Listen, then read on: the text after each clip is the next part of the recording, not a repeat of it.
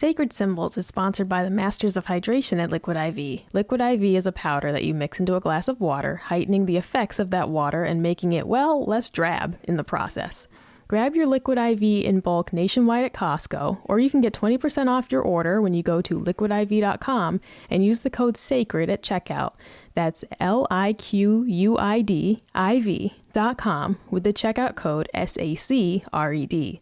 That's 20% off anything you order when you shop Better Hydration today using promo code SACRED at liquidiv.com.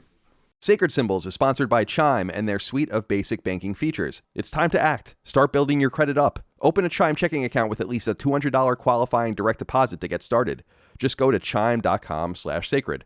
That's chime.com/SACRED. Again, that's chime.com/sacred for your Credit Builder Visa credit card and a suite of other basic banking options. The Chime Credit Builder Visa credit card is issued by Stride Bank NA, members FDIC. Chime checking account and $200 qualifying direct deposit required to apply. Out-of-network ATM withdrawal fees may apply. On-time payment history may have a positive impact on your credit score. Late payment may negatively impact your credit score. Results may vary.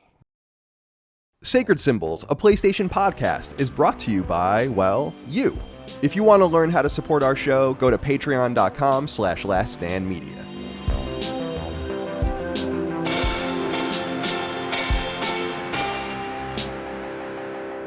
Greetings and salutations. Welcome back to Sacred Symbols, a PlayStation podcast. This is episode number 260.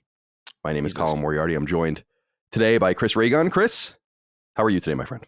I'm well. I would say I'm a busy boy. Oh. You know, I'm working on a lot of things at once, and being home again is kind of weird while I'm doing it, because it's like I think I had it in my mind that this was going to be a little bit more of a somewhat of a vacation than it is, but it just kind of isn't. Yeah, so. you were at least home for Father's Day. So your dad, yeah. Mm-hmm. Fun image of your dad coming downstairs doing the "Are you winning, son" kind of thing. Yeah, making the rounds right now. Yeah, it's fun. Well, glad to have you here on the show. Welcome, Dustin Furman, executive producer, all the way from Western Pennsylvania. How are you today, my friend? I'm very good. It is the release day of Final Fantasy 16, awaiting my special edition in the mail. And I realized I got that special edition, and then I looked a few nights ago. 20 extra bucks, cloth map, and a steel book. And I thought, why did I buy this? Why? I really need either one of those things. But at this point, I'm just going to rock with it. But I'm a little disappointed. It's funny how these things work, in that tomorrow I'm leaving to go to Philadelphia for too many games. It's like, oh, my most anticipated release of the year would come out right now, before I'm going to leave. So I'm thinking of bringing the PS5 for the hotel room. Don't do it. I'm going to do it. I'm thinking I'm going to do it. I've never done it before. I got to try it out. I did that one. I've done that several times, but as in recent memory, I did that. The last time I did that was when Witcher 3 came out, and I had to go to Atlanta to go to MomoCon, and that was what was going down on the streets there in Atlanta that weekend was Witcher. I don't have to fly with the PS5. I'm just driving, so it's easy. So that's key. That's key. Yeah, that's way better. I wouldn't fly. I've never flown with a PS5. They're huge. I have. Imagine that. You need a duffel bag. They think that you're a terrorist coming in with a bomb. You know, you got to be careful with the PS5. There is no room in your luggage for anything but the PS. The controllers and everything else need to be in a separate bag. Yeah, it's like your carry-on is your PlayStation. It's so big. Well, my friends, I have some exciting news. Right before we began, I got a package in the mail. It has nothing to do with the show at all. Yeah, let's see it. But I'm working on my G.I. Joe collection. And, I'm got, my guys in the back there, but I need to get the rest of them up or whatever. But I basically have an almost complete collection of all of the loose figures from 1982 to 1994. Now, there are two different ways you can go from here. You can either go into vehicles, which I've been doing as well, but it's a lot harder to go into vehicles. It's just so many pieces. Or you can go into carded figures. My favorite G.I. Joe ever is Metalhead. Came out in 1990. And I got me carded Metalhead. Look at that. As it was on the shelf in 1990. He looks like Dr. Disrespect. He does, right? Yeah, he does. Check him out. Dude, Doc. So Metalhead, he was awesome in the cartoons, especially. He would yell "bang" and then his missiles would come out because he has missile launchers like all over his body, basically. And so Yeah. you go bang, and then like, but something would go wrong and they would explode, or he would like shoot it at the wrong vehicles or whatever. But that's not all. Because I traded a bunch of, so let me fill you in a little bit here, because it requires some knowledge of friends of the show. Friend of the show, John Longo, who does the shelves, he's a contractor in Virginia. He flips houses. He got in touch with me last year. This is how we actually became close friends, because we ended up seeing each other in person, and all of this is, he was like, I'm flipping this house. The dude died. It is full of video games. We are going to throw everything out in this house. Because what they have found in their whole situation is it is actually just easier to throw things out typically than to just bother even trying to sell them, because they just want to get this house out, So I was like, all right, let me come over and check things out. And he had, this guy was a video games dealer and had a shit ton of video games, that like thousands, but most of them were PS2, Xbox, GameCube kind of stuff. So I sent them all to my friend, another friend of the show, Kenneth Kopnick. Kenneth Kopnick's a toy dealer. Is he the one in Ohio? Yes. He just was featured on the news wearing his sacred shirt in Ohio. Oh, awesome. I didn't know that. Yeah, he's awesome. He posted that. He's going to Joe Fest, which is this thing in Georgia every year, which is a G.I. Joe get together. And I traded him all of the games for future consideration, saying that in the future I want G.I. Joes, but we'll figure it out later. So this was probably like 18 months ago that I sent him the games. So he sent me a whole box of carded figures from 1989, 1990, and 1991. I don't know if this comes through, but the Toys R Us price tag, remember that? Yeah. Want to know how much this toy cost in 1990? $2.79. Dang. Oh my God. How You know far what they say? The sticker makes it sicker. That's what they say on on a Pixel Game Squad when they find stuff like that. Just that little piece of history there. It adds something. Sub-Zero? How much is that one? This one was also $2.79. Same era. I remember in 1990 going to the toy store, to Toys R Us, to buy this with my grandma. R.I.P. Grandma. She bought me this and a vehicle. Just funny little memories you have of that. So now that I can be, and there are literally dozens of them. So are they G.I. Josephs? What do you mean? Like, is G.I. Joe short for something? Yeah, right? G.I. Joe. Yeah, I guess G.I. Joseph would be the right name. G.I. Joe is basically in the comics and later in the cartoons a branch, like a secret branch of the American military. There's like a General Hawk, and he works for the Department of Defense or something, and he signs some form, and he makes G.I. Joe, which is like a terrorist hunting organization. Right. And Cobra are the terrorists. And they're inept. I'm looking about what GI stands for. General Infantry. General Infantry Joseph. That's his proper name. Yeah, that's his first, middle, and last name. Because I think GI is a term of art from American military. I think it came in popular use in World War I, but it might be World War II. And so then they just made a thing out of it, Two sounds more accurate, but I just wanted to share that with everyone. I'm so excited because this is now getting in the pristine, expensive shit, right? But I was able to just trade video games that another one of my friends gave me access to for the G.I. Joes. It's awesome. You traded a dead man's entire life for a It's G.I. a dead Joe. man's party. Yeah. Oingo Boingo. And yeah, exactly. Oingo Boingo. And now I got my metalhead, man. I can't believe I have a fucking sealed metalhead. See, I was can I get a little deep with you guys for a second? I guess. I was talking to another friend of the show, Mike Patelli. He's my G.I. Joe consigliere, as I've been saying before. He'll be at my wedding, actually. And so you guys will meet him there. But we were talking, and he was like, dude, you have to. I was telling him about all the new things I got. I got a bunch of new sealed vehicles and shit, too, from this other dealer. I just buy things when people make them available to me. And I told him, he's like, you got to start going through your shit and getting them displayed. Like, where are you putting all of this stuff? What are you doing with all of this stuff? Yeah. So for me, I have to get these things organized. But I was saying, and this is where I wanted to get a little deep with you guys. I'm kind of feeling like I always had a dream that I would do this, that I would have the means and the method to be able to get a full collection of G.I. Joes from my childhood. And I was like, wow, maybe I can get them carded. And I'm doing all these things and I almost don't want to finish it.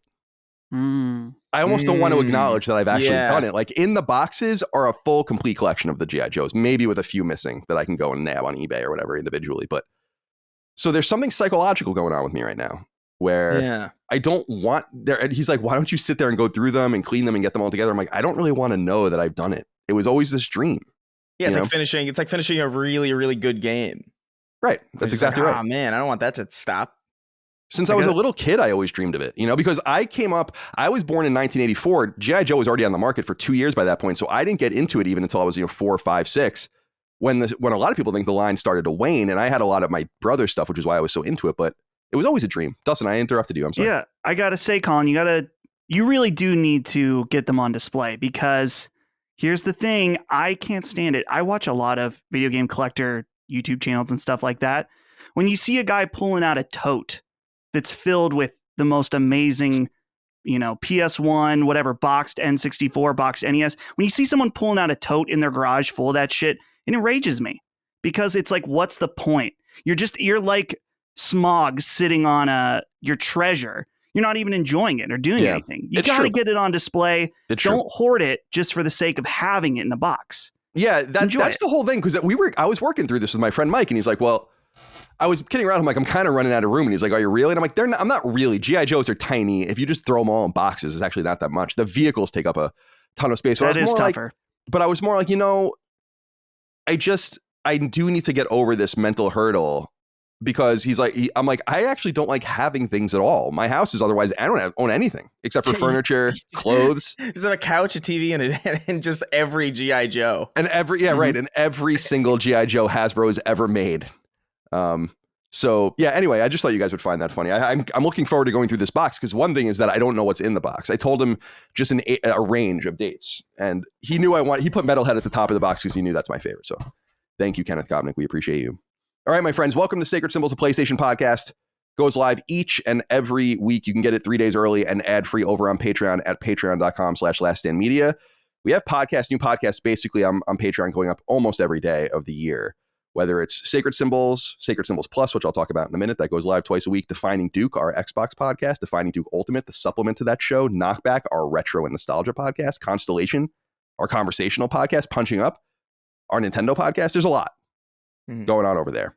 $5 a month is the most popular tier, and $5 gets you early ad-free access to all of that. Exclusive access to Sacred Symbols Plus twice a week. That's our supplement to this show. Very popular. We do deep dives, reviews, interviews, and so on and so forth. Recent ones include one about E3 moments, the best and worst. Dustin and I had a lot of fun with that. I did an interview with Ian from 616 Entertainment all about Mortal Kombat and Mortal Kombat 1. I just did one that I thought was really great with Luke Bernard, who made the free-to-play game about the Holocaust called The Light in the Darkness, which is available now on PS5, and I'll talk about that later in the show. That was a really, really interesting episode. Gene did a call-in. We have Jaffe on pretty often for Spoken, spoiler cast and review discussion. Octopath Traveler 2 review discussion with Micah and Maddie. Coming up, Maddie is hosting an episode of Sacred Symbols Plus, so that would be fun. You guys can check that out. I have a Street Fighter 6 episode coming up with Vincent Giannino in the coming weeks. What else? We'll definitely do Final Fantasy 16. Yeah, so more coming, but lots of things going on. Oh, I also, this PR firm reached out to me. PR almost never reaches out, which makes me know that either they're bold or they're ignorant, but whatever the case might be, it's this firm that does AI in video games, and they want to talk about it. And I'm very skeptical of AI in video game, in terms of using AI to make games, not AI in games, obviously. And so maybe that will happen in the coming weeks. I don't know, but lots of good stuff going over there. Elliot Hillis wrote in and said, hey guys, as much as I love your shows, I think it's becoming too much of a good thing. There are simply too many podcasts in the Last Stand Media ecosphere for me to be able to keep up with. It forces me to pick and choose a handful of them instead of getting to enjoy all of them each week. I wish I had time to listen to Punching Up's third Zelda-centric episode or the weekly David Jaffe shows, but I don't have time to check them out before another show pops up in my feed. Is the plan to keep expanding and just have your audience pick the shows they like in an a la carte fashion, or is your hope that you'll be able to listen to all the content every week? Maybe you don't care either way, but I wanted to hear your opinion nonetheless. Thanks for all your hard work. Laugh and grow fat. Thank you, Elliot, for your kind words. My personal intent is for you to listen to whatever you want to. I'm sure there are people that listen to everything, but we don't want to do more than a show a day. That's never going to happen. I don't want to say never, but on average, I can't imagine that happening. I don't know why we would do that or where that would fit within the confines of what we do. I think the value of our Patreon is top notch, the best value you're going to find. All of those shows, one low fee, different fees that you can get in at if you'd like over on Patreon. We appreciate you. And of course, you can buy merch at laststandmedia.store. Free shipping on all stickers domestically. We have t-shirts, hats, beanies, sweatshirts. More coming. Dale Cataraccio wrote in It said, Colin, Chris, Dustin, you should know that my baby loves staring at the Sacred Symbols logo on my Sacred t-shirt. Well done on creating a logo that is soothing to a 1-month-old child. I appreciate you helping me to calm her down. Long live Sacred Symbols. That's big news. There's something there. There might be a little bit of science there, a little bit of pediatric science that we can well for more merch. And finally, leave us nice reviews on podcast services. Leave a comment on the videos. Like us, follow us, do all that kind of stuff. I really want to get your attention on leaving us nice reviews on podcast services if you can, because that really does help us algorithmically find new audiences, and we appreciate that. Yeah.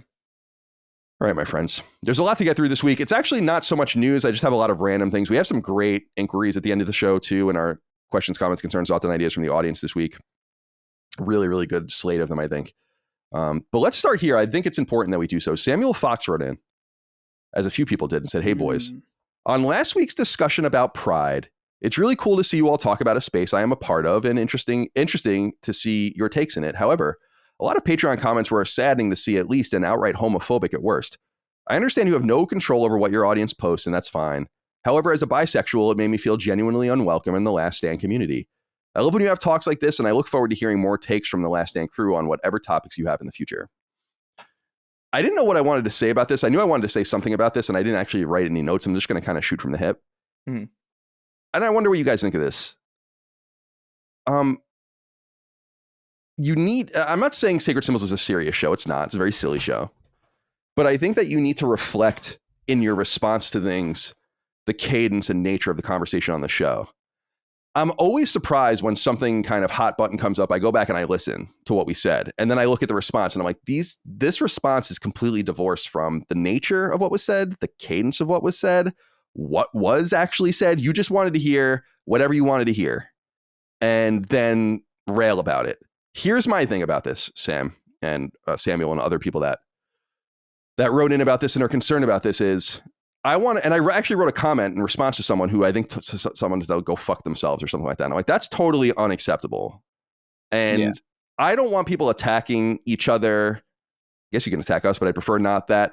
I want to give as wide latitude as possible for people to say their piece. I don't want to go around and nip and tuck and kind of control the message. If people have a problem with something or have something to say, generally I want you to be able to say it. But you can't insult people. You can't make it personal, and you have to reflect what's being said. And I know this is a hot button topic, like I said, and I know that people have a lot of feelings and thoughts about it, but kind of save your thoughts for the straw men somewhere else. Don't bring that energy to my community. I don't want that energy here. I don't care what you say. As long as you're being respectful, you can have whatever opinion you want, but make sure it reflects what's actually being said in the show. I'm embarrassed for some of you out there, to be perfectly honest with you, the way you react, especially on YouTube and someone on Twitter as well. You're embarrassing. Not because you feel a certain way, but because you have no idea how to speak. You have no idea how to act. And you need to get control of yourself. It's not my fault that you act like that. Chris could sit here and read you fucking Mein Kampf, but your own reaction to it is actually your problem, not mine. So act like adults. And be normal and be reasonable and civil. And if you can't do that in our community, exit the community. You're not wanted here. It's not about opinion. It's about how you deliver that opinion. And I don't like seeing that shit in the audience. So that's all I wanted to say. Take responsibility for your own fucking actions and, be reasonable. That's it. That's all I wanted to say. I think most people understand that. So I don't think I'm saying anything that most of the audience doesn't already fully get and is on board with. But, but I'm going to try not to, unless people are getting out of control, I'm not going to nip and tuck what people are saying, just because I think it does fly in the face of what we try to do. Can't help if that happens on other platforms, but because I don't have control over those platforms. Dustin, do you have anything you want to add? Yeah, it was really funny in a sad way, just reading the responses, particularly how opposite they were in different corners of the internet. Depending on where you were, you either hated me and took things I said out of context and said I said things I didn't, or you took what Chris said and made him acted like he said things he didn't say or supported things he didn't support. And it was really disappointing, just in that I thought we had a fantastic conversation, that we had some disagreements and it was fine. I guess sometimes I have higher hopes that it's like, we had a really good adult conversation. The internet will react well to that. It's like, that will never, ever, ever happen. So, it's unfortunate. Some people, though, I do appreciate that it's easy to get hung up on the morons that just take what you say and then run with it or hear whatever they want to hear or whatever. But I did see a lot of feedback about people saying, like, I really appreciated this conversation. I appreciated each one of us, our perspective. I'm glad this person represented how I felt, or this person, whatever. And that's the goal. So ultimately, at the end, I feel good about it because I know our conversation was good.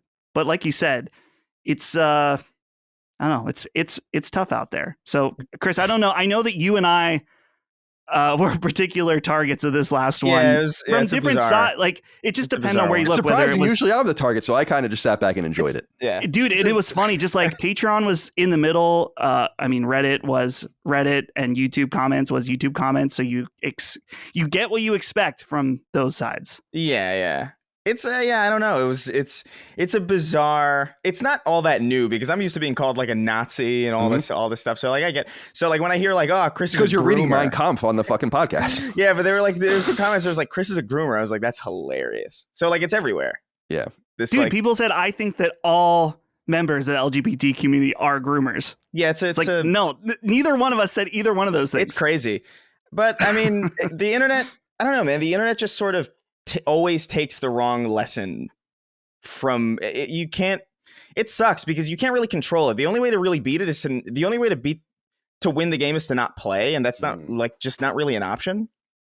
So I think the only way you can really go about it is to just kind of express yourself as honestly as possible and as respectfully as possible, and hope that the damage you do is as minuscule as it can be, because people are just not responsible enough to really have these conversations. I think about the iDubbbz video a lot, that big Tana iDubbbz video, like the big that big content cop about slurs, and how if you watch that video and take into consideration what he's saying, it's not really that controversial of a message. But then the audience takes this different meaning where it's like, oh, so I can just run around and say the N-word in public and that's great. It's like, no, that's not the point. That's not the point. It's wild. The game of telephone from one source to the next is wild when it comes to internet stuff. I don't get it. It almost feels like you really need to be in person and speak with people in order to really engage with them.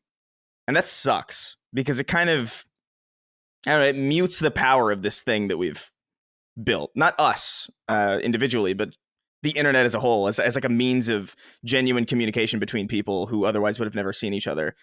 It just kind of becomes useless when you realize that it just becomes boiled down to like these wild assumptions on what you're saying and what other people are saying. I don't know. I'll close it up by just saying, like, I think people are inherently good. I think everything negative is learned.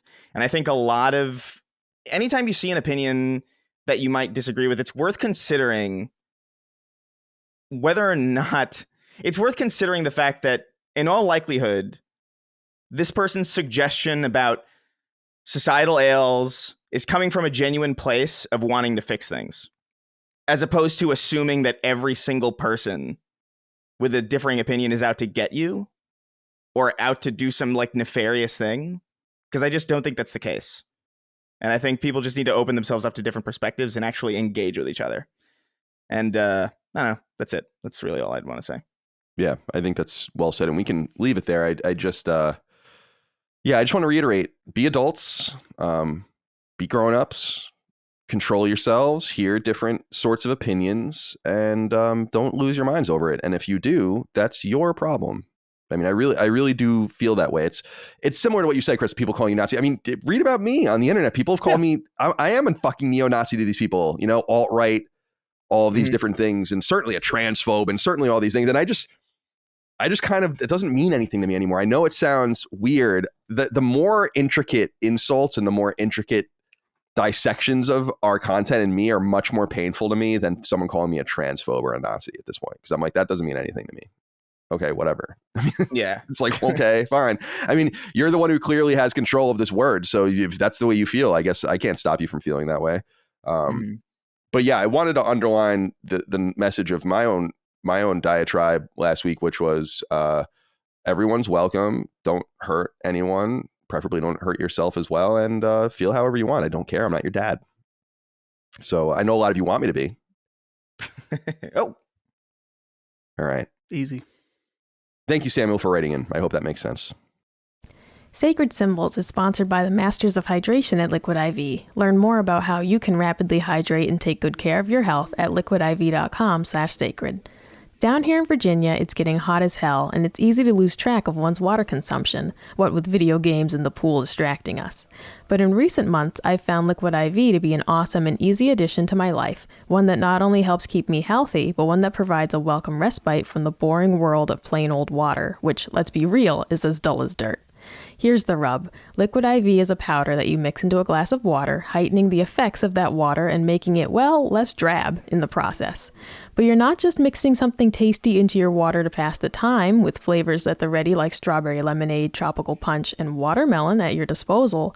You're actually greatly augmenting your water, making it all the more powerful. In gamer terms, you're getting stat boosts. That's because Liquid IV contains vitamin C, as well as vitamins B3, B5, B6, and B12, and it's packed with electrolytes too, a key to rapid and reliable hydration. Made from premium ingredients and safe for people with aversions or allergies to soy, dairy, and gluten, Liquid IV is convenient, tasty, and effective. Heck, just the other day, Colin and I had the family over for a barbecue. All that moving around, cooking in the hot kitchen, hosting, Liquid IV kept me hydrated, energized, and ready to tackle the needs of a hungry Italian horde. So why not check out Liquid IV for yourself and see what heightened attention to hydration can do for your health, your disposition, and your life. Grab your Liquid IV in bulk nationwide at Costco, or you can get 20% off your order when you go to liquidiv.com and use the code SACRED at checkout. That's liquidiv.com with the checkout code SACRED. That's 20% off anything you order when you shop Better Hydration today using promo code SACRED at liquidiv.com. Sacred Symbols is sponsored by Chime and their suite of basic banking features, including the Chime Credit Builder Visa Credit Card, which you can learn more about right now at chime.com/sacred. Some say money is the root of all evil, but those people are stupid. Money is important. You work hard for yours, and you should take good care of it and make it work for you. That's why I think Chime is a great service for those looking for the basic banking features we all need in our adult lives. A checking account, a savings account, a debit card, and even a credit card. An essential if you want to, well, build your credit. See, with Chime's Credit Builder Visa Credit Card, you can shop with credit like I do. Buy only what fits within your budget and pay off your balance immediately. Doing so seems silly, but in fact, it's vital, because this kind of behavior tends to build good credit. And with good credit, you'll get lower car loan rates, more favorable treatment when you're applying for an apartment or even a job, and so much more. Good credit makes your life easier and more fruitful. Bad credit does the exact opposite. With no annual fees and no credit check required to apply, Chime makes getting started easy. And since Visa is accepted pretty much everywhere, you can be on your way to responsibly building your credit with basic everyday purchases, gas, groceries, and more. My friends, having a great credit score has helped me in so many ways. It got me a great mortgage rate on my house, for instance. But my awesome credit didn't just come from the ether. I had to use credit to earn that score, but I always did so strictly with what I already had and never lived beyond my means. You can be doing the same thing right now with Chime, which, if you've already forgotten, also happens to be an award-winning banking app that can fulfill virtually any basic banking need. Checking and savings accounts, a debit card, access to tens of thousands of fee-free ATMs, no monthly fees, and even overdraft protection. It's time to act. Start building your credit up. Open a Chime checking account with at least a $200 qualifying direct deposit to get started. Just go to chime.com/sacred. That's chime.com/SACRED. Again, that's chime.com/sacred for your Credit Builder Visa Credit Card and a suite of other basic banking options. The Chime Credit Builder Visa Credit Card is issued by Stride Bank N.A. members FDIC. Chime checking account and $200 qualifying direct deposit required to apply. Out-of-network ATM withdrawal fees may apply. On-time payment history may have a positive impact on your credit score. Late payment may negatively impact your credit score. Results may vary. Sad news here. AG Rowe wrote in and said, "Hey gang, long time, first time. I don't want to be a bummer, but I had to say goodbye to my beautiful pup Nora last Thursday. She lived a long, great life of 16 years, and I went peacefully at home, in my arms and with a belly full of McDonald's. No matter how ready I thought I was for this, I wasn't slightly prepared for the emptiness I have felt this last week. You could have given me 1,000 guesses, and I never would have guessed Jared Fogle and Sacred Symbols would make me laugh out loud through tears on my way to work. Truly, thank you for all that. Truly, thank you for that. I can't say for sure she loves Sacred Symbols, but she definitely knew your voices. Please give all your pups, pets, and loved ones a good hug and kiss. This one's for my girl, Nora. I love you and will miss you more than I'm ready to deal with. I'm sorry. I butchered your thing there, AG. Thank you for writing it. I don't know why I've been thinking about this lately, but I have been thinking about the death of dogs lately, like my own dogs. I don't know why. My dogs are 3 and 2. Actually, Treble's not even 2 yet. She'll turn 2 in July. So getting up there. Yeah. So it's like I get this hard. Sometimes I'm with Rush. I'm just looking at him, or he's just laying on my lap, or whatever. And I'm like, what am I going to do, dude? You know, what am I going to do? It's going to be, yeah. I don't know. It makes it funny too. Like everyone's dogs gets on their nerves sometimes too, and they don't listen sometimes or whatever. And you think about those things and you're like, you're mad at them in the moment. Sometimes you're like, why won't you listen to me? You're like, come on, we're going on a walk. Like, but then you just think about the companionship and all that. It's very difficult. And I remember watching Ryan McCaffrey at IGN go through that with one of his dogs. And it was like, damn. And he was telling me, I think we actually talked about it on Fireside Chats back in the day, that he actually went to like a support group where there were people trying to get over the loss of their dogs. And some people in that group for years. I was like, damn, dude, that's rough. And I'm especially scared because I named my dogs after 2 characters in a game series that I really love that I'm going to have to look at, especially Rush, for ever. So that's always going to be a reminder too. So double-edged sword, man. But AG Rowe, wanted to give you a shout out. Chris, I saw on your social media, did something happen to your pup recently where he or she had a scare? Yeah, on Father's Day, she just had, I don't know, she was totally fine, and then I went to pick her up and she let out like a yelp, and then like it was like repeatable like at least 2 or 3 times, and I was like, oh, what the fuck's going on? So we took her to the vet or whatever, and she had a bulging disc or something. So she has to be in like a cage for like 6 weeks and not move around. It really sucks. Because she's like really, like, she runs like she's a freak, and so like I know it's like it must be really weird to be like, especially because you can't tell her, you know. Yeah, I know. There's no way to communicate. I wonder if she thinks she's going to be like shipped off to like some factory to be experimented on. It's like a kind of, I mean, being in a cage, I would have to imagine even to an animal with no understanding, that's got to feel ominous. Yeah, in some way, you know what I mean? I agree, and I always think about, that's why they always say dogs get really excited when you get home and whatever, because they always think you're abandoning them, which I feel like is maybe possible, but I don't know, I just always look at dogs as this sentient thing that kind of understands you and kind of doesn't. And then there are these moments, and I've always thought this since I was a little kid, where it's like, especially with my cats when I was a kid and now as an adult with my dogs, where if you could just give me 15 seconds every little while to just explain things to them really quick, right? When Rush got knee surgery, right? He fucked his knee up, and you almost just want 10 seconds of cognizance, right? Where it's like, listen, your leg's fucked up. We got it fixed. You need to like lay off of it. Please understand this is why we're doing these things. Okay, bye. Go back to your dog world. Just that little bit. But instead you have to hope and pray that they understand that you're doing things for them. And I don't know, when Rush got his knee surgery, they're like, he's got to stay off this thing. I'm like, dude, he's a Boston Terrier. He's nuts. He's not going to stay off of it. And he didn't, but it healed. So yeah. So anyway, I'm glad to hear the dog is well. How old is she? She's, I think, 8. So she's a midlife right now. Right. She's but like I was thinking, like, man, 6 weeks in a cage for a dog, it's like a year. Yeah. It's like going to prison. Yeah, she's doing a sentence. Right. Exactly. It's I think about that too sometimes, where it's like, damn, that I don't know. If somebody gave me, like, if for like my birthday or something, somebody gave me a puppy, I'd be so mad. Yeah, because that's a promise of a bad day to come. Yeah. You've basically given me a horrible day in like 16 years. Like, and I think about that sometimes. But yeah, I don't know. It's sad. It's always sad to see a dog in pain, because it's like you can't explain anything. You can't explain it to them. You can't like really comfort them. It sucks. Yeah, it is sad thinking about your dog in the cage. I think I mentioned this back when it happened, but Frisk was on this medicine because she felt sick from a vaccine that she got, and it made her legs stop working. Like her back legs just didn't work anymore. And I felt it's one of those things, Colin, where you're like, listen, we got you off the medicine, but it's going to take 4 or 5 days for your legs to work. So don't try to run around the yard with just your front legs.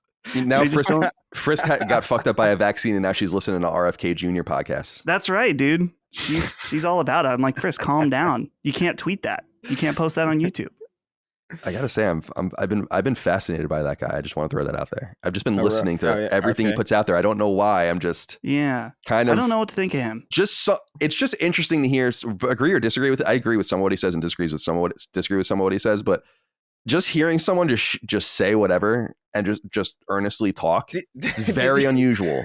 Did you see that that interview of I think was it Chris Cuomo on oh my God, it was like Adam Friedland's show or something? No, I didn't see this. It is hilarious.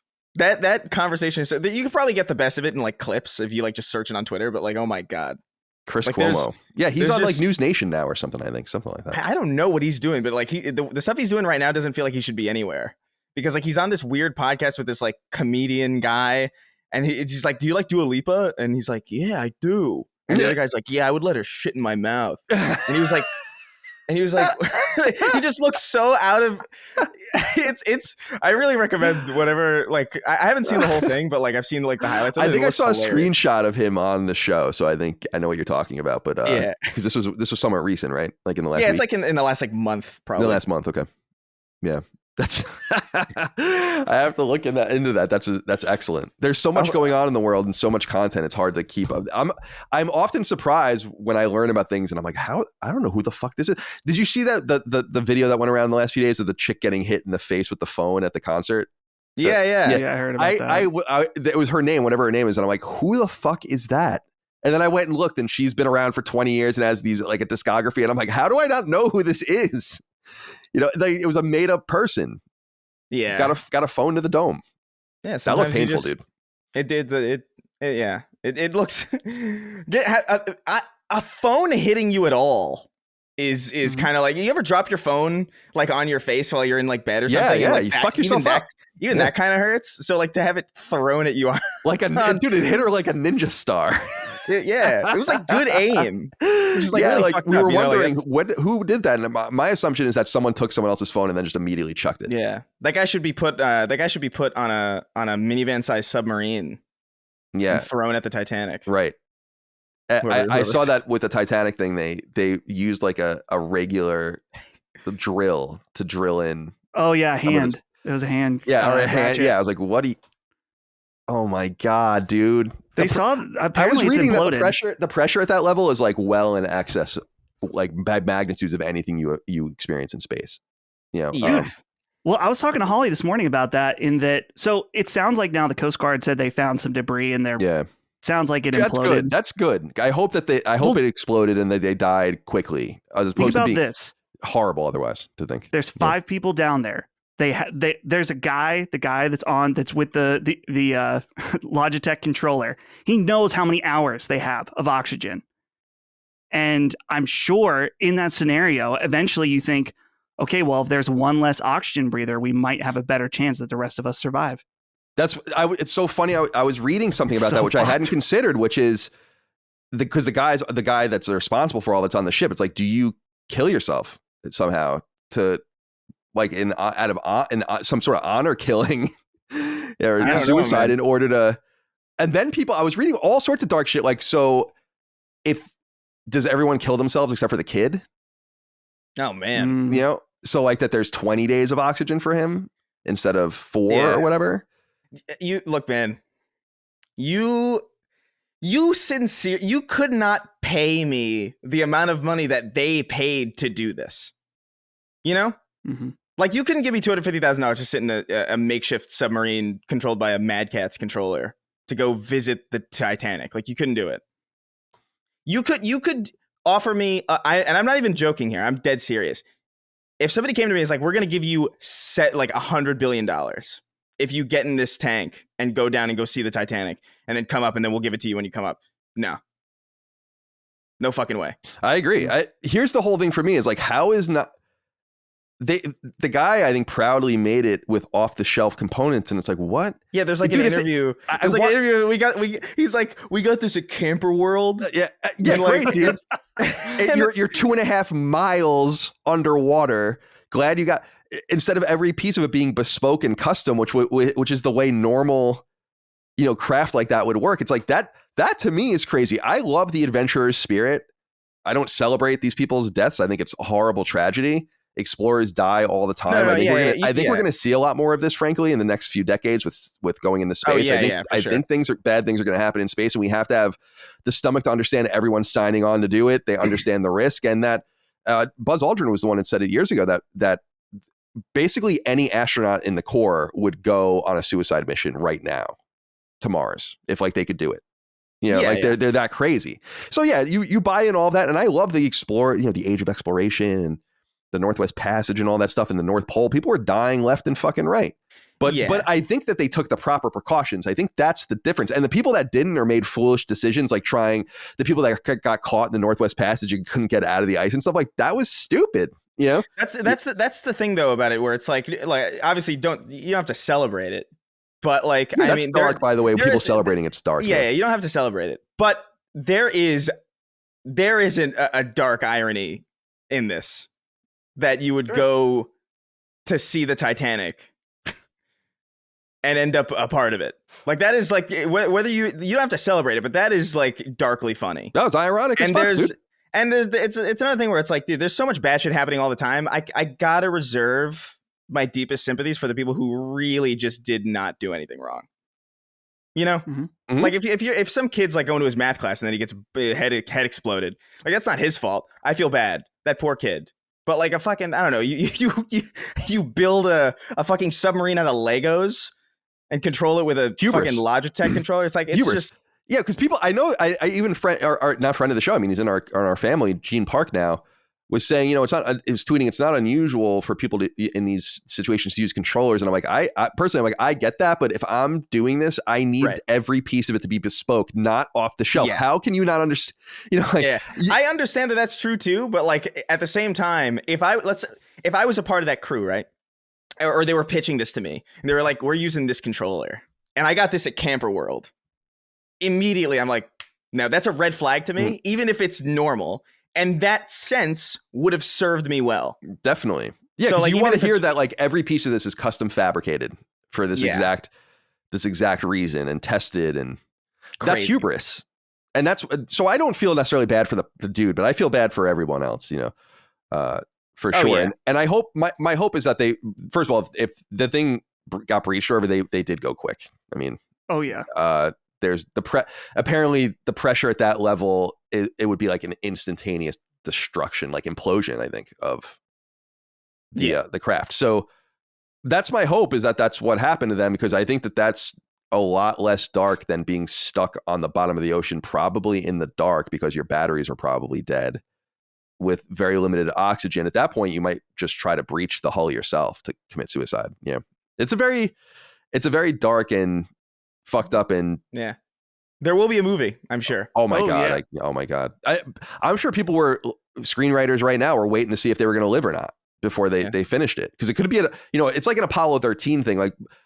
Apollo 13 is so remarkable because it is fucking insane that we got that thing back to Earth. It's nuts. Probably 1 in 100 of getting them to get that thing back to Earth when it got all busted up. And so you could have had some sort of Maverick sort of situation here where they figured it out and got them up. But when I heard about it, I was like, that can't be good. And Chris, what do we always say? You don't want to be in the ocean. You don't belong there. You don't belong there. The people on Mount Everest, you don't belong there. Don't go there. I get it. You want to do it, but I'm sorry. I can't with it. They leave those people up there. You know that? I didn't know that until recently. Yeah, all their garbage. If somebody dies on Mount Everest, they just leave them there, and then it's used as a landmark. It's that's totally true. Turn right at the guy in orange pants, and it's Jesus Christ, they won't even get you. Yeah, there's a documentary about the hubris of people that climb Everest. I think it was on Netflix. I can't think of it, and some people that were like, man, I shouldn't have done that. Kind of. or I was lucky to survive. I'm like, you wouldn't fucking catch me within 2,000 miles of Nepal or Tibet or wherever the hell that shit's going on. Where is it, Nepal or Tibet? I always get it confused. Doesn't matter. Nicholas DeTrolio wrote in, said, hey, Sacred Crew, on the last episode of Sacred Symbols, I don't know if we should keep calling it SS, guys. Yeah, he wrote SS. Colin pontificated on the origin of his sayings, greetings, and salutations, and questions, comments, concerns, thoughts, and ideas. And while there are actually 2 instances of Seinfeld characters using greetings and salutations, the first is when Ray Thomas first appears to clean Jerry's apartment and steal George's beloved statue. The second is a George quote from the episode where he does the exact opposite of all of his instincts. I realize that there is little hope or value of pinpointing exactly where you picked up these sayings, but I figured it was a good opportunity to point out that there really has been a Seinfeld reference in every episode of Sacred Symbols. Thanks for the great content. That might be the logical place that I picked it up and not really knew it, especially the apartment cleaning episode. I mean, those are both famous episodes, but I watched Seinfeld so much as a kid and so much as a teenager and into my 20s that I probably did. That makes sense to me. So I wanted to acknowledge that that's probably accurate, Nicholas. And thank you for writing that in. More etymology. Brian Stewart wrote in and said, to my dearest sacred boys, I'm hoping to write about the frequent use of the word marinate by Colin.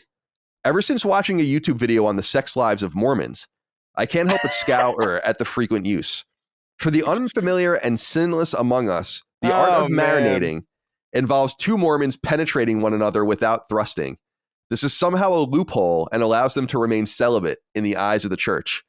Please continue using the word as you'd like, but with every utterance, please think of our elder and sister Mormons out there. Thanks for the wonderful show and a good day to all of ye. Oh, man. I thought that was called not marinating, soaking. Soaking, yeah. That's the non-religious one. They got to class it up. What a vivid word that is. Yeah. Soaking, that's vivid. Soaking. That's vivid. Soaking is, I've always heard it's called soaking. Yeah, marinating is for Mormons. Soaking is for atheists. So let me understand this from a sexual perspective. So it's just you're chilling in there. It's just like, but it just happens. Like, it's just like we have to just kind of move around, but we can't thrust the pelvis. No, I think I don't know, but because if you're moving around, that's just at that point you might you know what I mean? You might as well just. I'm sorry. Go ahead, Chris. No, I was just gonna say, like, if you're moving around and trying to like what are you trying to do? I love the logic internally in this, because it's like, why are you trying to fool God? God's out there like an NFL referee with the chains, trying to figure out how it all went down.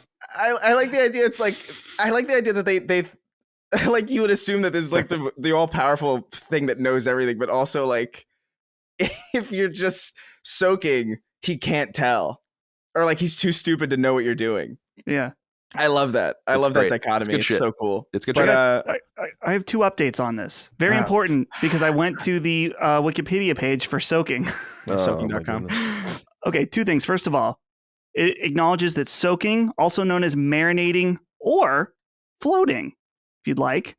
Now, apparently there's a related practice, and I had heard of this. I thought this was soaking, but no, it's called jump humping, which is there's a third party involved that jumps on the bed. So you're not the one engaging in the stimulation. It's someone else. It's just that's even more debaucherous than just normal. That's crazy. That's man. All right, God bless. These things could be made up, but I'm going to choose to believe that it's real. No, I think that's probably a thing that exists somewhere. I remember hearing something about like the holes cut in the sheets and stuff like that for like certain. Yeah, that was an episode of Curb about that. Yeah, I just, man, yeah, I don't like that. No, Chris, I'm totally with you on the outright humor of imagining God as ombudsman, trying to figure out the exact technicalities of if you had sex with someone or not. Yeah, I'm Catholic and I'm at the fucking gates with St. Peter, and he's like going through everything, and he's got like his little hat on, like, and his headset, like he's on the sidelines of an NFL game, and he's asking him, yeah, rewind that back. I think there might be a hump. Rewind that back a little bit. I need to see that hump. Was there a pelvic thrust in 1997 that I need to know about? It's just weird. No, I was soaking, St. Peter. It's just weird that you would have the respect for an entity that you are fearful of disappointing in that way, but also not have the respect to not try and pull one over on him. You know what I mean? Like that's just such a fascinating like not hypocrisy, but like you know what I mean? Like an incongruence. I'm telling the hormones in that level of sexual oppression of the Mormons. Oh, that's true. Yeah, you got to imagine that it's making it a little crazy in that moment. I sent you guys the Wikipedia page. I will not be implementing this into the show. Yeah, but they added a helpful graphic. Yeah, I saw it.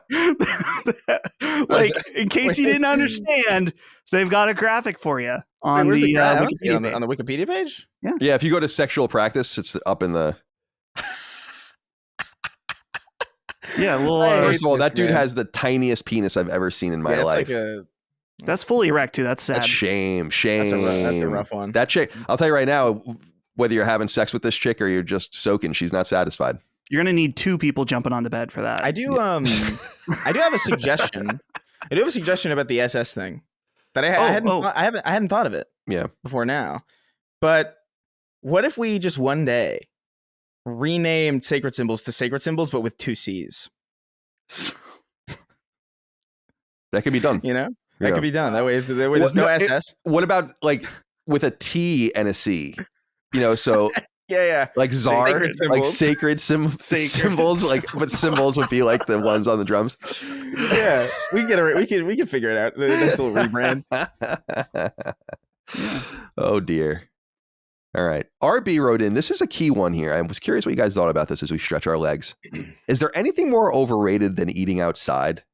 Bugs, heat, noise, having to go inside constantly to get things, more bugs, blinding sun in the face of those positioned poorly in regards to the umbrella coverage, and extra cleanup, lugging everything inside. Why when summer comes along must we force this uncomfortable and inconvenient setup on ourselves? I totally agree, dude.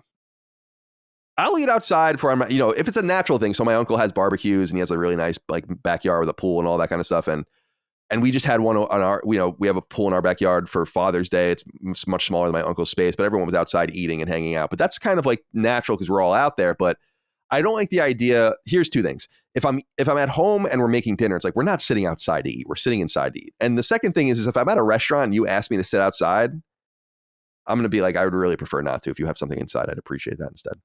You know, why do I want to be out there? Why I don't want to be outside.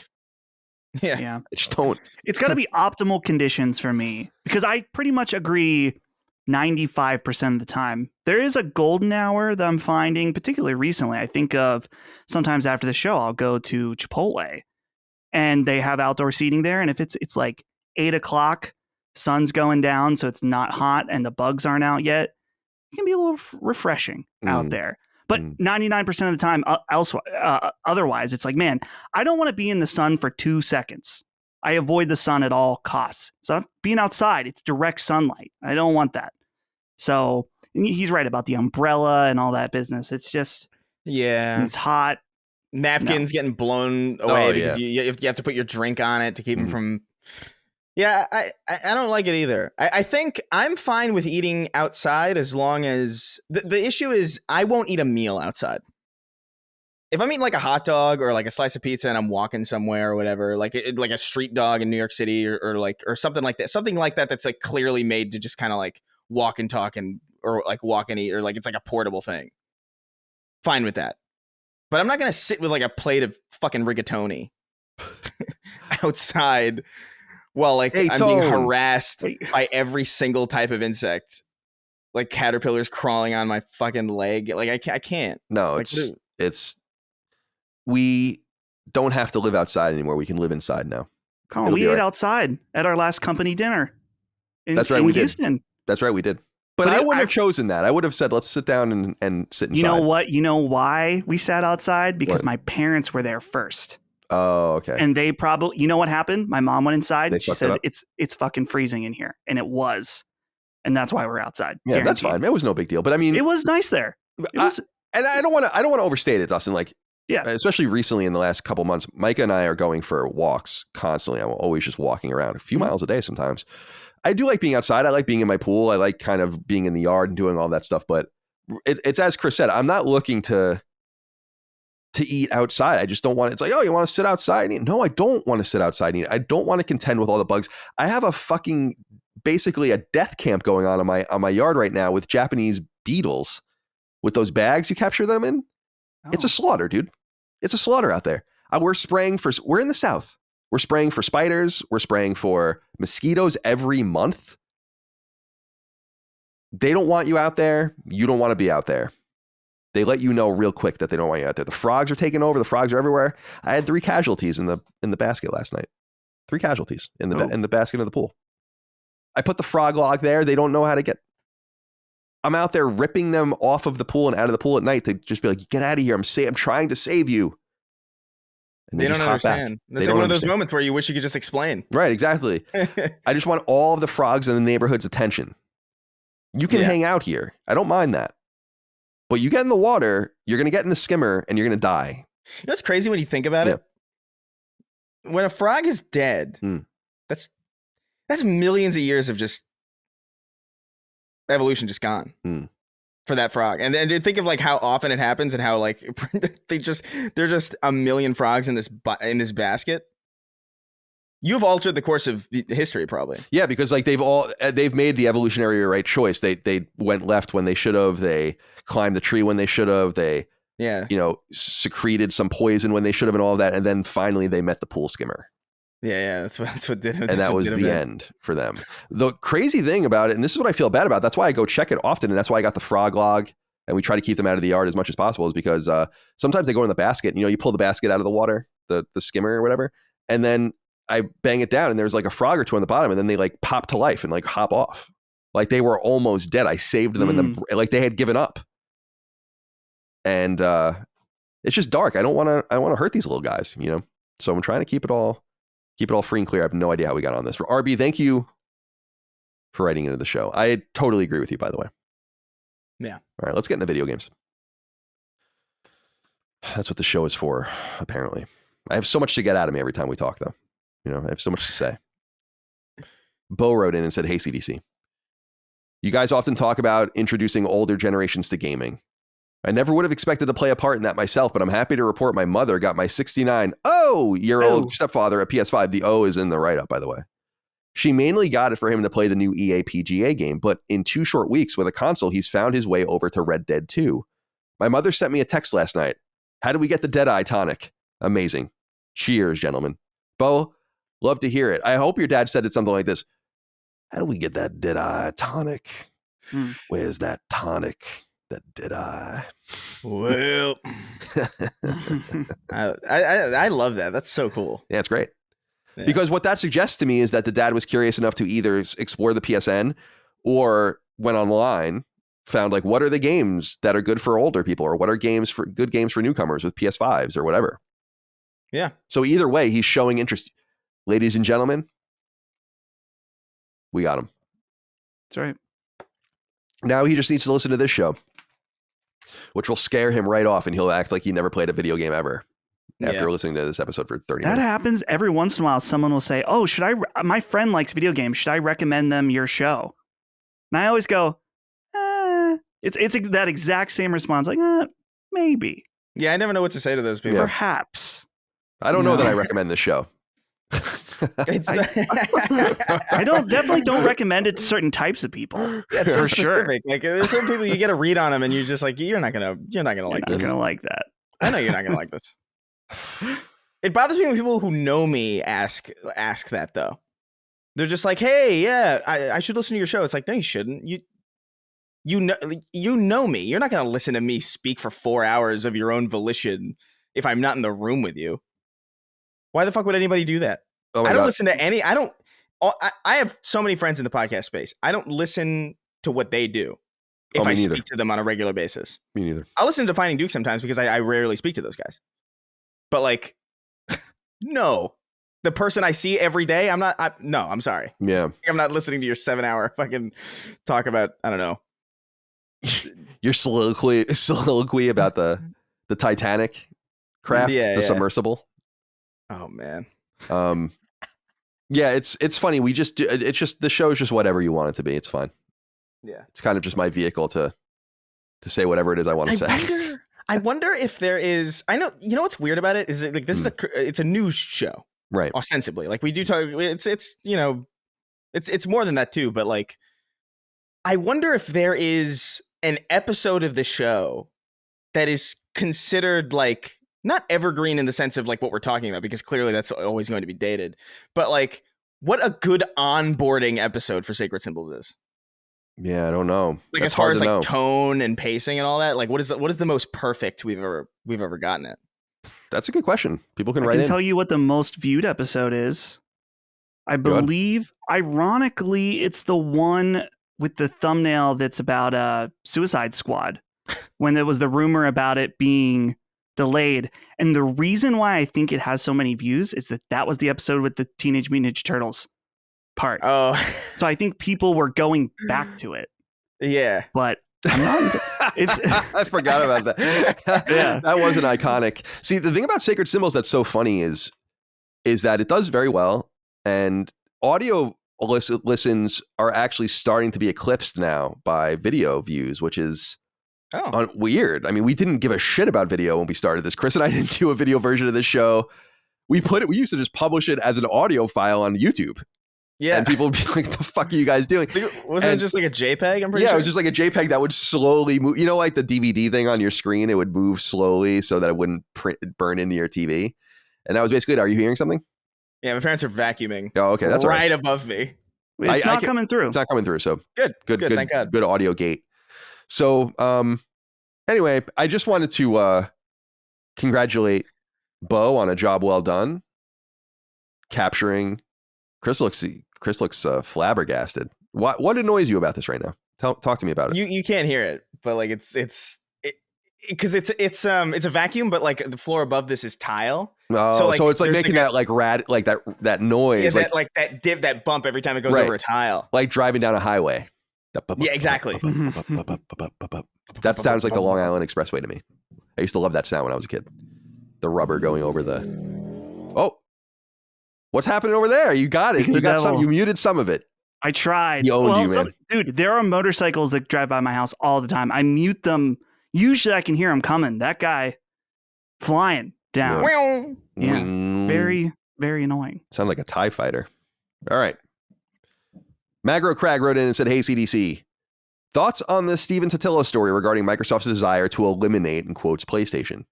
Do you think this is just executive bluster or a possible sign that, despite what they have claimed, Microsoft is planning on making Activision Blizzard content exclusive in an effort to squash competition? Thanks for the great content. And then in the case of the 6-year-old chicken, gentlemen of Last Stand Media, you are the fathers. Yes, indeed, Magro Craig. Thank you for writing in. All right, so I wanted to speak about this real quick, just generally speaking. The Microsoft Activision FTC thing is happening as we speak, as literally as we're recording this podcast. It's going to continue, and there's going to be all these dates and time and whatever and decisions. I don't really want to get into any of that on the show until I'll leave that to the Dukes. It's much more interesting and germane to their show anyway. But until and unless it inflicts or it interacts rather with our ecosystem, or there's like a final decision that we can finally talk about, like, well, what does the future look like now that either Microsoft has acquired Activision Blizzard or this is going to go on further? My personal theory, I said this in our Discord, is that if the FTC really does manage to put a wedge in this for the time being, I think Microsoft's going to walk away from this deal. Because it's like, is it really, how long is this going to take now? They can also, I think, close the deal without approval, but I think that there's a lot of legal hurdles to overcome. I'm sorry, Dustin, go ahead. I was just going to say the one thing I wanted to add is that isn't that that story about the desire to eliminate PlayStation? I think it's good context. I'm pretty sure that email is from 2019. That's right. So that's what I was going to get into this. So the specific situation that I wanted to speak to that I think is germane to PlayStation is this particular quote. If you look at the documents that are being released right now, they're heavily redacted. They don't really say very much. That I think they're like ridiculously redacted, like we're looking at fucking top secret intelligence or something. It's a little insane, but they're redacted. They don't really say very much of what we already don't know. The arguments are already what we already knew. The arguments were Sony's going to use Bethesda as an argument and Starfield and all these different things, which is maybe an interesting argument. I have no idea. But the one thing that intersects with us is this quote that Axios via Steven Totillo released with this email that purports to have Matt Booty of Xbox Studios telling another executive something about eliminating PlayStation. And this was released without that specific context originally. And then it was updated just hours later that the context of that letter was from 2019, thus predating not only the announcement of the deal, but any sort of planning around the deal before that they made the the pitch, and then they actually were going to begin to make the deal and sign the contracts and all of that. So in other words, I don't think there's anything there. The reason I feel that is because of course Xbox wants to put PlayStation out of business. Are you fucking crazy? If I didn't see that kind of stuff in the writings of corporations, I would really wonder what they were doing. I mean, all of these companies want to put each other out of business. The whole let's all play together and let's all hold hands thing only happens because it's good optics and it's necessary. And the reality is none of them are going to put each other out of business. So they all have to learn how to play with each other. But in an ideal world, probably we probably only saw this level of sheer unilateral dominance maybe during the NES era, where it's like they have their boot on everyone's neck. No one has any room to breathe. There's nothing happening here that matters. Turbo-Grafx, whatever. None of it matters.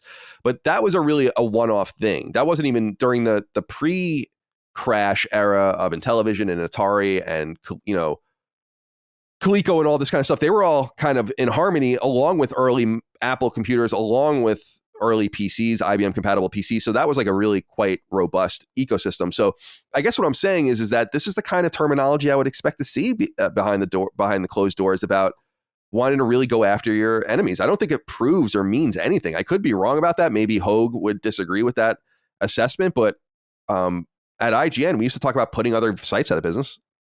It wasn't that was our goal. It's just I want to put fucking GameSpot out of business. I did. That was one of the goals. That's corporate culture. I don't know. Am I off base on this, Chris? No, I don't think so. I think it's like you said. We can assume just based on what these corporations are that this is how they feel. It's kind of like when Jim Ryan was like, I don't care about what was it that he said? He said something specific. I just want to block your merger. Yeah, I just want to block your merger. It's I don't care about something. Oh, he's something I don't care about just, Call of Duty, access to Call of Duty. I just want to block your merger. Right. Something like that. I just want to block your merger. And it's yeah, obviously. That's not and people were acting like that was some big thing, but it's no, that's just obvious. That's just if you understand how any business like this would operate, you would know that was the reason why any of this was happening. And I feel kind of the same way about this, especially in 2019, where they were really, 2019 is if I'm remembering correctly, a fairly desperate time for Xbox. It was.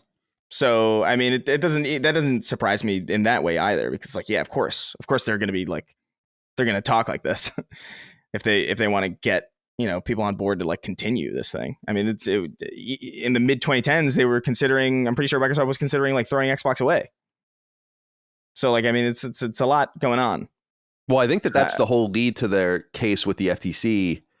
Is that I think the lead is basically we have lost, we have always lost, we are losing, and I think the argument is that we're going to continue to lose, which is a very weird position to take. It doesn't make your brand look very good. I don't care. If I saw a brand acting like that all the time, I'd be like, this seems a little, maybe the lady doth protest too much a little bit, just get back to the drawing board and try again. But nonetheless, I don't think that kind of terminology is wrong. I don't think that that's out of bounds for corporate America and the corporate system worldwide. I would expect that Microsoft and Sony have a pretty acrimonious relationship behind the scenes. That's probably been true for a while. That's definitely true now, post 2019. But I think people are making a mountain out of a molehill with this thing personally. And if I didn't expect that Xbox wanted to go for Sony's jugular, then I would wonder what they were even doing at all, because that's at high level, publicly traded at that level of corporation, man, these guys are fucking cutthroat. They're crazy. These guys are making millions of dollars each a year. Their companies make billions and billions of dollars in profits and every quarter. And they are dealing in terms and on levels we can only really hypothetically imagine. It's kind of crazy, So, yeah, I don't think there's anything here. Dustin, do you have anything you'd like to add? No, I think we're covered on that. We'll see what happens next week. All right. Yeah. Luke Aldersley wrote in. He has something interesting. This is becoming a refrain that I'm hearing in our audience. Hiya, gents. Now that we are well into June and hit the halfway mark of the year, are we looking at 2023 as being the best first half to a year as far as games are concerned? I just look at the list of games who have already released and can't think of another year that has been so stacked from January to June. Dead Space Remake, Resident Evil 4 Remake, Diablo 4, Final Fantasy 16, Street Fighter 6, Hogwarts Legacy, Star Wars Jedi Survivor, and that's on PlayStation alone. Tears of the Kingdom and Hi-Fi Rush from Nintendo and Xbox respectively add further credence to my bold claim. Obviously, historically speaking, there has often been a lack of releases across the Q1 and Q2 window, but I am infinitely grateful for the cadence of heavy hitters we've got so far, and despite the frequent cadence, I still think that games have mostly been able to breathe. Furthermore, if the second half of the year delivers with Spider-Man 2, Assassin's Creed Mirage, Alan Wake 2, Mortal Kombat 1, Starfield over on Xbox, could we even be looking at 2023 being the greatest year of video games of all time? Would love to know your thoughts. What other years can compete with such a catalog?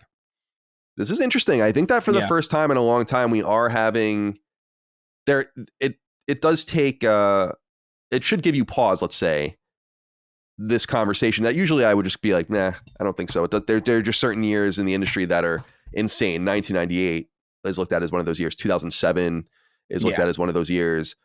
But I think that this does seem like one of those years that is incredibly stacked with games. I think the only thing I regret is that some of them aren't for me, so it doesn't feel quite as strong. Like, I know how big Diablo 4 is. I know Diablo 4 has grossed more than $1 billion, I think, at this point. I mean, it's absolutely huge. Yeah. I know Street Fighter 6 is huge. It's just not for me. Hogwarts Legacy didn't quite hit for me, but it obviously sold huge. Not really into Star Wars anymore, but imagine if you were really into all of those things, plus the things that I already am really excited about or loved, like Remake and Dead Space and Final Fantasy and all the rest. So Chris, what do you think about this? Is this one of the all-time years?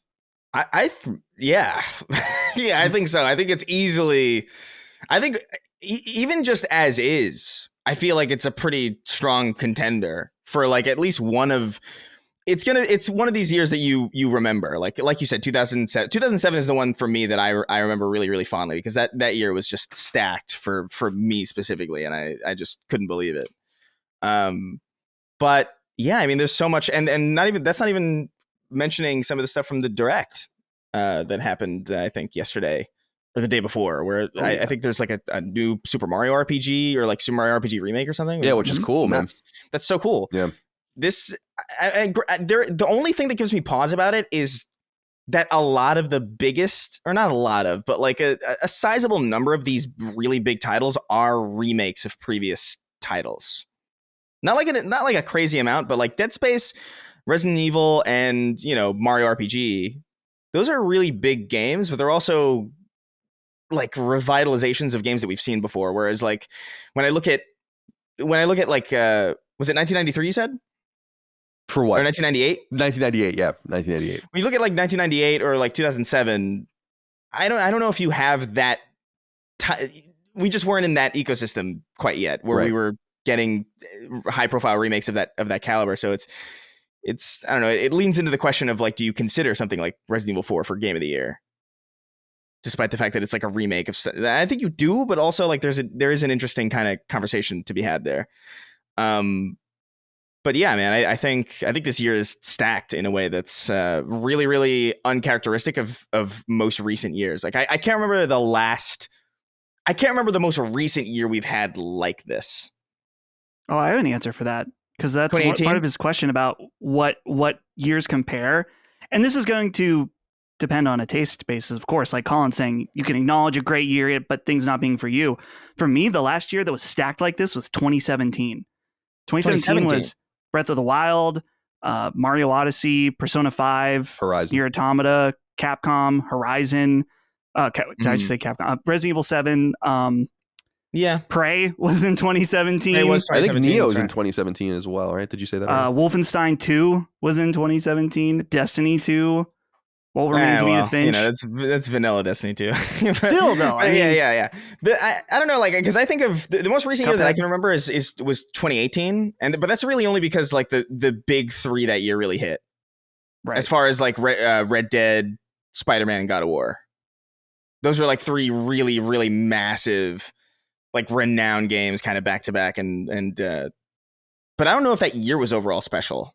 I just think like really, really like a handful of really, really great games come out that year. And I think what separates this year from most years, especially in the most recent generation, or the most recent generations, is that it's the first year that I feel like Xbox has really been in the running as far as like delivering So like Hi-Fi Rush is great. Like I really recommend Hi-Fi Rush. It's super cool. And if Starfield delivers, that's going to be great. That's a big if. We'll see. I don't know. It's a Bethesda game, kind of up in the air with that. But that's exciting. And you have PlayStation kind of on their stride, and you have like all these other things that kind of came out of nowhere. These great remakes, Diablo coming back, swinging after a long time. I think there's a really good case to be made that this is when all is said and done, despite Gollum, we got a pretty good year. Yeah. This is definitely an up there year, I think. Yeah. I'm sorry, go ahead. I was just Luke also, I don't think, mentioned Armored Core, which is made by the team that made Game of the Year Sekiro as well, coming at the same time. So there is quite Armored a bit Core still to come. Yeah, I'm just looking at my trophies this year to see if I'm forgetting anything. I think right now, Dead Space would probably be my Game of the Year. And then you get into the argument, could our remakes? I think it should. I don't know. Yeah, that's a big question. Because when Horizon Zero Dawn inevitably comes out on PS5 in quote unquote remade form, are we going to be able to count that? I mean, it just seems kind of trite, but I think there's got to be, it's some sort of subjective rule because Dead Space is old, but it's not that old. I mean, 2008's not that long ago. But it is like a very transformed game. That's I agree. The thing that's weird about Dead Space and Resident Evil is like the Game of the Year should dictate like what is the game that defines that year, and for the game that defines 2023 to be a game that came out in 2004 but like better. I don't know. Like I feel like it should be considered for like a tons of awards, and maybe it should even be up for Game of the Year. But like there's like something in my brain that says that can't define the year because it's inherently not. It's from the past. You know what I mean? Like I don't know how to reconcile those feelings. It's because I think it does deserve those props, but at the same time, like, can it really be a Game of the Year? I think maybe having the broadest parameters is probably safest, even if it does let some weird things slip in, just because. Yeah, I don't know why this came to mind for me, but you think about the mid-90s Romeo and Juliet movie, right? Like that's a total retelling and a different Romeo and Juliet, but it's based on the story, even down to a lot of the dialogue of Romeo and Juliet, the play from 400 years ago. And you wonder, is something like this new? Is it fresh? And it's like, well, it's definitely fresh. It's not new. Maybe we should just let it exist in that, maybe there's only so many stories you can tell. There's only so many ways you can present the game anyway, whatever the case might be. I don't know. I'm comfortable letting Dead Space through, but I think that there's going to come a time where we're going to have to draw some sort of boundary because it's going to be weird, Well, it's like what I felt about with The Last of Us Part 1, I think last year. Didn't I say that would have been my Game of the Year last year, except for that it kind of seems like would be a weird choice to make since it was already that game was literally already a Game of the Year once. I don't know. Yeah, it's a tricky, but out of curiosity, I want to get check your guys' pulse on this. Well, since we're halfway through the year, we got a good amount of the year under our belt and a good amount of the year still to go. What do you assume? Like, what would be your bet for Game of the Year?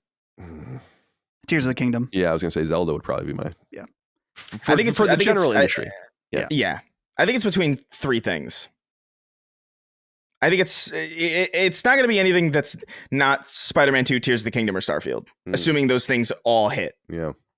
I think Spider-Man 2 will be the game that people agree that is awesome.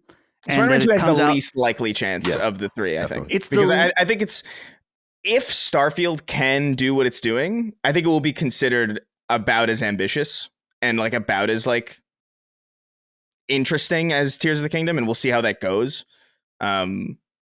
But I don't know. We'll see. Yeah. The thing about Tears of the Kingdom is it feels too much like, I don't know, it's just like a new Breath of the Wild to me. You know what I mean?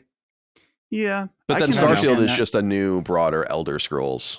It is, but it's like it seems broader than Tears is in comparison to the thing that came before. I don't know. We'll see. Well, I agree with you. I agree with you generally, Chris, that that's assuming it hits. Yeah, I remain totally confident in Starfield that people are going to love it. Definitely too much for me, but But I think that the people who it's aimed for are gonna love it, and I think it's gonna do very, very well for them. But I do think it's only probably going to be between two games, if for any other reason than because of just recency bias, which really does work into the effect and to the advantage of late release games. But Easily. Even if people say it doesn't, it does. And I think that, yeah, it's going to be either Starfield or Zelda, and Zelda is going to be kind of the rogue agent from earlier in the year. And Starfield, I think, will just have a lot, even if there's problems with it, it'll have a lot of like the gloss over it. And then Spider-Man 2, I think, actually will just, I think Dustin's right that people are gonna be like, this is probably great, but not revolutionary in any way. Yeah, it's more of what we wanted, basically. Right. I'm excited about Spider-Man 2, but I expect a mid-80s Metacritic score. I don't think it's going to be this revolutionary, amazing game. I'm really excited to play it. I mean, just looking at what they chose to show us shows that it's probably not going to be very different, and that's more of that is good. It's been a long time. 2018 was a long time ago, so I have no problem playing a much better version of that, 60 frames on my PS5 with the SSD and all the rest. It's going to be great, but I don't think it's going to be game of the year contender. And I think games in the beginning of the year that might have gotten a look, I personally think Resident Evil 4 Remake was great, but I think Dead Space Remake was better. I think Dead Space Remake was just an amazing, exceptional experience, but I think it came out so early in the year, it's going to be out of mind, and people are going to remember and be able to say like, yeah, that was great, but because that didn't happen with Sekiro. Yeah, true. That was a March release, I think. Yeah, because it came out right before I went to PAX. Yeah, but what was Dead Space was January, right? Right. But then you can make the opposite argument, right? Like I was saying with Zelda, and Elden Ring was a Q2 release, I believe. Yeah, so that's true. I don't know. Who the hell knows? We don't vote on these things anyway. And my game of the year, I don't even remember what my game of the year last year was. Certainly it doesn't matter. Maybe it was The Last of Us Part 1. I think that would have been lame if I chose that, but that could be possible. I'm looking. Let me see. Like, what could it have been? I don't know. Maybe I don't remember mine. Riders again. Maybe I am. Maybe it was that. Or it could have Far been. Cry. No, it was Far Cry, right? Oh, Far Cry. That's what it would have been. Far Cry. Yeah. Yes. 2022. That's right. Far Cry 6. Mm-hmm. Easily the game of the year that year. Not even close. There was nothing close to that game. Yeah. People are fucking spinning out on the highway as they're listening to this. They're so upset. All right.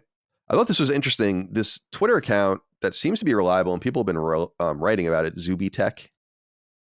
They have what seems to be an image they gleaned from some source that has not yet been announced of a PlayStation 5 with PS Premium inclusive 24 month subscription.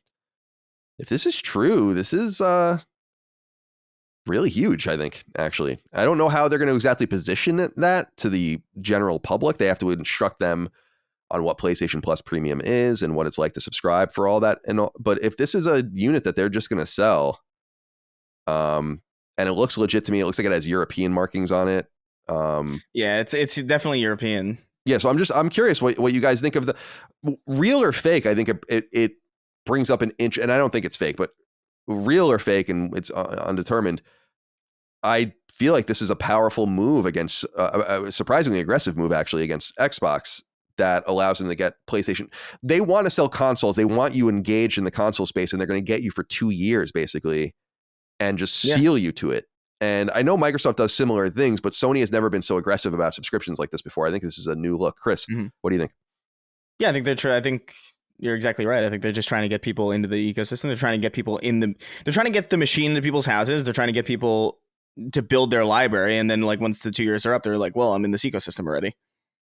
Might as well stay. Like, what the hell am I going to do otherwise? Right. And it's smart. And it plays into what Phil Spencer had said on Kind of Funny about that the Xbox One generation was the worst one for them to lose because of that very reason, that people had started to remain some sort of multi-generational permanence with digital games. So yeah, it's very, very wise. Dustin, do you think this thing's coming? Do you think this is real? What do you think about seeing it? It's the PS5 as we see it now with the disk drive. We assume that diskless PS5 might be coming later in the year. So I wonder how this all works out. I think it's a good idea. This box is a bit confusing to me because it doesn't sell it at all. An image of God of War Ragnarok on a box is really helpful when it comes to retail. It's like, oh, that's the one with God of War. I want that. Or that's the one my son wants. He wants that game. So I'm going to get that bundle. When you see this PlayStation Plus Premium on the box, there's no play hundreds of games immediately or something like that. It doesn't sell it at all. In fact, it elicits a question, and maybe that's the idea, is that because you would think that if someone's buying this and they're trying to get a bundle and they're trying to reach out to people that aren't in the PS5 ecosystem, that it would be designed for a retail space. So immediately the question is, well, what's PlayStation Plus Premium? And then hopefully the person at Walmart knows what that is to explain it. And if they do explain it, they explain it properly. So it is great. And I got to say, right now, I currently have extra because when I went to get Humanity, I think it was under $10 for me to upgrade for 3 months or something like that. I couldn't figure out the math behind it, but it was much cheaper than buying the game. And I thought, I don't know how much I'm going to enjoy this game. I'm going to try it out. So I'm just going to go for it. And just looking at that lineup, I always tell people, like, man, if you are just getting a PS5 and you want to have an instant collection of a bunch of games, dude, the extra tier is great. So seeing this be a bundle, this would be an immediate recommendation. Be like, yeah, you don't have any PS5 games yet. Maybe you're a lapsed PS4 fan, so all the games you have are a lot older for earlier in that generation or something like that. This is the one to get, because 2 years, I mean, how much is that for PlayStation Plus Premium? Is that $120 a year? Yeah, something like double that. the price. Yeah. So we're looking at $240 in value in that. I mean, it's pretty damn good. Yeah, it's great. It's great value. It's actually the best value. Assuming it's sold at the same price. Yeah. It'll be the best value available, I guess, if you don't mind not owning your games per se. All right. I saw this announcement come out of Ascendant Studios, who are working with Electronic Arts on what I think looks like a really promising Magic-based first-person shooter called Immortals of Aveum, and they're calling it a Magic FPS in Unreal 5. And this was supposed to come out in July, but the game has been delayed just a month to August 22nd. There's a letter from the studio at their website at ascendantstudios.com if you guys want to read it. I personally think this game looks dope. I'm a little surprised more people aren't talking about it. I think it looks really fun, and I think EA has done a decent job, better than decent job, of really partnering with solid partners to get solid games out of their EA Originals brand. So, Dustin, let me talk to you about Immortals of Aveum or Avium. Are you interested in this game at all? Does this speak to you? I am curious from the standpoint of, if it's really great when it comes out, I'll definitely will want to check it out. But I don't immediately have a feel that this game will be awesome. And I don't immediately feel like it will look bad either. So it's a wait and see game for me. The delay, I'm curious how that will either help them or hurt them. It's one of those things where right now it's very busy because of Final Fantasy, and still there's a lot of people playing Zelda and stuff like that. But as you push further out, I mean, there's other games too coming out later, like Starfield, Armored Core, stuff like that, Spider-Man. So there's really no good time to release this. So maybe that's their thought, is like, well, let's give it a little more time and polish it up and make this as good as it can be. That way we stand a chance when it does release, that we can say, hey, we know you're excited about all these other games, but this is really, really good. What do you think, Chris? Are you interested in Immortals of Aveum or Avium? I'm not quite entirely sure to say it, actually. Yeah, I think I feel more curious about it than anything. I when I look at it, I don't see it. Looks a little Marvel to me, and I know it isn't, but there's something about it. Like I think it could be good, but like it's all the thing. Everything that looks good about it is the presentation, and I have to know how it plays. Like I can't just go by how interesting the animations are. I got to get my hands on a game like this in order to really feel it out. And I have some people that some review people that I generally trust, who my opinion generally lines with. And I think I'll probably wait to see what their vibe on it is. But for me, it feels like something that could be, I would guess probably like low 80s. You know what I mean? Like it looks like it'll be fun and fine, but I don't know. I'm not sold on it quite yet. Yeah, I like the premise more than I like what I'm seeing, if that makes sense. Sure. Like I like the idea of, even in Ghostwire, that's something I really like too. The idea that you would use your hands to kind of like shoot. But like there was something about that game where it's like there was a lot of animation there, and I thought it was like really like satisfying in a way that like I'm not really. This seems more particle effects driven, or just like a lot of lights, and like I don't know if that's really gonna scratch the same itch. Let's see here.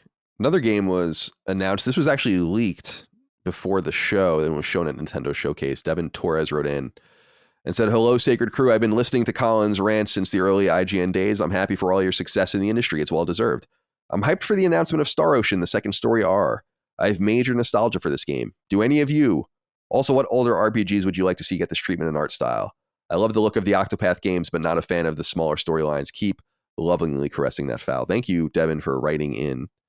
So, as relayed by many sites, including Push Square, Star Ocean, the second story R, after being unintentionally leaked by publisher Square Enix, has been announced. It was announced for Switch at the showcase and is also coming to PS4 and PS5. And this is basically a remake of the second Star Ocean game from 1998, and that which was called the second story, but the first Star Ocean game that we ended up getting in the West. So, for people that need a little history, Star Ocean was a pre-Square Enix role-playing game that began in 1996.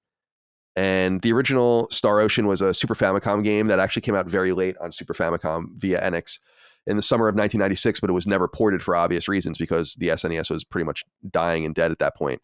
But the second story did come out in the West, which was a kind of mid-generation PS1 JRPG.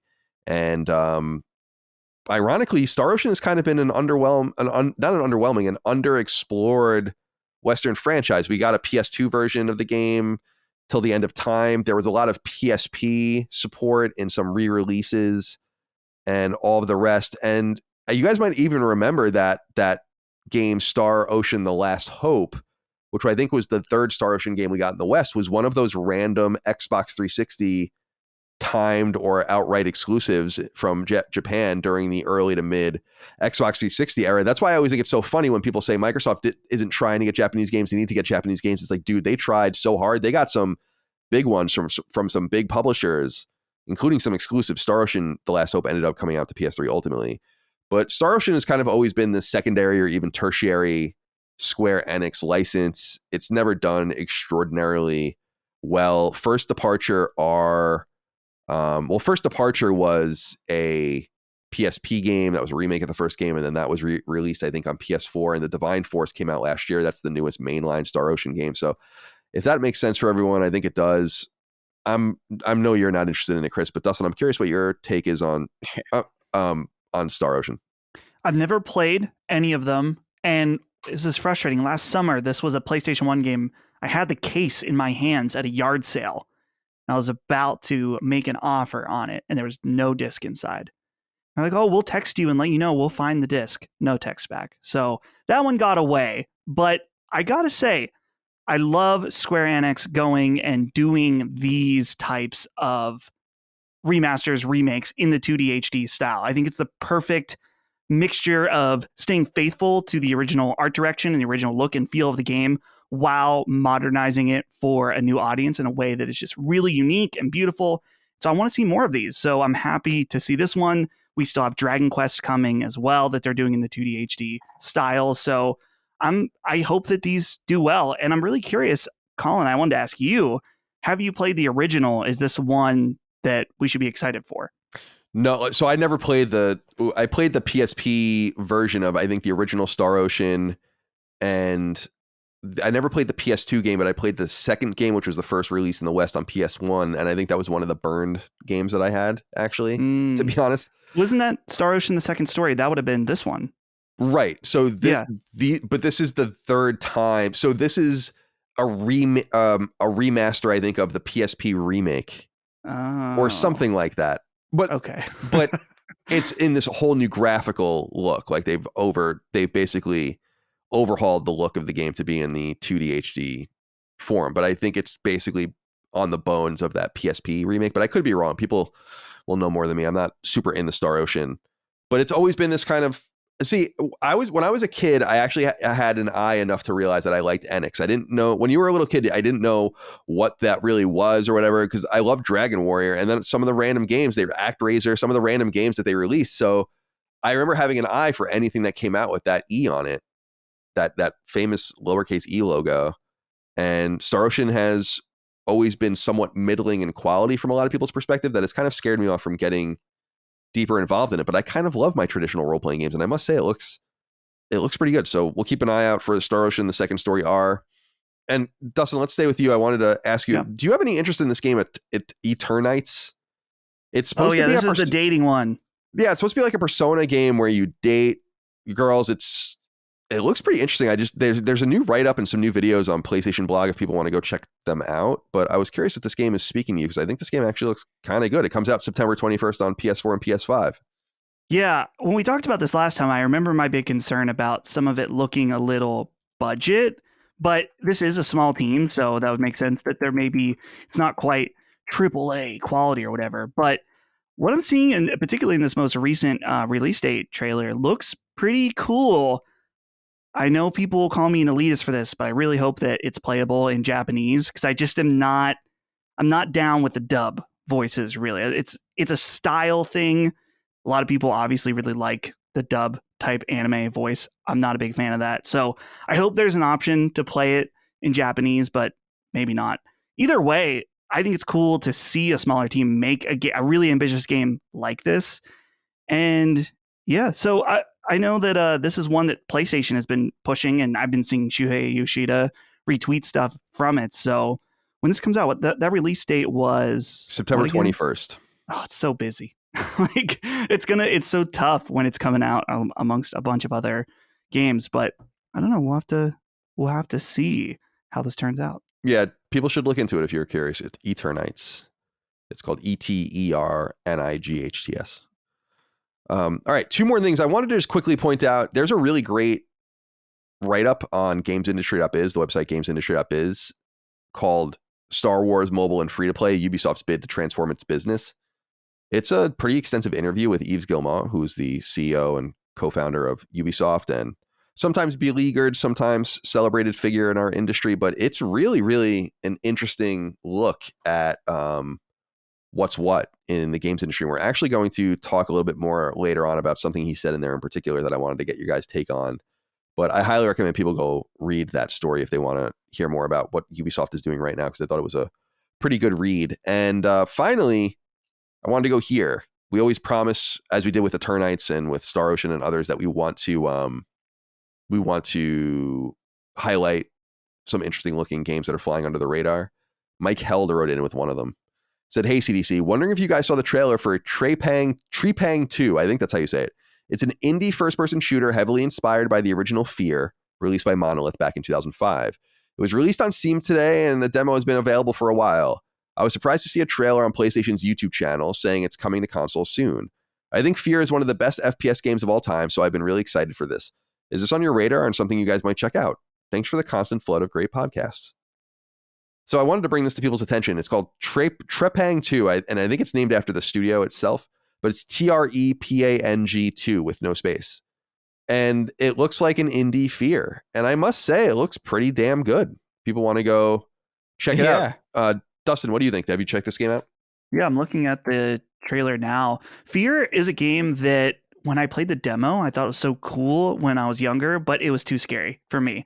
And then there's never been any kind of revival or any reason to go back to it. So this is intriguing. Is this the studio that made that Severed Steel game that Jaffe really likes? Maybe not. I don't think so. No. Yeah, I don't know. No. I know they have another game too, but yeah, this looks cool. Cool to see it's already announced coming to PlayStation. Yeah. Chris, any thoughts? Oh my, like the animation work on this is pretty incredible.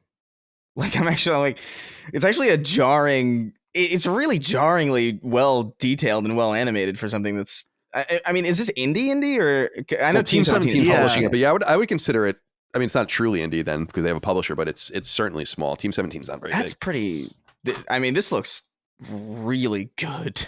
I really liked the original Fear. I remember Fear 2 specifically. I played a lot of because it's a weird. Fear is weird because it plays a lot better than it should for the type of game that it is. It's like a horror FPS, but like you'd imagine that it's called Fear. You'd imagine that like a lot of the effort is kind of placed in atmosphere and just kind of like the horror aspects of it. And it is, but also it's like a really solid first person shooter, like really, really good. And that always stuck out to me. So, I mean, if they can nail that feeling, I'm totally into this. It's worth pointing out, Steam reviews right now, there are 508 user reviews. It's overwhelmingly positive. Yeah, I don't look know. at that. I've always been meaning to look up if you can spoof Steam reviews or something, but anytime I see overwhelmingly positive on Steam, there's some level of confidence for me. I'm like, oh yeah, that probably is good. Yeah. Well, I was just reading about it here because I haven't played Fear in a while. I remember writing the strategy guide for Fear 2, and then I reviewed Fear 3 at IGN. And I really liked Fear 3 a lot. And I liked Fear 2 as well. But I always remember making fun of it. I wanted to look it up. Fear, First Encounter Assault Recon. It's like when you come up with a name of a game and then you're like, how can we justify this? This? How can we make this into a thing? Yeah. So that it was a dumb name for sure, but like it's good, man. Like it's Fear 2. I remember specifically there was like not a needler exactly, but there was like some spike gun that you could like, if you shot people with it, they would like nail to the wall. And I thought that was so damn cool. Fear 3 I remember liking too, although I liked playing Fear 3. I didn't really like what they were doing story wise and tone with it though. Like I remember because you played as like a different character, or like you would be possessed by someone. Or something. It was like that's exactly right. That's so funny. It's coming back to me. Yeah. You were like possessed by like some sort of partner character. Yeah. And Monolith didn't make the third one. It was some other studio, Day One or something like that. But, yeah, you could tell. What was it? You could kind of feel that. Like, it wasn't bad, but it was definitely like off. Well, I'm looking up here. Hold on a sec. Fear 3. Yeah, Day One. I don't know why that's fucking strange that I remember that, because that's like a really obscure studio that doesn't exist anymore. But it's funny going back in with Monolith. They were a horror studio. You know, their first game was a horror FPS, Blood. People might remember it was on PC. And they were really well known for Fear, and they were well known for those games, those Condemned games. Remember the Condemned series as well, which was another horror FPS. And then suddenly they just ended up doing Middle-earth games out of nowhere for the next 10 years. And then they're doing Wonder Woman now. So they're totally far away from that heritage. So as I said with that awesome game Bat Boy, if Yacht Club's not going to deliver Shovel Knight, someone else has got to deliver Shovel Knight. And this is another studio delivering Fear. And I'm totally looking forward to checking this Trepang 2 game out. It looks awesome. Yeah, confirmed for PS5. So I'll check it out when it comes. But keep an eye out for that, my friends. Mike Held, thank you for writing in. Speaking of games, let's talk about the games that we're playing. And let's start with you, Chris. Yeah, so I'm in New York right now. I did not bring my PS5 because I didn't want to buy a separate seat on the plane for it. So I'm kind of stuck with my PS4 and my Vita right now, and my PS4 Slim, which is not the ideal way to play really anything right now. So I've decided to dig my Vita out, finish up, or not finish up, but like actually like start finishing, or like start to really make progress on Metal Gear Solid 3 Snake Eater on Vita, because I really love, and I stand by this. Like I think it might just be like the way my brain works, where I'm really totally fine with like the weird shit that it does, but like the Vita version of Metal Gear Solid 2 is like my favorite version of it. I love the way they implemented the touchscreen in it. I like the way it feels. I understand that there's like some subtleties missing, but I don't really miss them. So I'm going through Metal Gear Solid 3 like pretty much every night before I go to bed, and I'm up to like 4 a.m. playing, but it's good. It's Metal Gear Solid 3. This was never my favorite personally. I think there's a lot of just sim elements that I think are cool in theory, but just kind of end up being a bit of a drag in practice. I still like Metal Gear Solid 2 is like my love of that series, but it's really good still. Like the character work and like just like the absurdity of it. The villains are great in 3. It's really great stuff, and I love it anyway. Like it's really good. I'm still really early in though. I think I've only just seen I think I just got to Ocelot, I think. I don't know. It's really early. It's really early. But what is it? He's always like, "Meow." That's right. That's right. It's so good.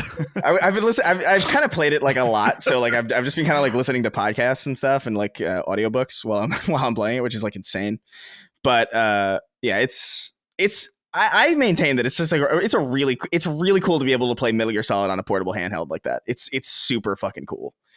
And That's really all I've had the time to do. I've been like crunching on deadlines and doing a bunch of family stuff. I have a family over from Arizona, and they're like, "We want to go see the city." I'm like, "Okay." I don't think you're prepared for this. Yeah. But, Go live like the Teenage Mutant Ninja Turtles in the 80s. Yeah. In the ooze. All right. In the ooze. Dustin, what are you playing? So I've been in a bit of a slump since really I've been so excited about Final Fantasy 16 that nothing is really felt like it was sticking. I played a little bit. I didn't write this down, but a little bit of Rogue Legacy 2. And I thought, I know this is good, but I'm not feeling it right now. And I tried to go back to Humanity and it made me feel really stupid. So I thought, you know what? I'm just going to go back to a game that I know how to play that is not relaxing, but it scratches some part of my brain, and that's Sekiro. So last few days, I've just been playing through Sekiro. I'm probably about 2/3 of the way through. I'm not going to finish it again just because now Final Fantasy is out. So, but it was just one of those things where I had nothing to earn, no trophies. I've beaten the game every way possible now without save scumming. I've done it all the different ways, and it was just I wanted to play it because it was fun and it felt good. Just felt satisfying. On the side, I've also still been working through Diablo, but I think that once Final Fantasy is out, I don't think that it's going to pull me in really much more, at least for a long while. So yeah, now it's just Final Fantasy all the time after this, particularly after this weekend, after I get back. But Colin, I know I'm going to throw this over to you, but I got to call you out a little bit. I was looking on the PlayStation Store last night, and I saw your potential game of the year, Crime Boss, is out on PlayStation. You're not allowed to play Final Fantasy until you play Crime Boss. I do want to play Crime Boss really bad, but the trophies are supposed to be broken, so I'm waiting for them to be fixed before I play it. I think I remember you mentioning that now. Yeah. No, I'm totally down with Crime Boss Rocket City. You don't have to convince me. I saw it was there, and I was like, oh shit, this game's out now. And it was, I had no idea. It's just supposed to be pretty busted up right now on PS5, so I'm just waiting for them to fix that, and then I'll totally play it. I think it looks fun. So yeah, I'll get to that later this summer, I assume. But in the meantime, I have a few things going. So Jordan Fugate wrote in and said, "Hey, Sacred Crew. Colin, it was nice to hear you talk positively about your experience with the definitive edition of Grand Theft Auto 3. Do you have any plans to also play through Vice City and or San Andreas? I played through the definitive edition trilogy recently and had a great time with 3 classic titles from the PlayStation 2 era. Keep doing what you do best, providing quality content each week." Thank you, Jordan, for writing in. So yeah, I beat Grand Theft Auto 3. I could still do the platinum, but because I have all the missable trophies, but I'm there. It's just, there's one complication. So do you guys know that when you go into you guys remember this probably, when you go into the vehicles, you can be like a cab driver, you can drive the ambulance, you can drive the fire truck. One of the things you can do is go after criminals and in the cop cars or whatever. And you have to go and capture without running out of time, 15 or kill 15 criminals in a row. And it's like really crazy. In my opinion, there's really only one reasonable way to do it. And it's to beat the game, which I've done, and then get the tank, because there's only one tank spawning in the game. And you just grab the tank and because you can instigate that challenge from a tank as well as a cop car and then do it from there. But it's very difficult. And I just don't know that I have it in me to do that. And then I'd have to do a lot of the side quests that I missed or ignored. So I ignored the RC car side quests. I ignored the import-export side quests, which are fun, but like that's the kind of shit I used to love as a kid when I'm like, I have no money. I have all the time in the world. And I'm going to sit here and deliver every fucking car in this game to this garage. I'm going to do it all. And that's fun. See, GTA 3 to me is the perfect size. It really is. It never seemed overwhelming in size. It was, and I think even Vice City, San Andreas gets a little too big in my opinion, but Vice City is also a decent size, and they give you a lot of cool things to do in that as well, like buy real estate. And I dig it. So to answer your question, yeah, I'm going to play Vice City and San Andreas. I just don't know when. And I haven't played Vice City or San Andreas since both of those games launched. So that's going to be really, really interesting. I was so excited when Vice City came out. Oh my God, I was so excited when Vice City came out. It was so good too. But yeah, so GTA 3, maybe I'll get back to that. But in the meantime, I beat it. I beat the main quest, and it was fun to play. As I noted earlier, I played the game The Light in the Darkness, and this was my 143rd platinum. It's an inevitable platinum. If you're curious, just beating the game will give you the platinum. The game is free. It takes about an hour to beat. It took me an hour and 30 or an hour and 40 minutes, but I was taking extensive notes as I was playing. And it's by a friend of the show, Luke Bernard. It's available on PC and on PS5 right now, although he's trying to get it out in other places. It's kind of difficult to do that because there's no money to be made from anyone by putting this game up. So it's kind of cool that like Epic Games Store and PSN had even allowed him to put it up at all, although it was not easy, and we talk about that on the show. But The Light in the Darkness is a story about a family in France between 1938 and 1942. So during the beginning era of World War II and into the occupation of France by the Nazis, and ultimately the various things that happened to the Jews there. And this family is Jewish. The parents are Polish immigrants, giving them kind of a double mark to the Nazis. And it's about their experience as France gets occupied, and then they're, I'm not going to spoil the game, but what happens to the family. And it's pretty remarkable. It's not a pretty game, although I think it has an interesting art style. It's not supposed to be anything more than you experiencing a pretty fraught situation and just a little glimpse into what might have happened, and also the extinguished possibilities of Nazism as far as killing millions of people and all of the potential that eliminated in the world. So we did a deep dive 2-hour podcast on it. I talked extensively and spoiled it. Obviously, actually, Chris, you'll appreciate this. The game's an hour long, and these are my notes for it. So it was this and this and then this were my notes for the show, and we had a great chat. So I hope people take the time to listen to that Sacred Symbols Plus episode. I will make it free for everyone on YouTube in the coming weeks, so you can check that out if you'd like. But The Light in the Darkness is the game. Take an hour of your time. It costs you an hour, $0 an hour. And I would be pretty surprised if you regretted it. And finally, Dustin touched on it, but I'll touch on it in a deeper way. Rogue Legacy 2 is out. I bought it immediately when it came out. Finally, it's actually available on PS Plus Extra and Premium as well. So if you are on those tiers, you can get access to this game for free, which is cool. Rogue Legacy 2 came out last year and has been available on other platforms, but it's finally come to PlayStation, where I think it belongs, because of course Rogue Legacy became famous in part because of its appearance on PlayStation, especially on Vita, where it was considered one of the great Vita games early and midway through the Vita generation. But Rogue Legacy 2 is awesome. I remember describing Rogue Legacy as totally fair. It's just what it is. Like it's not unfair in any way. It's not rubber banding you. It's not trying to make it easier or harder. It just is what it is. And you either kind of get used to banging your head against the wall and getting further and further and chipping into the game, or you just can't stand it. The reason why I like this kind of roguelike game is because it's very unlike Returnal, which I actually ended up really loving Returnal and embracing it for what it is. But the frustrating thing about Returnal is that your character really doesn't become any stronger ever. Your only chances of becoming stronger are finding things in the world and then accessing new weapons that are then thrown into kind of the math. And actually, people can argue that the more weapons you find, the more difficult it becomes to find the weapons you want, which is why people say you should actually not even pick things up and like try to stick with certain things. The blob gun, the lobber, love that fucking gun in Returnal. But that was the frustrating part about Returnal, is that with just a little bit more stickiness, you have this currency, or you're getting this much stronger experience points, gaining more hit points, more strength, more speed, whatever. None of that existed. And Rogue Legacy is all about that. That's like the entire point of the game, is that no matter what you do, how ridiculously you die, if you die unfortunately, or if you die after a really great run or whatever, what you did mattered.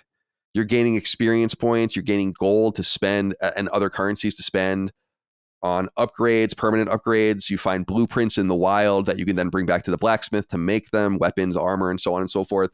Different magic skills. And people that played the original Rogue Legacy will remember it's all kind of structured around a really clever upgrade tree. That's the castle and the town around the castle growing as you build things out. So you unlock the blacksmith and he appears in the town. And then you can unlock his skills, or you unlock hit points. So you have more hit points when you go out permanently. And then this unlocks more and more things in the castle, and so on and so forth. The cool thing that Rogue Legacy 2 introduces that I don't remember Rogue Legacy 1 having, although I could be totally wrong, is like radically different character classes.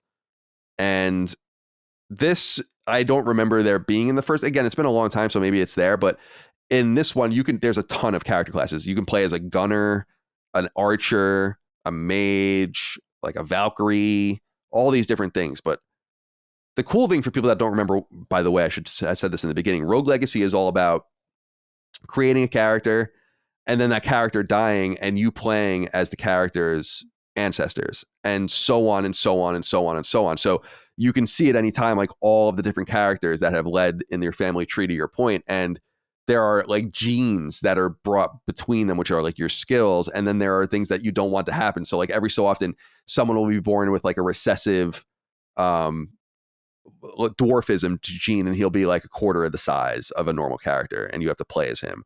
Or someone will be born with color blindness, and so the game is in black and white, stuff like that, which is super cool. And that was from the first one as well.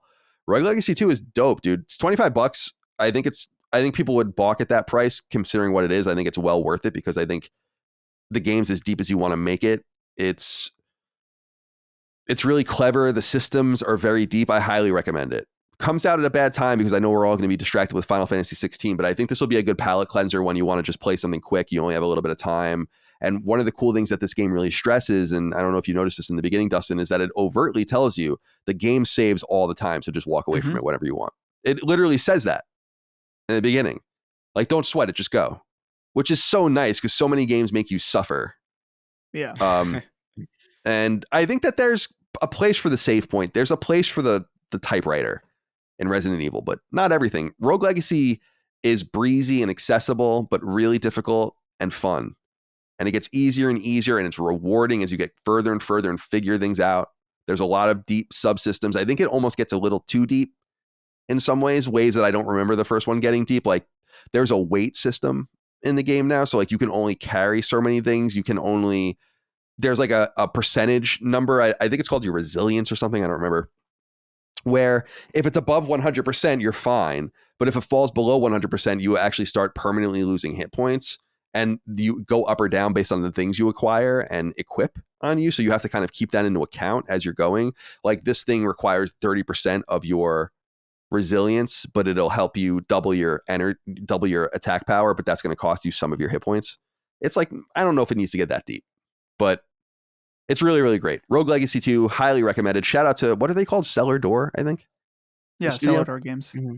And yeah, so wonderful game. And I want to speak quickly to Final Fantasy 16 because I did play it for 90 minutes or so last night when it came out at midnight. I was actually playing Rogue Legacy 2. I had it preloaded on my Final Fantasy 16 preloaded. It got the little pop-up, says Final Fantasy 16 ready to play. Popped right into that. I got to say, I don't have very much to say about it yet, and I'm not going to spoil anything. We're going to do a full spoiler cast and very robust discussion on it, no doubt. But it's really beautiful in parts. There are parts where I was like, wow. And I think the character models look really, really great. The voice acting is really great. The story is compelling. I think people are overselling the Game of Thrones thing a little bit. I think that we're just not used to seeing Final Fantasy stories look like this graphically, but indeed, you could imagine a game like Final Fantasy IV, Final Fantasy V being a lot like this in terms of what it looks like if you were to modernize it and how it would come off if you modernized it. So I see what people are saying with that, but I don't think that's really like, I think that's kind of devoid a little bit of the history of Final Fantasy. That said, I find the combat fluid and fun, although I only did that little tutorial in the beginning with your command, the Lord Commander, whatever that fuck he is. And then I got dispatched onto my first mission. And that's when I was like, all right, I'm going to stop. Because the game does, the time to fire in the game, if you don't count the tutorials, in over an hour. Oh, really? Yeah, definitely. I mean, if you don't count the tutorial, I couldn't imagine getting through all that in less than an hour. I think I played for an hour and a half or so before I got through things, although I was looking around and kind of poking around and dicking around. But shout out to Final Fantasy 16. Looking forward to it. Did notice frame rate issues. Definitely. Mm-hmm.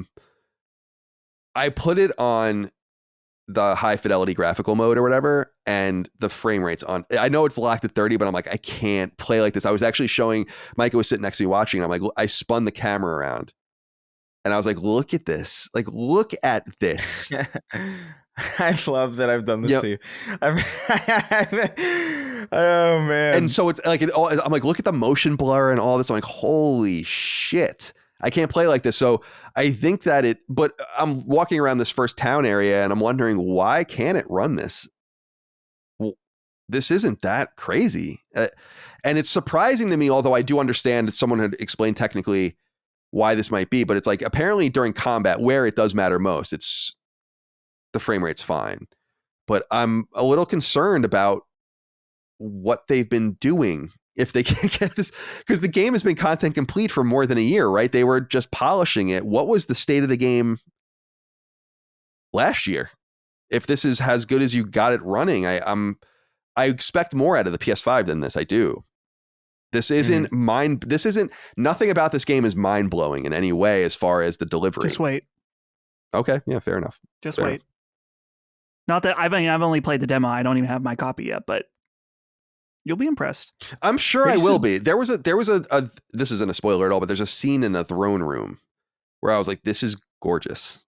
Wow. Look at the lighting, look at the shadows, look at the character models, the voice acting. It's very AAA, you know. Is there a performance mode that helps at all, or what's the situation with that? So there's like the 30 frames mode, and then there's the frame rate mode that goes between 40 and 60. Oh, so it's like inconsistent. Totally inconsistent. Oh, yeah. That's kind of worse than just lock 30, I would imagine. It comes off as choppy to me, you know, when Yeah. Having VRR on your TV definitely helps, but it's still noticeable. So. That's disappointing. So I'm not gonna dig in. I don't know anything about the game yet. I'm very impressed with what I've seen so far from a presentational standpoint. I'm like, wow, this is the truly grown up Final Fantasy I always wanted, but that I always think the series had kind of been back in the day. It just wasn't like Final Fantasy IV is a very adult game, very adult. You know, it's just that we were looking at sprites in a 16-bit. Yeah, it's the technology. Right, exactly. So it makes me excited about the possibility of them going back to that game in particular, because I think it would come off like this game. But do you have some more to say, Dustin? It looks like I was just going to say, one of the main points I made to Chris last week when you walked away was just that every frame of that demo screamed money, as far as the presentation, the voice acting, the music, you know, just like you said, really, really AAA. You can tell. And it's fun to play a game like that every once in a while. I'm getting more and more curious as I see more gameplay of it. Dude, you should just play, like, if you're on the fence, the demo is the perfect thing to just... Yeah, I can't play the demo now. Oh, that's right, yeah. It's kind of the thing where it's like, damn. You should get a friend. Because it's not on PC, right? No. It's just PlayStation for right now? Yeah. How long are you going to be in New York for? I have just a wedding on the 30th, and then I'm basically leaving from the wedding to the airport. So I'm like out of there because I gotta be home for something on the 1st. Oh, okay. So you're not too far away. So it's I think like literally just one more exact week, and then I'm back home. But I don't know, man. I gotta admit, I'm kind of it's the more I see of it, I'm like, okay, I could actually, I don't know. It seems approachable in a weird way to me that I don't think I was expecting. The combat, because I can tell right away is not what I think a lot of people are going to expect and maybe even want. But it's very button mashy, and it's cool. There's a lot of different things you can do. It's like a fusion of Final Fantasy VII Remake with something like Devil May Cry. You know, people are saying it's not really like Devil May Cry, because I think Devil May Cry is a little more sophisticated than this. I think that a lot of people are saying that because the guy who designed the combat system designed Devil May Cry 5's combat system. So it is the same person, but I think you would like it. I honestly think, just seeing what I've seen, I think you would definitely like it. It is I will say it's very AAA.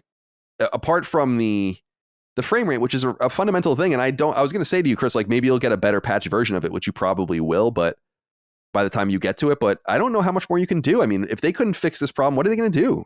If they had all this time to do this, and I don't think there's any fixing it. That's a problem. But I almost wonder, because I'm really forgiving of frame rates if a game is doing something that I'm that like blows me away, and also is something that I'm relatively familiar with. Something like Starfield running at 30. It's like I'm familiar with Bethesda games, and it's doing a lot. So like I think I could stomach through that.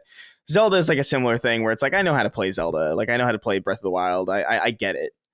But Final Fantasy is like that weird kind of middle ground where like I'm not super familiar with it, and the frame rate seems to be kind of weird. So I'm wondering if I should just like I'll definitely try the demo at least for sure. But I almost wonder if I should maybe just hold off until we get like a pro PS5. Yeah, just so it's not as compromised. Because like you know how it is when if you're experiencing a game that you're already kind of like on the fence about or like not necessarily the best at, you kind of look for any reason to kind of like write it off in some way, or at least I do, where it's like it's not even running well. What do I need this for? Well, I think so that's, like, I don't know. I think that's fair, just in the sense that it's going to be presentationally inconsistent. I don't want to say too much more about it because I really don't want to spoil it for people. Yeah. Yeah. Don't worry about it. But we'll do a deep dive. I'm sure it'll be Dustin, me, Gene. I don't know who else is even playing it. Is Maddie playing it? Probably. Did Maddie review it? I don't think so. Or did Square Enix cut him off? I don't know if that's one of the companies that they sent the Pinkertons to his house. Yeah. So shout out to Final Fantasy 16. We'll have much more to say in the coming weeks. I'm so pleased. Oh, yeah. So I have a full friends list of 2,000 people on PSN. And last night when I went to play it, I looked like when I shut it off at 1:30, there were like 12 people online already playing it. And it said that there were 150 something people that owned it already. So those are the people that pre-ordered it and preloaded it. So I'm looking forward to going online today and seeing what that number looks like, because I remember God of War being the craziest, where it was something like 1,000 or 1,100 or something. I was like, holy shit. I think that Final Fantasy 16 is going to do very well. And I think what Chris was saying is true, that this game's going to catch people's attention. But I can't wait to see more, man. I mean, that's what I'm going to do tonight. I have to get there. I got to work out still. I got to eat dinner, do all that stuff after the show, get some work done. But really looking forward to sitting with it tonight. However, there was another inquiry I wanted to get to before we get into the news.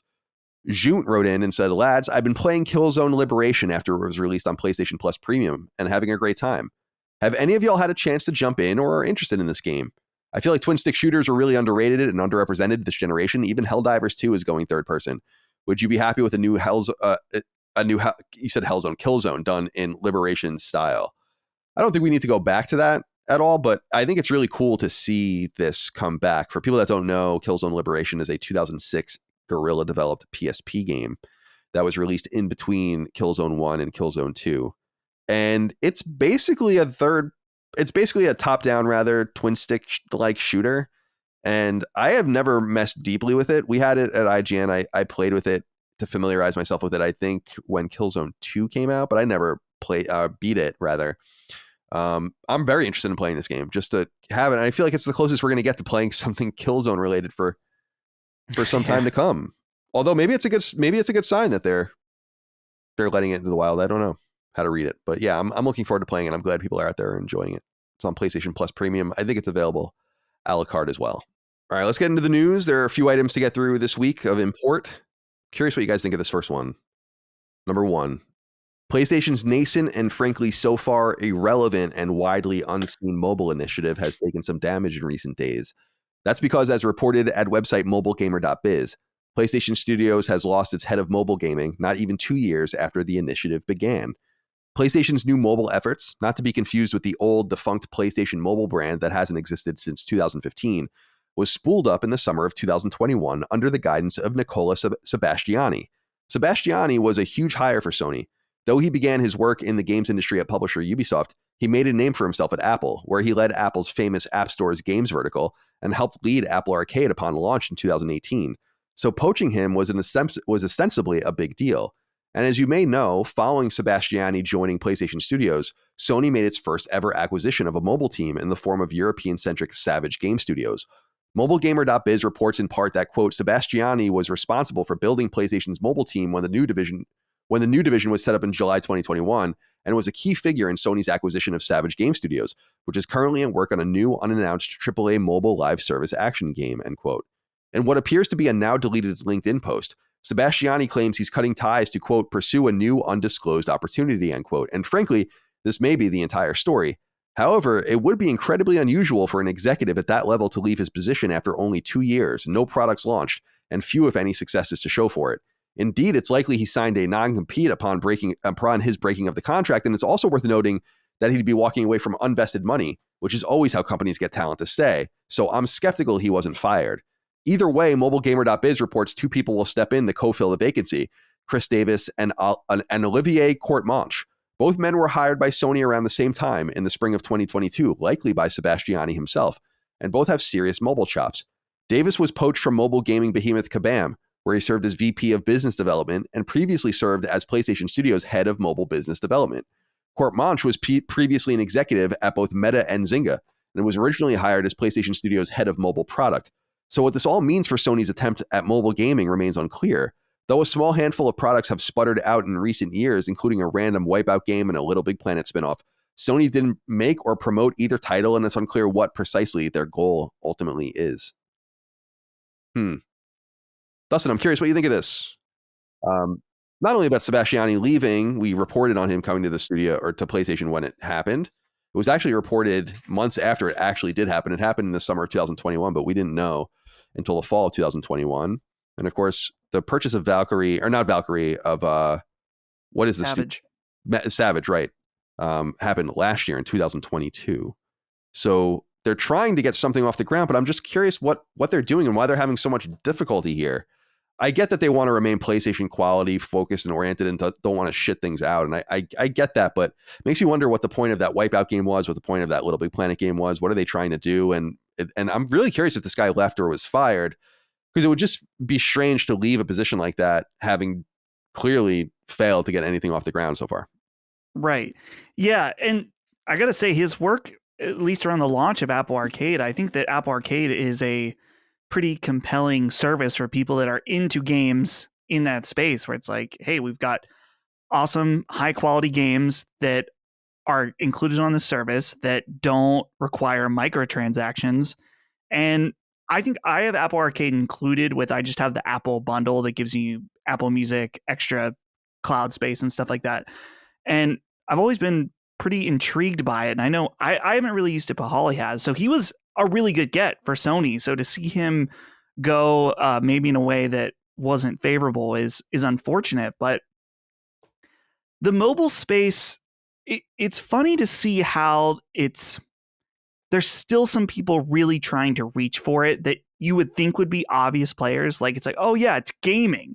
So of course Sony and Xbox and Nintendo should be there because this is a huge vertical. But I think as the years gone on, we've even seen Nintendo, who really did try to stake a strong footing in there. And not that it wasn't a success, but you know, they had games like, I think the first one was Super Mario Run. They had a Fire Emblem game, Animal Crossing, and I think their most recent one, which I want to say was a few years ago, was that Mario Kart Tour game. It seems like they're kind of dying down on a mobile initiative as well. And so I wonder if there's a thing with Sony now that's like, we made all these investments and now it's kind of like, is this really something that we should be doing? It's clear that they have a mixed, not even just a mixed message, but a mixed initiative where, like you said, those random one-off games that kind of came and went, where they didn't even promote them. They just kind of licensed out their IP. Yeah. My theory about those, by the way, is that Sony probably started shopping those IP around to be licensed, or to just be like, do you guys want to fuck around? We'll pay for the cost of this game and see what happens. And they just were like, we're not going to do anything with them. I think that they're just testing things out, and it's probably fairly cheap to do, but it's just confusing because they don't seem to care.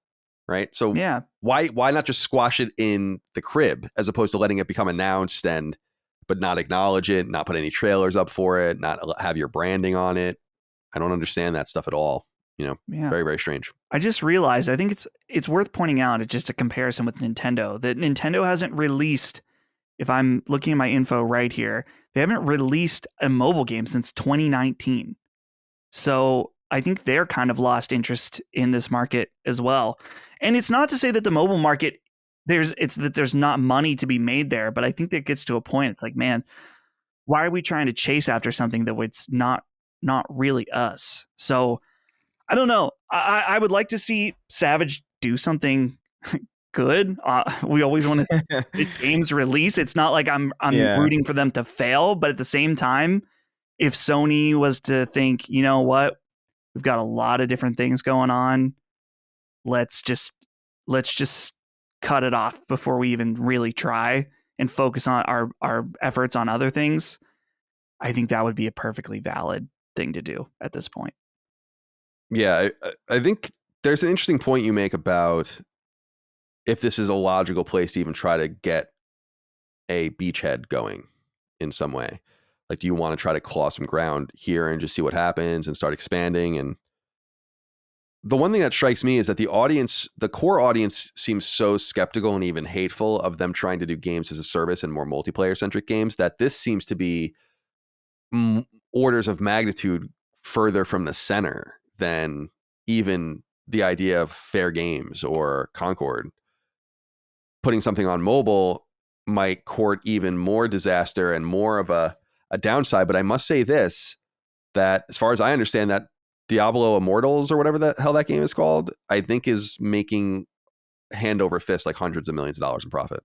And there is a place for those kinds of games. And like, you need to be able to just you need to find your way into the zeitgeist in some way to make money that way. And I don't think Sony's unwise to not, to spend some time and money there. I just think that they do have to keep an eye on quality. And I think it's better to just not endorse any releases at all as opposed to doing it wrong, because I think it's deleterious to the actual brand itself. But I am curious if they just look at it as simply trying and having a presence and spending just a little bit of money there is good to see what happens on the off chance that you either get a mobile like Diablo game that's a big hit, or I think more likely is that you have some sort of crossover between a product that also exists on console. And we're seeing that with other games too, whether it's Apex Legends or Call of Duty and others that are having vibrant mobile communities develop around their games. You can have it both ways. And I think Sony realizes that. I just think they have to keep the time, and I don't give a fuck about their money investment, but their time investment to a minimum, because I think a lot of their time and energy needs to be directed towards the products that their audience really wants. I'm very interested to see when they actually launch one of these games, what people think, like what it is and what people think it is. And I think it's got to do like really fundamental things. Like it has to, I really think it has to interact at the PSN and allow for cross-platform play and allow for trophies and all the rest. Anyway, Chris, where are you at on this Sony's mobile difficulties? Yeah, I mean, I don't know if I have much else to say other than you guys. I don't want to repeat, but I do think, I don't know, man. It's where there's just so much. There's clearly a lot to be made in the mobile space. I think Diablo Immortals is a really, really good example. Even just earlier, like way earlier than that, you had the synergy between Fallout Shelter and Fallout 4. That was like a really big deal too. What's the story with? And I'm just curious about this because I probably should have looked this up beforehand. But like, what is Pokemon Go exactly? Is that Nintendo or no? Like it's not exactly. It's the Pokemon company. It's Niantic, right? Right. I'm glad you brought that up too, because it gives me a chance to slightly correct myself that the most recent Nintendo mobile game was actually that Pikmin Bloom game, which is also Niantic.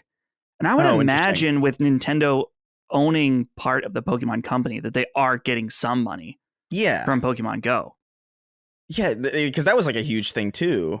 But like I think it still is pretty big, isn't it? Yeah, but like that first week was crazy. That was awesome. It really was honestly cool. Like I'm not a Pokemon person really anymore, but like it was really cool to see that. Children getting flattened by semis because they were trying to catch a fucking Gardevoir on the street.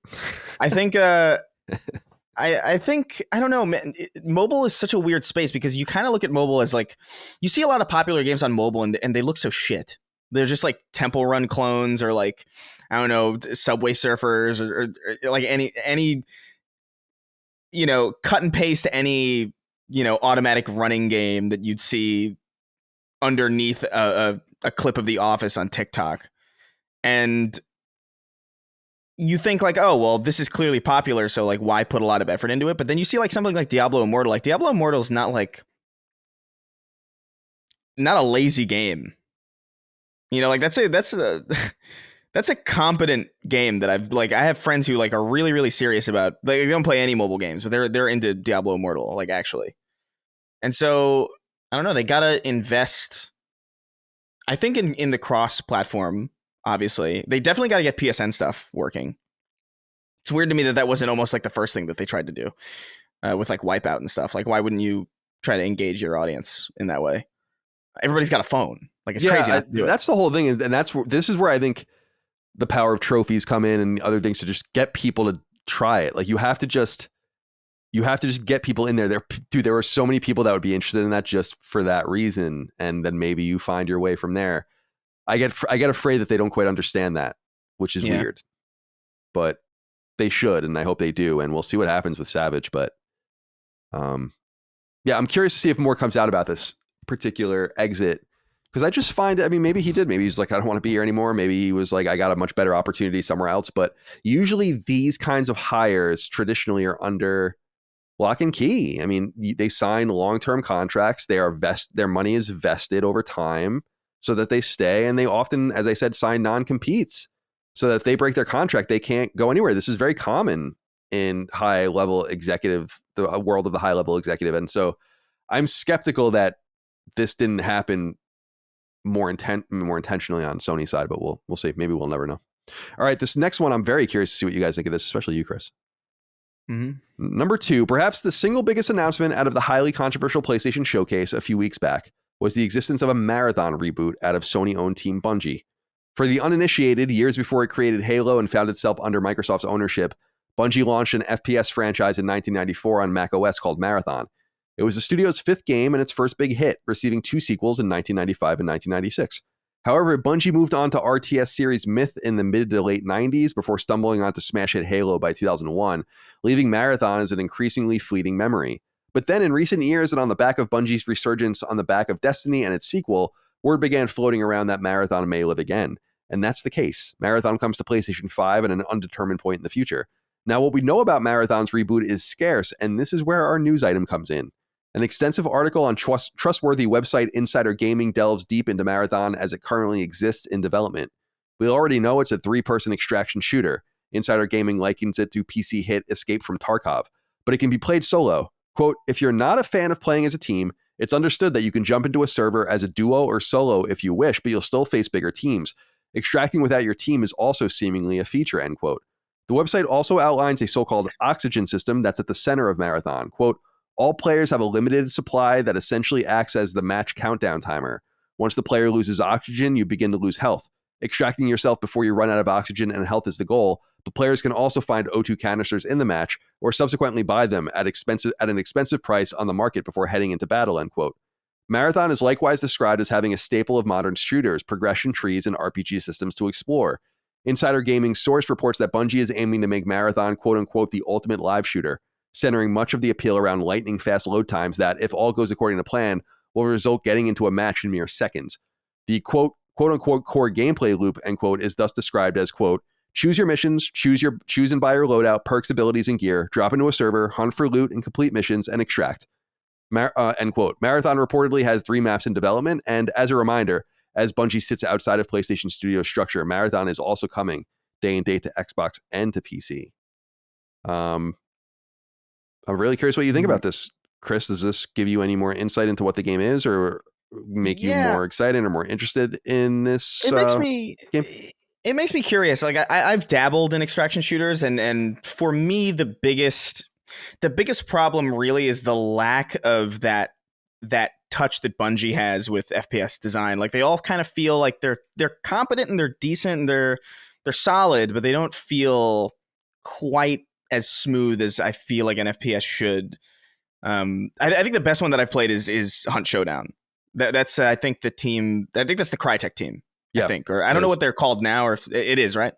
Yeah, I'll double check for you, but I believe so. Yeah, it's a really cool, like it looks gorgeous and it's got an interesting setup. It's a PvE situation going on. It's the same general style, but even that one, just like, I don't know, there is something lacking in the way that it feels. And to me, the most exciting thing about this is to be able to actually finally get into this genre that I've only been kind of tangentially interested in, because they'll finally be like a proper AAA attempt at it. And I know that Call of Duty's attempted something like this. They have like that weird DMZ thing, but that's more of an existing game being kind of retrofitted to fit into this genre. This being its own thing, made to exist as an extraction shooter, gives me a lot of excitement. 3 maps doesn't seem like a lot to me, though. Like I think back to the Destiny 2 situation where Destiny 2 hasn't gotten a new map in years, or at least, well, we got one new map after like feels like 7 years of like no map. So it's like I do think they need to there needs to be more than 3 maps on this game, at least at launch. Like I don't know what their situation is as far as how big this team is or how many maps they plan to have at launch, but 3 seems paltry unless the size is outrageous, which I assume is the case. But people get bored. I don't know. But then you have Fortnite that succeeds with like the same map that constantly changes. So maybe I don't know. Maybe I'm still thinking too much in the arena shooter framework. But I mean, it's interesting. The thing that makes me worried, obviously, is this expensive price on the market stuff that screams obviously microtransactions. It's obviously going to be a live service game. It's going to need those, and I get it. But like I don't know. My hope is that they find a decent way to not make this as pay to win as it seems like it could be, because Destiny 2 has a lot of microtransactions going on in it, but I wouldn't argue that they're pay to win. They've done a pretty decent job of skirting that line and making sure to like not cross it. You could argue that like, oh, you get an exotic if you get the battle pass, but like that doesn't really do much of anything. There are people who run in PvP with entirely legendary loadouts and they're fine. So it's still skill oriented. I don't know. We're going to need more information about that. That's the part that concerns me. The oxygen system I think is dope. But a lot of this is hypothetical and theoretical. It's hard to get a grasp of it without actually seeing what it is. And I imagine this is well off. Yeah, we'll see. I don't know. I'm curious. Like Sony has made a bet on Bungie in some way. They've empowered them. They're making this game multi-platform, which is fine. I don't think anyone really gives a shit about that, but they've certainly empowered their ethos within the PlayStation Studios family, and we'll see if that turns out well or not, because it does seem like some people are really not happy. And we're going to talk about this in a minute. I want to get to that, but I'll put a pin in that for now. Dustin, what do you think? Any thoughts here on new details concerning the Marathon reboot? Yeah, I think that this all sounds awesome. I don't have a ton of experience with extraction shooters outside of Chris mentioned Hunt Showdown as a game I played a little bit of. And I also played Call of Duty's extraction mode in the recent Modern Warfare 2. I don't remember what that's called. But anyway, I think it's just called DMZ or something. DMZ, that's it. Yeah. And I really like the premise. It's very different. This idea of, you like in the write-up mentions that you select your mission, select your loot, and it is very high stakes. If this is like other extraction shooters where it's like, dude, if you die, you're going to lose what you have on you. And that can be really tough sometimes. And so it's a really high risk reward situations. And so some people are going to be really into that. Other people are not. But to me, I guess I understand the disappointment that if you love Bungie and you want their next game to be for you and it's not, I can understand that disappointment. But at the same time, I would encourage people to open your eyes to new things. Let them give it a shot, and see if maybe they'll do something different, that actually does intrigue you. I love the idea that they mentioned about getting in and out as quick as possible and how they want that to be seconds that you get into a match. And Bungie is one of the only companies that I believe that they could do it. Now, I don't know if it will work immediately, but I think about when Halo 2 came out and first booting into a match on Xbox Live and how it just was so seamless and how the party system worked and how they really pioneered a lot of the different systems that we still see today. They were kind of the first ones to really do it right in a seamless way. And so I like to see them say, hey, we're going to take it even further and make this a really seamless experience. So I'm excited, even though I'm not super familiar with extraction shooters, but Bungie is one of those teams that if they see something in a format or an idea that I'm going to be paying attention. Yeah, that is kind of the thing with them, is that like I feel like before Destiny I had no interest in playing looter shooters at all because they just didn't interest me. And then they made it interesting to me. And even first person shooters, like I had tried, GoldenEye and stuff like that, and they didn't work. And then Halo worked for me. It was just like they have a knack for, specifically in the shooter genre, of just getting me specifically into things that I otherwise normally don't find all that interesting or I'm compelled to play. Because before Halo, I was playing like platformers and stuff and fighting games. That was like all I was playing. And now, like, I would argue, like, without Halo, I probably wouldn't be playing most first-person shooters that are out. And so I think they could do the extraction shooter in a way that does it justice. I also just think Marathon is just a really cool world. And the fact that they're setting it in that world, because there's been some like conflicting reporting about like whether or not this is like a reboot of the old stuff. It's not. It is a new game in the world that is already established. So none of those games are getting, I mean, they might get retconned. I don't know. Like, obviously it's still pretty early, but it looks to me like they're staying pretty true to it. Like as to what's going on. It's obviously a different situation. It's obviously a different type of gameplay, but having this type of game rooted in a world like that with the lore that game has is really, really exciting and interesting. And I'm curious as to how they're going to marry those things, how they're going to marry a game like Marathon, whose main point of speciality was its story and the way that it doled that story out, into a version of that game that is purely multiplayer centric. Because for a while they've been really, really good at that in Destiny. Like they stumbled with that initially. That was like a really big problem for the original Destiny, was its lack of story. But ever since then, they've really hit a pretty good stride, where like even the weapons and things that you get tell you stories. And so every bit of equipment that you find yourself in possession of has stories to it or has lore to it. It's almost like a Dark Souls situation that they got going on. Not exactly, but it's pretty analogous.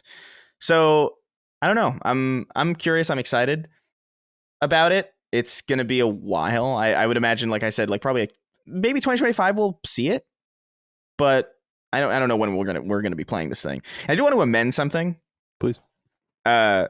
Thinking about maps in the terms of like an extraction shooter, I actually think 3 is actually that's actually a pretty good. I'd imagine amount. They're going to be pretty Yeah, big. They're pretty big. Yeah, I was thinking like I defaulted to like 3 fucking map, and I was thinking like a Halo or like a Destiny map. I was like that's not enough. Gulch. But like if you have 3 maps that are the size of like a standard Fortnite map, that's pretty crazy actually, if you think about that. So I wanted to amend that because I think I was thinking about it incorrectly. Sure. But yeah, I don't know. We'll see. Okay. Yeah, Marathon. I think 2025 sounds about right. And I'll be really curious to see how people receive it when we see more about it, especially just seeing so much. I don't know, man. I'm still surprised by the reactions to games like Fair Games and Concord, not from any other point of view, but just like, why are you so negative about this? Yeah. Well, there are people angry at anything about it. There are people angry at Marathon too, because it's like, that's not what this is. Why doesn't it look like the 90s? Dude, like, if there's anything to complain about, it's not the art direction of that game, because it looks fucking awesome. Yeah, it's like the coolest part of it. Yeah, even like if the game sucks, it's at least going to be cool to dive in once and see what that world looks like. Yeah, that's crazy. But all right, Frank G wrote in, since we're talking about Bungie and Bungie's under Sony's stewardship now, we might as well talk about them more deeply every now and again, as we sometimes do. And Frank G wrote in saying, "Hello, boys. This question is for Chris, but I'd love to hear other C and D chime in. What's going on with Destiny 2? The game feels like it's imploding. Every week there's a new bug that's more consistent to show up than the game working properly. Community sentiment is at an all-time low, and now they're stealing artwork from artists. What? I don't know what that's all about. I'm taking a break from it right now because the drip feed for its storyline has gotten on my last nerve, although the cutscene this week was dope. And I don't think it's just burnout. There's something behind the scenes that's changed. Monetization, mismanagement. The studio is growing too fast or too slow. Please let me know your thoughts. Thank you for the wonderful content every week, my dudes. Thank you, Frank, for writing in." Yeah. Chris, I'm curious what you think about this, because it does seem, listen, everything is focused on a lens on the internet to either be overwhelmingly positive or overwhelmingly negative with very little gray area.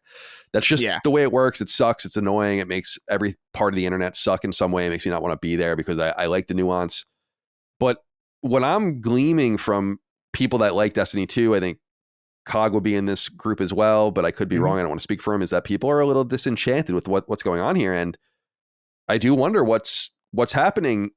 can't. Yeah. I don't want to say I don't want to go too deep into it because we really don't know this. And for all we know, Marathon will end up being huge. Maybe they were totally right about with their notes on the various live service games that they're providing, including kind of stymieing the release of The Last of Us Factions. So maybe all of that will play out, but you can't deny that this kind of turn in fortunes, at least from the view of the player, has kind of come in the era of Sony owning the studio. Like Yeah, in other words, I mean, I just want to say, I don't want to blame it on that overtly, but there's no doubt that in hiring them and being like, okay, you guys do that, but now you also do this. And that comes at some sort of cost. I mean, obviously it does. So I wonder if people are going to start making that connection more overtly, because from the outside looking in, it seems like there's some sort of smoke there. Maybe. I think Bungie's always been a studio that's kind of in flux. They're really, really good with their output generally, and they nail it even when they kind of fumble. But they are kind of always it's a really high, low, lows kind of situation that you have with Bungie, where after the Taken King for Destiny, the sentiments were really, really high, and then Vanilla Destiny 2 was really, really low, and then you had Forsaken, which was really, really high, and then you had Shadowkeep, which was kind of low, and then it just kept getting low, and then the Witch Queen, which was super high, and then Lightfall, which was mixed. I think it's just the nature of building a game that constantly changes, and also I imagine the tech is becoming more and more of an issue. That would be my assumption, because this game is running on hardware, on a baseline hardware that needs to work on an Xbox One. Destiny 2, as far as I'm aware, runs on the original consoles still. So I wonder if maybe there's a technical debt situation, or maybe things are getting too big for what they're trying to do. Maybe they're eager to move on to Destiny 3, if that's even on the cards. It could be that the studio is growing too fast, and maybe that kind of throws a wrench into the management. It could be that multiple projects at once has never been their strong suit. This is where my Bungie knowledge comes into play, I think, or it comes in handy for the show, because during Halo 2's development, they were working on, I think, 3 other games.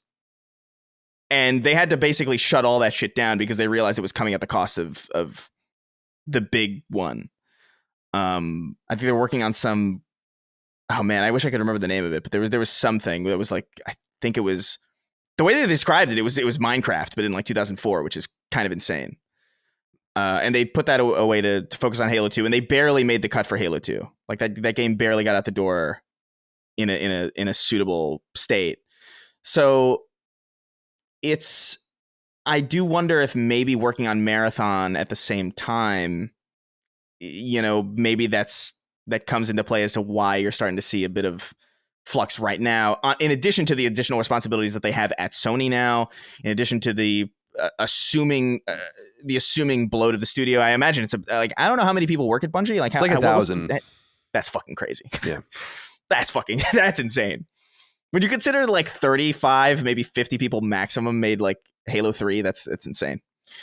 But yeah, I don't know. It definitely, I think they're in a period of flux where they gotta just sort of get management down, because I think that's really what's happening. I think they might be growing a little bit too quick, and they got to figure out how to restabilize. One thing I will say, and I'm glad it was brought up in a write-up, because I do want to actually call this out. The stealing of that cutscene art was kind of crazy.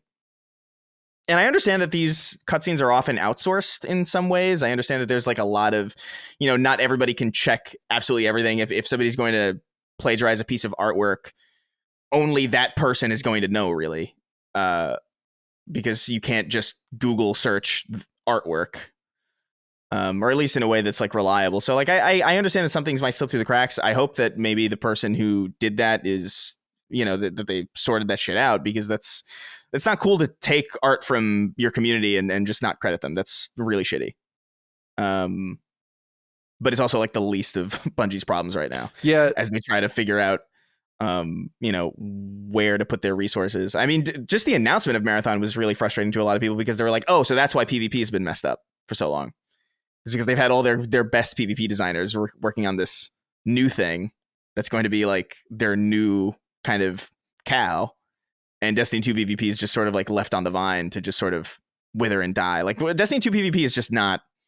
It's not the point of the game at all anymore, and maybe that's a good thing, but. The support for that community is pretty bad. Yeah, like you kind of force their hand in a way by not supporting them, so you can kind of get that support and that outcome is probably seen in the statistics anyway, but it's suggestive of you can lead a horse anywhere you want, really. So if you put all your work into one thing, then they're going to go there. But also, I'm sorry. Go ahead. Well, just a quick note. I mean, Destiny is making more money now than it ever has.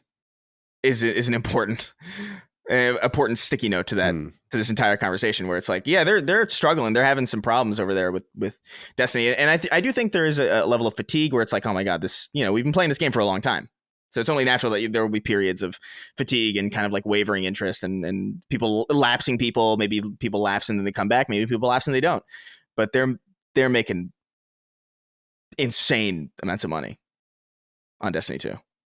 Yeah, so maybe they continue. I'm curious to see how long they continue with Destiny 2 as a platform, and if they try to kind of revolutionize that in some point and just make it all into Destiny. It's like the mistake that they watched the Overwatch guys do with Overwatch 2, and it's like, man, maybe we should have just not even done this at all.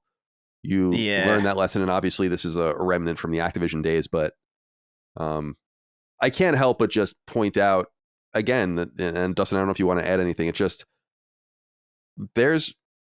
it's like you were saying with Marathon, the development of Marathon comes at the cost of something else, just because that's always the case. Something comes at the cost of something else. But now introducing their whole vertical of responsibilities for whatever PlayStation's doing in their PlayStation Studios family, I think that's just a distraction. And it's not to say that it's not a worthy distraction. It's not to say that they shouldn't be doing that. It's just to say that there's some sort of cost to that, and that might be why people are upset. This might all be the same problem. There's definitely cost to it. Especially because as far as because they had like a Vidoc that came out for Marathon specifically as a result of like it got unlocked for after some ARG was completed, which I thought was super cool. But all the main players on that team, the main players on the Marathon team are like really like core Bungie, like they call them grizzled ancients at the studio, but they're like really core veterans. They're like core Halo Combat Evolved combat people, like Christopher Barrett and these people. So they got what's that quote? The top men. They got top men at the studio on this new thing, and I do think Destiny's probably in a state of support right now. Mm-hmm. Kind of like set it and forget it. Yeah, you have other people that know how to do this, and you need their minds to come up with the next big new thing, which is necessary as well. Yeah. I mean, to survive. I was surprised to see that those guys still there. I was like, holy shit, that's crazy.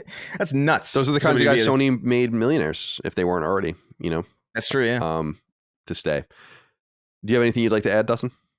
I think Chris covered it pretty masterfully. I did want to ask, I saw something about a cutscene, a mid-season cutscene that is one of the most integral to the entire story of Destiny just happened.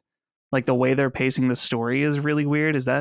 Have you found that to be true? I'll be completely honest. I haven't played Destiny 2 in I think like a month, just because I've been so busy. So I haven't been keeping up with like seasonal. Usually I just like catch it up on YouTube, but I haven't set the time aside to do that. But I did hear that, and I think that's the cutscene that the stolen art is in, right? I don't know. Mistaken? Yeah, I don't know. Maybe those aren't. I don't want to make any claims that I'm not sure about, but yeah, I mean, if you want my honest opinion, I think they're really struggling to deal with Lance Reddick.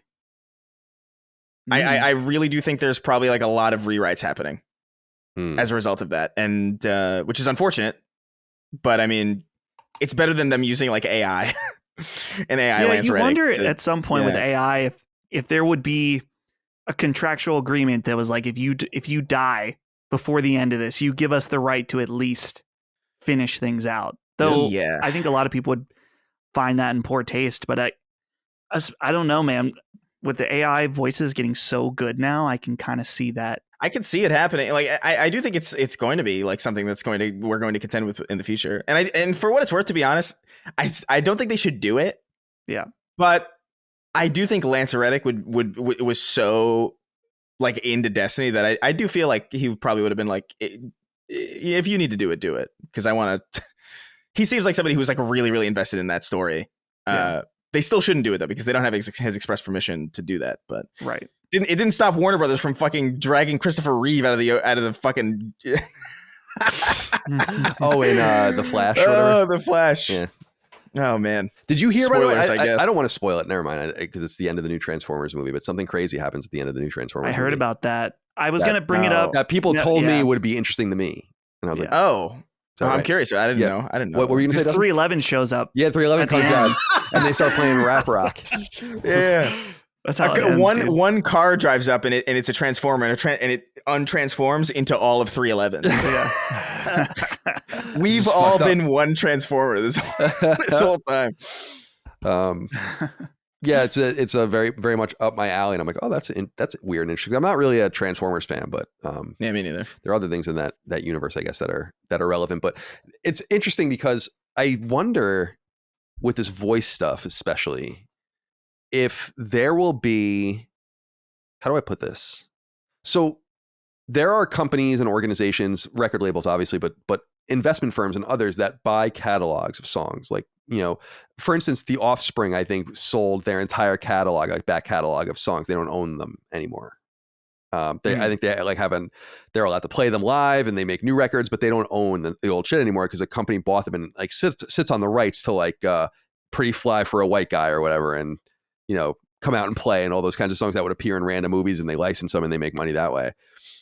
I wonder if there'll be some sort of evolution of this where people sell the right to their voice technology or the textures of their voice to sound like them after they die, and some sort of estate or child, spouse, even some sort of religious institution or whatever could own the rights to this person's voice. So if Lance Reddick died and they're like, we want to use Lance Reddick's voice, they'd have to license it from some sort of company where he left it in their name in order that his so fucking children get it. It's very dystopian, but I do think that this is going to become a thing, Yeah, no, it will. Scary. And so this shadowy company owns 600 famous people's voices that are dead, or their likenesses or whatever it might be. Yeah. Do you imagine selling can you imagine that though, for real? No, I can't. But at the same time, I can't imagine. Like, you imagine David Letterman, like, he's like, yeah, I'm on the way out. You could use my voice to say whatever the fuck you want. I don't care. Like, I can't imagine being okay with that. Like, maybe, like, I can imagine like specific contracts, right? Where it's like, for this movie or something, or for like this character, you can use, for Luke Skywalker in all film related Star Wars media under these parameters. Right. You can use this voice, but you don't want to like have like like Mark Hamill being like MAGA. Yeah. Oh, yeah. No, like definitely not. I think it would. It's a great point. I mean, I think a lot of them would have their specific terms. There'd be like really specific contracts. Definitely.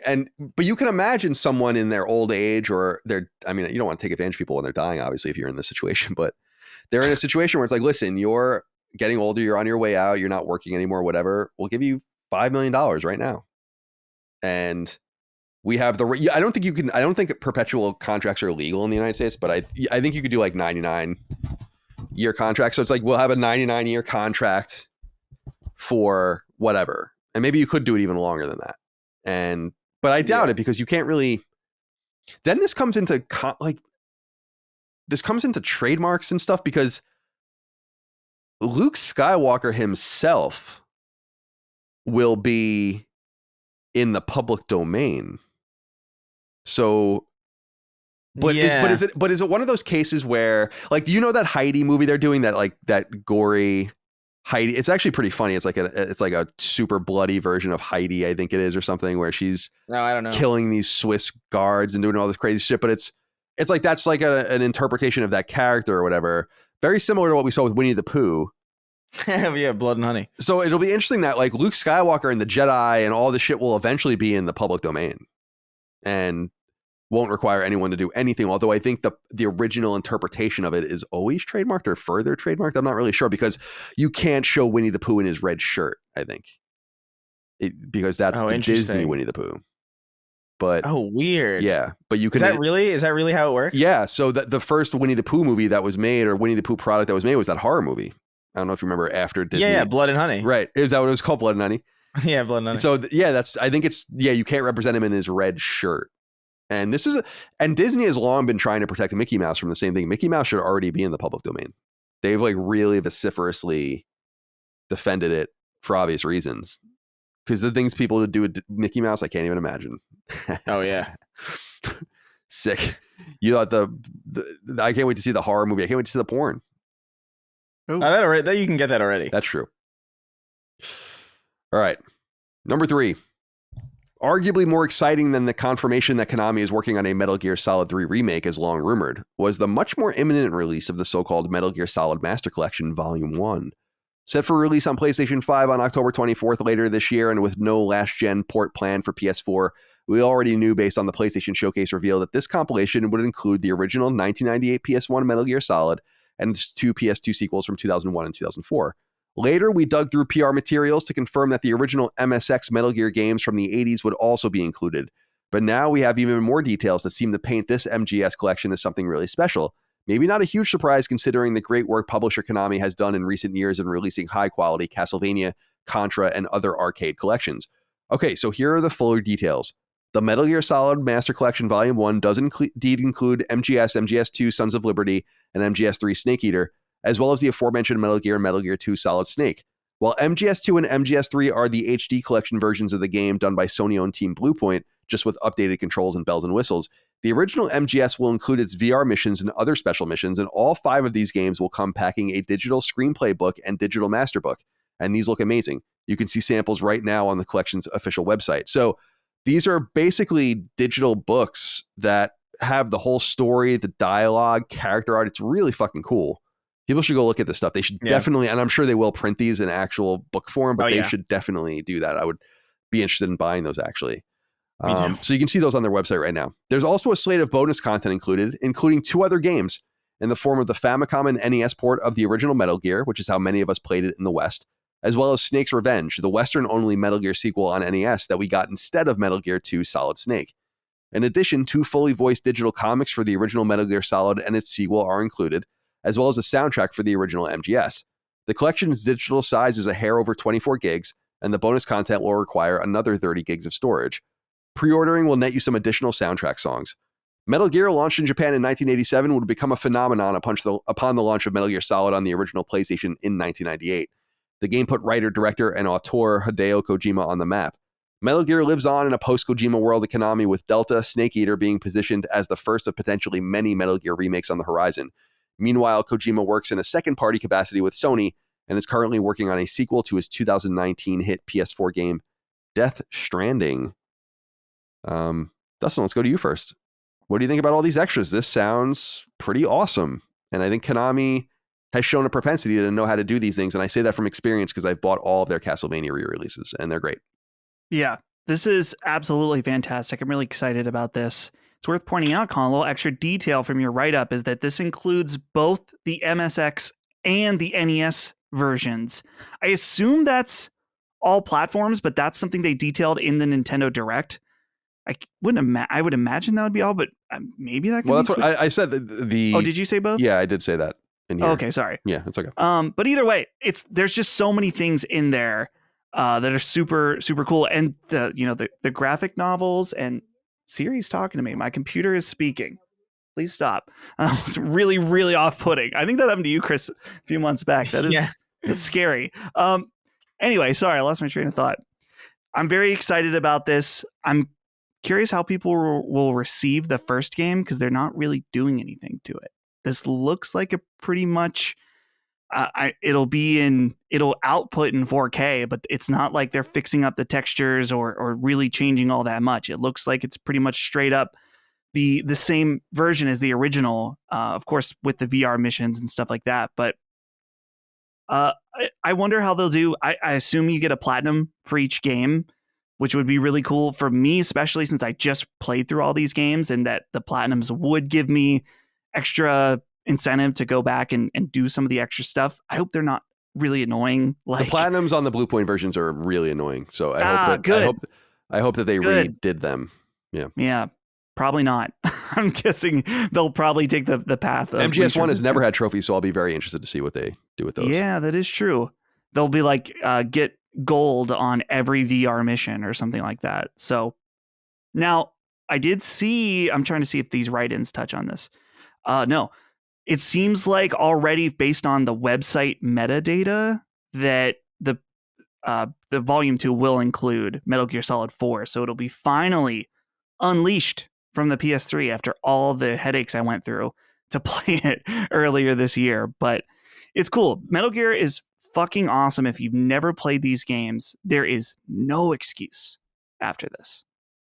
Chris, do you have anything you'd like to add? New details about Metal Gear Solid collection? Yeah, no, I'm stoked about this. I this is another thing. Like we were talking earlier in the show about like whether or not this is one of those great years. This by itself, I think, is this is obviously it's not a game of the year contender, but like I mean, dude, finally having like the original Metal Gear Solid playable on like modern hardware, finally, without having like that's awesome. And all this extra stuff, it's like it's really, I don't know, man. This is some special shit. Yeah, I'm really looking for. I want them to print those books. I do too. I think they will. I would love to read through those. In looking at them, like looking at the samples on their website, they're laid out like books. Now they can obviously do that digitally, but exactly. Like I'd like to see that release as well because it's very, very cool. The art in Metal Gear Solid, obviously, completely iconic. A lot of great lines and stories and arcs to explore, and I'm very, very much looking forward to this as well. Brett's play a game actually is what the name actually is. Wrote in and said, "Hey, Sacred Trinity, my question is about the Metal Gear Solid Master Collection Volume 1. So we know that the HD collections were taken down from the store because of licensing issues. With the new collection coming this fall being priced at $60, do you think that is a fair price? Will it have the stock footage used in the originals, or will they replace it? Will they acknowledge that Kojima made the games? What do you think?" I think personally the edits will be minimal. They made it clear that these are the HD versions. They say it on their website that these are the HD ports that Bluepoint did. They'll probably be changed up somewhat. I hope that they fix the controls. If they don't fix the controls, I'm not touching this thing with a fucking 10-foot pole, to be perfectly honest. What do you mean by that? The controls are just not... Metal Gear Solid 3, for instance, only has playable controls in that re-released version of it. Metal Gear Solid 3 still has that very backwards control. And Metal Gear Solid 2, no, like you're shooting on the face buttons and it's not right. It's not the way you're supposed to play these games anymore. Those were archaic controls even then. I remember people having a problem with that then, especially with MGS2. MGS1, not so much because people were still learning how to even play these games on console, but MGS2 came out in a time where people were starting to play shooters, and a lot of us were like, why does it have to control like this? You know, it would be so much more playable. So that's what I mean by that. I don't know if that makes sense, but yeah. As far as the pricing is concerned, I think that's very fair price, $60. I'm wondering what people want to pay for things or what they think things are worth. That's it's really 7 games, but let's just say 3 games because we're not going to include the old games. They've been re-released many times. You can easily just play those anywhere you want at this point. But I do think $60 is appropriate. Lots of bells and whistles. Confident that Konami is going to give it a lot of great treatment, very similar to what they did with the Castlevania games. Castlevania games had awesome art and pre-production stuff and notes, and there's just so much great stuff in there. So I'm really, really looking forward to seeing more about the accoutrements, let's say, surrounding the product. And I think $60 is a totally appropriate price. Do you, Chris? Would you expect to pay less than this for the collection? No, I think this is entirely fair. I think when you get a collection of like really seminal, amazing games, like I think there was a point in time where each of these individually would have been 60, you know, like, and that's kind of how I think about it. So like all 3 of them, plus all the soundtrack content, plus all the like behind the scenes stuff, plus like these extra NES games, like I think it's totally worth $60. I feel the same way about the Master Chief Collection too, where it's like that's a steal for that amount of money. Are you kidding? So like I think when you have games like this that are like really, really important, that are really, especially when you consider the fact that like the original Metal Gear Solid has not been playable on modern hardware in since PS3, probably, I would imagine. Sounds right. Or at least like I guess it's the PC tiny port. The PC port. There's a PC port of Metal Gear Solid 1. Yeah, you can get Metal Gear Solid 1 on GOG, I believe. Oh, really? Yeah. Let's see. Metal Gear Solid Yeah, let me see when I'm bringing it up now because I remember when this came out. Okay, this doesn't have. So originally there was a PC port that came out in the year 2000. Okay, yeah. So this is the original port that they've fixed. They've made it playable on modern PCs. Right. Okay. Yeah, you can get that and the original Metal Gear as well. So Interesting. Weird. Yeah, I never really gone, dude. That's crazy. I didn't know about that. But I still think, that's an easy price to me. There's let me ask you this too, Dustin. I mean, you're such a physical games guy, especially you're going to pay $60 for your collection, your box collection of this. This is a forever collection now, a permanent collection, especially digitally, I think, where, you can expect to be able to go backwards and have them forever. You don't have to rebuy them again. Yeah. Well, I think a lot of people probably thought that with the last version too, and then it got removed, which you can still re-download. But I hope that they said they were going to fix those old ones, that they're like, don't worry, they'll be back. Well, but those are PS3 games. Yeah. So I'm saying these are versions that will exist on the PSN forever from future consoles. So they're like kind of the final versions of the games. Again, that I think you're probably right, but there's not a guarantee of that. But anyway, that's not the point of what you're trying to say. Yeah. Or what you're trying to ask me. So no. But yeah, I think that this price is absolutely worth it because I think that there's some weird idea that I think is subconsciously in people's mind that the older a game gets, that it should just suddenly have zero value, which I don't really understand. Maybe this comes from a time where you could go to a game store or the flea market or something and buy a PS1 copy of Metal Gear Solid for $5, but that doesn't exist anymore. If you want a complete Metal Gear Solid on PS1, it's going to be $52. And then you're also going to have to get a PS1 and you're going to figure out a way to hook it up to your modern TV and stuff like that. It's like, and this is way, way more than that. We talked about all of the extra stuff as well. All of the books and the artwork and the music. It's like, yeah, this is definitely worth that price. Yeah. I think people's mentality of that comes from the fact that sometimes I think this is when you have games that come out day one at $60 that are broken and fucked. That kind of plays into it because it's like, here's a game that's worth arguably like $5 max coming out at 60 on launch. And obviously it has to, because that's just how things work. But I do think that's a part of it where like, these games are old. Why should they be $60? I disagree with it, but I do think it plays into part where it's like, I paid $60 for fucking Bad Rats or like whatever, Finally, Nevitz writes in with an inquiry that we have to consider. Sacred Men, with the Metal Gear collection coming, it got me thinking about the Psycho Mantis fight. We obviously can't unplug controller ports, but what if you have to use the control interface to change the designated controller? Or what if you have to sign into a different user to win the fight? I think there are some neat ways they can update this. I do wonder what they're going to do to this famous fight. I don't know that I could imagine it just being some new control scheme or some fucking, I don't know, QTE or something like that. I don't know that the cleverness is lost when you don't have to physically interact with the machine, in my opinion. And so without having to do that, I don't know. Maybe you do have to plug it in or something, like, but that's not necessary on. Well, I guess you have to plug all the controllers in, right? Xbox. Well, I know Xbox. They still have battery controllers, right? So that won't work. There is I learned this in my most recent playthrough. There is a way to do the Psycho Mantis fight built into the game that does not require to change controller ports. Like a method in the original one? Yeah. And I think they did that just in case someone's second controller port was broken or something like that, or there was some reason why you couldn't switch them. So there is a way to still do it into the game. But like you said, Colin, it's not clever the way you do it. I'll keep it secret in case it's someone's first time and they have to figure it out. But the game already does account for that. But it would be really sloppy if you played this new collection and you get the call from Colonel and he says, plug it in controller port 2. And then everyone thinks, well, how the fuck do I do that? It's not possible. The other way is a little more vague and it takes longer for them to tell you what to do. So it would be weird. They're going to have to figure out some solution. Yeah, I'm very curious about that. And that's forever going to be a you had to be there moment, I think. Like, I don't know if there's a way to recapture that, really.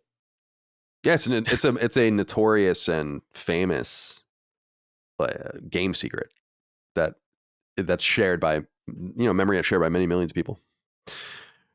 All right. Because it's not so. What's cool about it is that it's not something you have to see it. You have to do it. I mean, you were saying there was a way around it. I guess I didn't even know that. Actually, I don't remember that. I didn't know that until this most recent playthrough.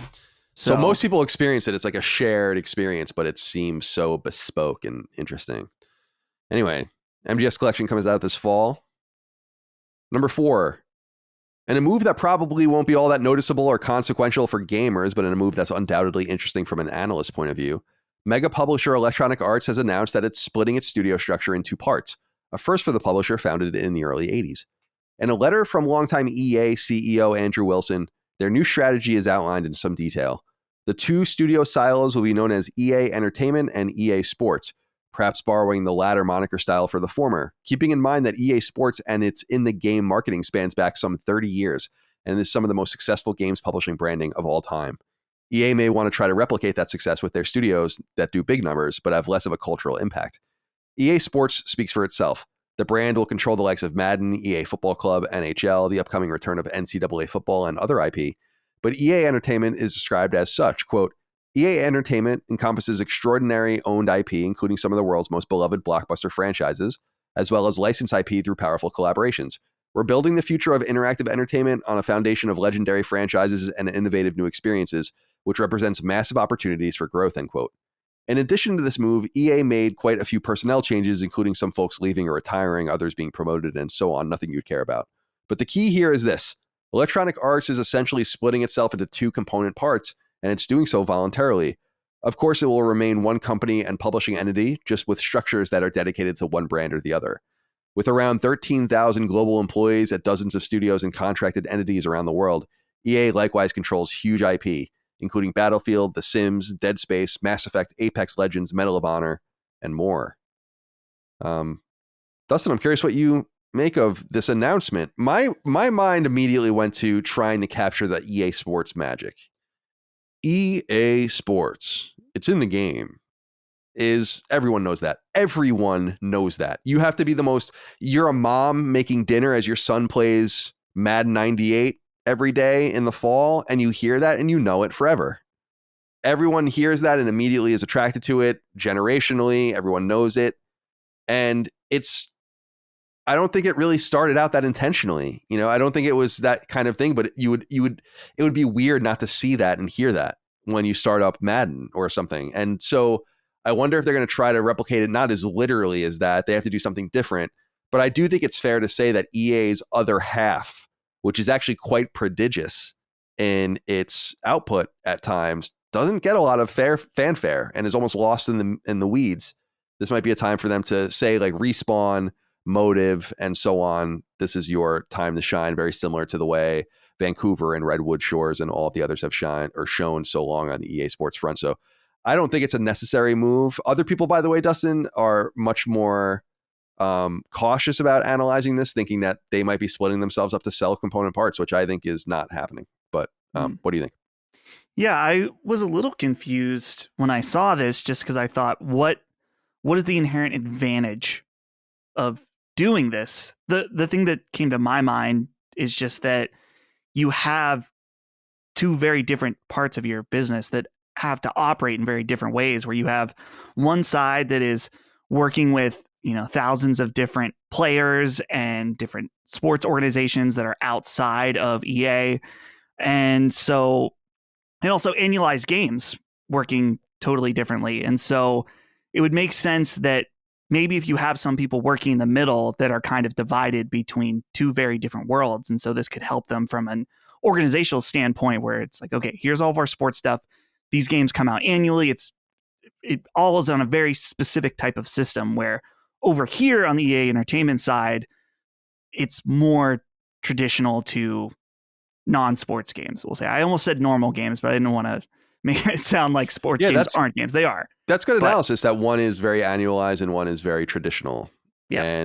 But I think that the advantage, that's a great point. I think the advantage therefore is obvious, that you just, instead of having they'll obviously have their group CEO and their publishing arm and all of that, but instead of having one content officer or one whatever, you have two. Instead of having one cache of executive producers, you have two, instead of doing all that. So I think it's spending more. I imagine EA is going to grow. This is the opposite of creating redundancies. This creates whole new organizational tethers that need to be created. So they're doubling down to make more money. And I think that's the entire idea. And that's what businesses do. So not a huge surprise. Chris, do you have anything you'd like to add? Yeah, I don't know. Maybe it's, I'm not necessarily a business minded person, but this makes sense to me. It just feels like streamlining and just sort of like making it less. I talk a lot about like how people sometimes will have like a lot of jobs, and if they have like they have like 4 jobs or something, they're probably like splitting their potential at each and every one of them because they can't be as good at all of them as they could be at one if they focus on it. And I feel like maybe you have people at EA who like maybe delegate certain things, or maybe have their hands in sports games that they really have no business being attached to, when they're like really more, hey, I joined EA, like, oh, I want to work here. It's like, okay, well, you're on FIFA or whatever. It's like, well, okay. I think it helps. I imagine this helps attract talent in some ways, because like people can more specifically seek out what they want to approach. And this seems like a really solid organization tactic. I don't know how that would it doesn't really affect us in any real way outside of like maybe like slightly different branding, but I have to imagine they wouldn't do something like this unless they felt like it would really help them organize. Because it would just, again, like you said, it would be more expensive. It's, I don't know. I feel like, this is not probably the wise move. This is not consolidative at all. This is this is a move that will create more expense. But their whole thing is like, we can extract more value by focusing more. And I think it's wise. I listened to this podcast. People probably listen to it because it's huge, that listen to the show, but it's called All In. I don't know if you guys listen to it or know what it is, but it's a podcast by these entrepreneurs. And David Sachs is one of the dudes, pretty well-known entrepreneur. But they were talking about how the stuff I don't really understand about financial firms, and how one of these major investment firms has recently spun off. It's like an international organization, but it's spun off its Indian business and on the Indian subcontinent, because that business was actually starting to compete with the interests of the greater business. Like, they had to make contradictory decisions as an organization to accommodate the needs of both of them, when really one doesn't even fit anymore and should be excised so that they can continue to have one collective strategy. And some people look at this move as, maybe some people do anyway, as EA Sports, especially EA Sports, spinning off into its own thing, like its own company of some kind that EA would obviously control, but that can do its own thing. This might be the first step to that. And I think, like I said, a lot of skeptical people think that this is EA readying itself to spin things off completely. But I don't think they want to do that. They are finding massive success in Star Wars, even in Battlefield, which is starting to turn around, Dead Space, all the rest. They're doing great. And their EA originals are doing really well. Like we said, Immortals of Aveum coming up soon. EA Sports dominates the sales charts, especially in the United States, but globally. Yeah, they did It Takes Two also, right, like a couple of years ago, the Game of the Year. Like, they're kind of an unrecognizable company compared to where they were in like the late aughts. Definitely. It's kind of crazy. It's almost, well, I wouldn't say it's similar to Capcom in the sense that it's not to the same degree, but I mean, EA is nowhere near. I don't know. I don't get like a bad feeling when I see EA anymore, really. Like, it's kind of gone. I always felt like EA was, during that consumerist era of worst company in the world or whatever, worst company in the US, I always felt like it was a little much. Because people would really focus in on certain things. And I'm like, it's really not, but it's very similar to Domino's. Like, the brilliant thing Domino's did was leaned into we suck and made it part of like the brand renaissance of being like, we're better now. Like, we're better. We know we're better. And I think EA did that without really saying it. And I think that there's not much EA's doing now that I would be highly skeptical of. So whatever works for them is cool. I think, again, this is, like we said, totally irrelevant to us, but an interesting note, because in future games, you're going to see EA Entertainment branding, which is a totally new thing. And I wonder what that's going to look like and how that's going to work. But I like anything that is not consolidative, and that they're investing more in their own company and not bringing in outside investors, or not trying to do, well, not that, they're public anyway, but not trying to do anything crazy, but instead just say we're not getting the requisite value out of what we can do, what we're able to do. And it's a risky thing to spend more money to get more money, man, but that's what you got to do. All right. Yeah. Finally, number 5, and this is a quick one. Speaking of Capcom, just wanted to give them a shout out. Famous Japanese publisher Capcom is celebrating its 40th anniversary, and in doing so, it released an interesting document celebrating game sales, particularly this. Since it started making and publishing video games in 1983, Capcom has sold 500 million copies of its titles, with 307 individual games released during that time. Resident Evil, known as Biohazard in Japan, is responsible for more than a quarter of that number alone, slotting in at 142 million units sold. Monster Hunter comes in at second at 92 million units sold, with Street Fighter coming in at third at 49 million units sold, a number bound to go up by millions, if the response to Street Fighter 6 is any indication. Other Capcom-owned IP includes Mega Man, Ace Attorney, Devil May Cry, Dead Rising, Onimusha, and others. And upcoming Capcom games include the bizarre dinosaur shooter Exoprimal, due out in July, and the mysterious sci-fi horror game Pragmata, which was supposed to have already come to PlayStation 5, which has been pushed out again, this time to at least 2024. So nothing really more to say there other than the shout out, happy birthday. Capcom, Yeah, I think it was yeah. June 11th was the birthday. They were technically founded in the late 70s as a corporation, but went into games all in 1983. So that's, very similar to Nintendo. Yes, Nintendo's an old company, but no one cares. Yeah. We just want to talk about video games. All right. Let's go into listener inquiries, my friends. 6 questions, comments, concerns, thoughts, and ideas to wrap this podcast up. These inquiries come from Patreon, patreon.com/laststandmedia. Your support over there is much needed and appreciated. Without you, we could not do this show. $1, $2, $5, $10, whatever you like a month. You get different perks for supporting us, including ad-free early access to every episode of the show and Sacred Symbols Plus and so on. Let's hear from the crowd. Yazid wrote in and said, hey guys, building on last week's conversation about digital games and game preservation, we should remind ourselves that we don't own our digital games and that companies can take them away from you at any time. Colin, I get that you don't want to inconvenience yourself by switching discs, and that's fine. But just to remind you, that EULA you signed says that if PlayStation thinks you broke their user agreement, they can ban you and you lose access to all your games, even the ones you bought. Your 100 plus trophies, your hundreds of purchased games, your PS Plus titles that you claim every month, the saves you back up every day, gone. Section 6.2.2, quote, if you give us false information, we may suspend the affected accounts. For example, we may suspend adult accounts if children are using them. When that happens, you lose access to PSN and some products, even for paid ones, end quote. This has happened many times before, even in misunderstandings. Just last week, Amazon shut down a guy's whole house because the delivery guy thought his doorbell said something racist. I just think we should be careful about what we preach here, regardless of how unlikely it is, how dystopian. And we should definitely be careful in supporting digital-only AAA games. The backlash would be huge if our digital media purchases are no longer available, but that backlash is useless if the company doesn't exist anymore and has no use of PR. Thanks. I know that we've talked about this topic extensively, but I wanted to kind of focus, let's delve even deeper into it with Yazid, who wrote in. There's no doubt that the owning of a physical object is different than the owning of a digital object, that the user agreement shows in lots of different things, even if you buy things on like iTunes and stuff like that, that you own some licensed version of it. You don't necessarily have access. You need to be able to check in with your internet connection and all of that. That's why a lot of people like using these random PC and MP3 stores that actually give you free and clear access to these things that you can back up without having to fuck around. And I think Amazon's actually been pretty good about that with their music store as well. Like you can buy things on their music store without having to worry about that as well. But so-called like DRM and all this. But I believe that there are certain things that are true. I believe that Sony will never go out of business, at least in a normal economic situation that doesn't subsume most of the economy, in which point PlayStation is the least of everyone's concerns at that point. In other words, I think Sony is a reliably permanent company.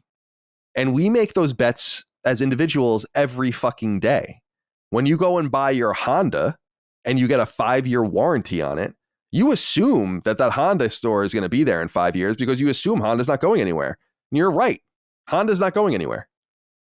If these certain companies fell and toppled over, it would be indicative of a much more serious situation, and one that I don't even ponder, and who would give a shit at that point, really? I mean, that's kind of where my mind goes in this radical way. When people say about, well, you're not necessarily going to have access, and what happens if Sony isn't around? It's like, dude, what? I mean, I just don't believe that that's going to happen. The second thing is that all of these companies can very easily brick your machines if they really wanted to, the second you connected them to the internet. Like, they can make it so that they can give you updates and do all sorts of things and force you to wipe. They could also start releasing discs, do the opposite of what they did in the UMD era, when they can just preclude you from using patches, or having your console patch a certain way, or you wouldn't even be able to play those games. I understand what people are saying, and we're not going to have to get into the argument of whys and why nots. But I guess what I'm saying is that I understand that my position comes from a place of not owning it and not knowing the permanence fully, but trusting that the situation is going to work out, understanding that I don't want all of this shit in my real life cluttering up my life over and over and over again as I buy more and more and more of this stuff for games I'm never going to go back and play anyway. I know that that's a bet. I'm willing to make it.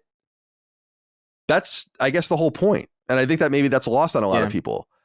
You bring up this section 6.2.2, Yazid, but I'm not doing anything on PSN that should get me banned. I don't do anything wrong on there at all. Why would I be worried about that? It's not a Patriot Act type argument to say, like, I'm not doing anything, And on the other hand, saying there needs to be great customer service that makes sure that things like that don't happen, or if they do, that they're reversed and people have recourse. That's just natural. But I don't know, man. I think I want to just bring this up to Dustin. I'll go to you first, because I think people don't understand that I know that there's a bunch of deficits to the argument, but that's true with anything. The deficit to having a physical video game is that you have to use a physical video game. You have to put it in your machine. Your machine has to run it. This obsession with physical games makes all of our machines more expensive, by the way. And we all have to deal with it. You could have bought a cheaper one. That's true, but you're allowing Sony to utilize their leverage by underproducing those discless versions, which you're now going to do by selling the disc version separate. When really it's very similar to the argument that people made about the PS3 back in the day when it launched, about getting the different tiers, but you couldn't find them because they weren't making them. I think that people think that there's no downside to physical game. I'm like, yeah, there is. Most of us don't use them anymore. We are all now dealing with a minority of people that are keeping us all in this disc situation and making that the reality. So I don't know. What I really wanted to say here, Dustin, and passing it over to you, is that I understand that there are knocks against the argument. There are risks I'm willing to take because I believe the status quo will exist for decades to come, potentially centuries to come, long after we're gone. I really do believe that. That's the nature of the modern corporation. Why would we think that Sony would go away? Has Ford gone away? Colin, I think you're IBM? Totally missing Yazid's Yazid's argument here is not about Sony not existing forever. It's about if they think you broke their rules, that they can take everything away from you. I understand that, but he says at the end that backlash is useless if the company doesn't exist anymore and has no use of PR. Right, but that's not his overall argument, and you're focusing in on that. Yeah, that's fair. But to the section 6.2.2 part that we brought up earlier that you're referencing, yeah. What I'm saying is that people shouldn't be banned for no reason or removed. There's got to be recourse. But dude, listen, I've worked in PlayStation ecosystem long enough to I get Podcast Beyond especially used to get messages all the time from people. I got banned. I did this and that. And then you look in and 9 out of 10 times it's like, what did you did something wrong? Like, you did. I'm not saying that accidents don't happen. Your kid doesn't get a hold of something, but there's got to be recourse for that. I agree with that. That's got to be tip top and totally taken care of. But I argue that the perpetuity of PlayStation and PlayStation Network began with the PS4 and will for decades still be reachable. I believe that. I think that's the baseline. Yeah, go ahead. Yeah. Go ahead, Chris. Well, I was going to say, like, for me, it really is a matter of just convenience. Like the consistent and ever-present convenience that digital games bring me greatly offsets the consistent inconvenience of a physical library. That's how I think about it, where it's like, I don't want to think about, where I'm going to put this thing when I'm done. I don't want to think about like where I'm going to store all this. If I have to move, I have to pack all this shit up. The potential of me like losing access to everything is there, I guess. But I'm also like, and maybe this is like a form of privilege where it's like, all right, well, just get it again, I guess. Like I don't, I'm not that attached to really anything in that way. And just the idea of like not having to get up and like switch discs constantly and like move boxes and keep boxes in pristine. By the way, I've had physical games that I've used and then like the machine. I remember my 360 scratched the shit out of my Dead Space disc because I like moved it slightly and then it just like it like carved like a whole disc to, like get that ring in it. Yeah. And I was like, you got to be fucking kidding me. And now my $60 disc is ruined. And it's fucked. And I don't have to worry about that at all with the digital game at all. And so like there's a lot of conveniences, there's a lot of inconveniences. I get it. Like it's really all a matter of like the bets that you're willing to take. I'm willing to bet that like I'm probably not going to get banned from like using all my stuff because the likelihood of that is incredibly low. And I'm okay with that risk because the convenience that affords me is better than the potential of having a disc that's scratched that I can't use or having to worry about where I'm going to put things or having a lot of clutter or XYZ and all those factors. And I think they're both valid things to, it's valid to have a preference or a focus on something that has a little bit more meaning to you. If you get value from, having those cases there, that's great. I like looking at my cases. Like when I'm at home and I see all the games that I used to own or that I own physically that I don't buy physical games anymore. It's nice to see them, but it doesn't give me anything other than like a faint hit of like, oh, that's nice. As opposed to the consistent convenience of like not having to worry. So I wanted to just be clear that I'm not particularly trying to argue from the perspective of having defenses for everything. There's obviously holes and breaches in the argument. I just wanted to say and reiterate that with those in mind and understanding that I thought that was understood on the other side, that, that's part of making an argument. Nothing is totally sealed up. I guess I could get banned on the PSN. I don't know why that would happen. That's, I guess, my argument is like, why would they do that? Like, I'm just kind of betting that all things being equal, why would they ban me? I don't do anything wrong. And why would Sony disappear when they're this heavily capitalized company? And why would and Chris, you make a good point. You have to keep these discs. You have to care for them. They're as good as the physical media, which I think a lot of people were finding with old CDs is not without its own decaying problems. Isn't there something called disc rot or something like that? I've found that it's extremely uncommon. You see a post about it every once in a while, but it's not, at least right now, I'm not saying it will never be a problem, but right now it's not something I'm concerned with. Yeah, I think wouldn't it be about as uncommon as like somebody getting banned for not doing anything? So I have a lot of thoughts. I haven't really spoken up on my side of this at all. No, go ahead. Yet. Good. So here's the thing. First of all, Colin, you said about anyone who's arguing that there are no flaws to physical is an idiot. That I would never make that argument personally, that there are no disadvantages to physical media. I'm dealing with that technically. I mean, we're recording the show right now, but I'm at a disadvantage. I wasn't able to download Final Fantasy 16 last night and play it immediately. I'm waiting for FedEx to deliver it. That's a disadvantage. If it gets scratched up or broken, that's a disadvantage. There are clearly many of those. And so I think it's worth me reiterating right now is that the point for me is always the advocating for consumer choice in what is most advantageous for them. I let my friends borrow games. You guys don't do that. So that doesn't work for you guys. I borrow games from my friends. That's another thing you guys don't do that's good for me. Sometimes I sell games that I don't want anymore. Also something that you guys wouldn't do, but I do. So there's already 3 huge reasons for just in my specific use case on why physical, it's worth it to me. I'm also a collector, so I enjoy that. So the point always for me is that having those options is important. Now, when it comes to this idea of Let's go. So the argument last week, or the discussion, whatever, argument makes it sound too negative. The discussion was about that Soul Calibur game getting removed. And I said, thank goodness it's not a digital only release, right? Because the idea is that in an all digital future where physical games don't exist and a game like that gets delisted, then yeah, the people that already bought it get it. But let's say you're 5 years later, you realize you're a big Soul Calibur fan and you want to check out all the games. You can't. There are no options for you. There's no physical option. And I get that that's probably a niche reason, but it's a reason that I'm willing to advocate for, and why I'm always willing to advocate that there should be options for people in the market to decide what works best for you.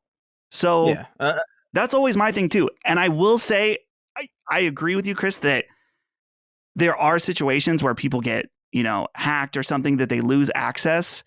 But that is something that I think about, that it's like, I've seen stories of people, not just even on PlayStation, but on Switch too, where it's like something happens and they get banned. And I get it that a lot of times these decisions are able to be worked out and reversed. Sometimes they're not. Sometimes customer service sucks, and there are people that have lost everything. And I understand that's a risk some people are willing to take for the convenience. That's cool. But we can't act like it doesn't exist at all.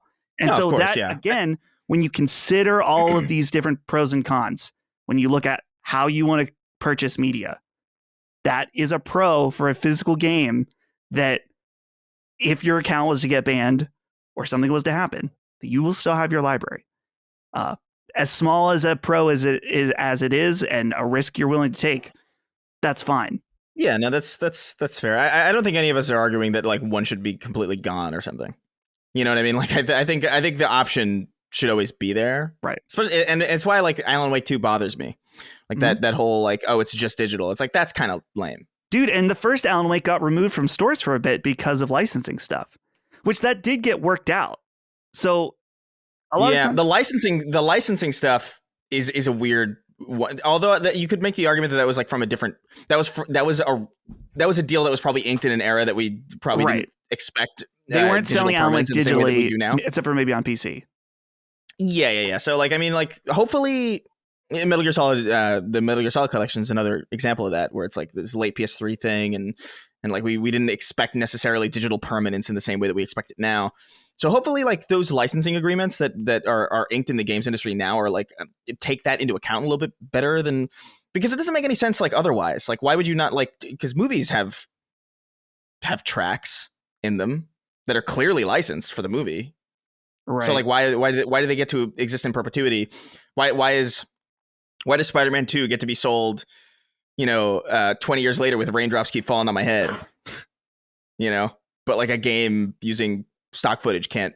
Like, it's weird. I imagine a lot of those licensing issues have been rectified since then, but yeah, I think we should definitely have the option. Like it's lame to have a big game, especially like Alan Wake 2, which is, presumably, I mean, that's a Remedy game. That's like no small. Yeah, that's not like I made a game with zombies in it. Mm-hmm. Well, I'm just confused why they don't want to publish the game physically, simply because I know how much it costs to physically publish games for us at the very small amount that we would publish games. And I can only imagine, if you're going to assume you're going to sell, I don't know, tens of thousands of physical copies of Alan Wake 2, that's easy money, dude. I don't that's what I'm confused about. That's money. There's no question. I know firsthand, like, how much it costs. It's money. So there's some reason where they're like, it's just not worth our time or effort, or it's not enough money, or we just don't give a shit. And I also think it's a really important thing, and people need to understand this, that, and again, I don't think this is relevant to the normal consumer, but digital games mean there are just necessarily fewer people to split the money with. Like, it's more money to developers and more money to publishers. And that's what I would prefer, as opposed to the middlemen, of which there are many, because you have the people at the factory and the manufacturers, the raw goods, the trucking, fucking GameStop and all the rest. But the publisher and the developer are still getting paid. But in the digital ecosystem, it's just the publisher and the developer and the platform holder, if they're separate from the publisher. So I think that there's something positive there, but I didn't mean to make you have to defend yourself again, Dustin. I was literally bringing up from a point of, being strawmanned, I think, that I wanted to better defend my own position to say, like, I know that there are certain things that can happen. Like, I get it, Sure. but that it seems to be worth it. And I think one thing Chris already hit on the convenience factor, the kind of the immediacy factor, always fixed, always going to work factor in the best possible case. Right. But I think that there are other things too. I think one thing that I've thought about recently that people don't take into account, because a lot of people say like games are cheaper physically, right? Like they drop quicker in price. You can get them cheaper. But I'm like, that's only true with, I think, some immediacy and to a point. But I think what reminded me recently in just the PSN sale that's going on right now is that these are prices for games that retail stores will never touch, could never do. Like there's just no way you can make money doing it. Where there's like a level lower that if you're patient enough, you hit it right with digital games, that pocket's actually pretty big. I saw games like AAA games, like $60 games for like $3. Like that's never going to happen at GameStop. Never. That's never going to happen at Walmart. So I'm like, if you're patient and you're selective, games are actually always going to be cheaper digitally.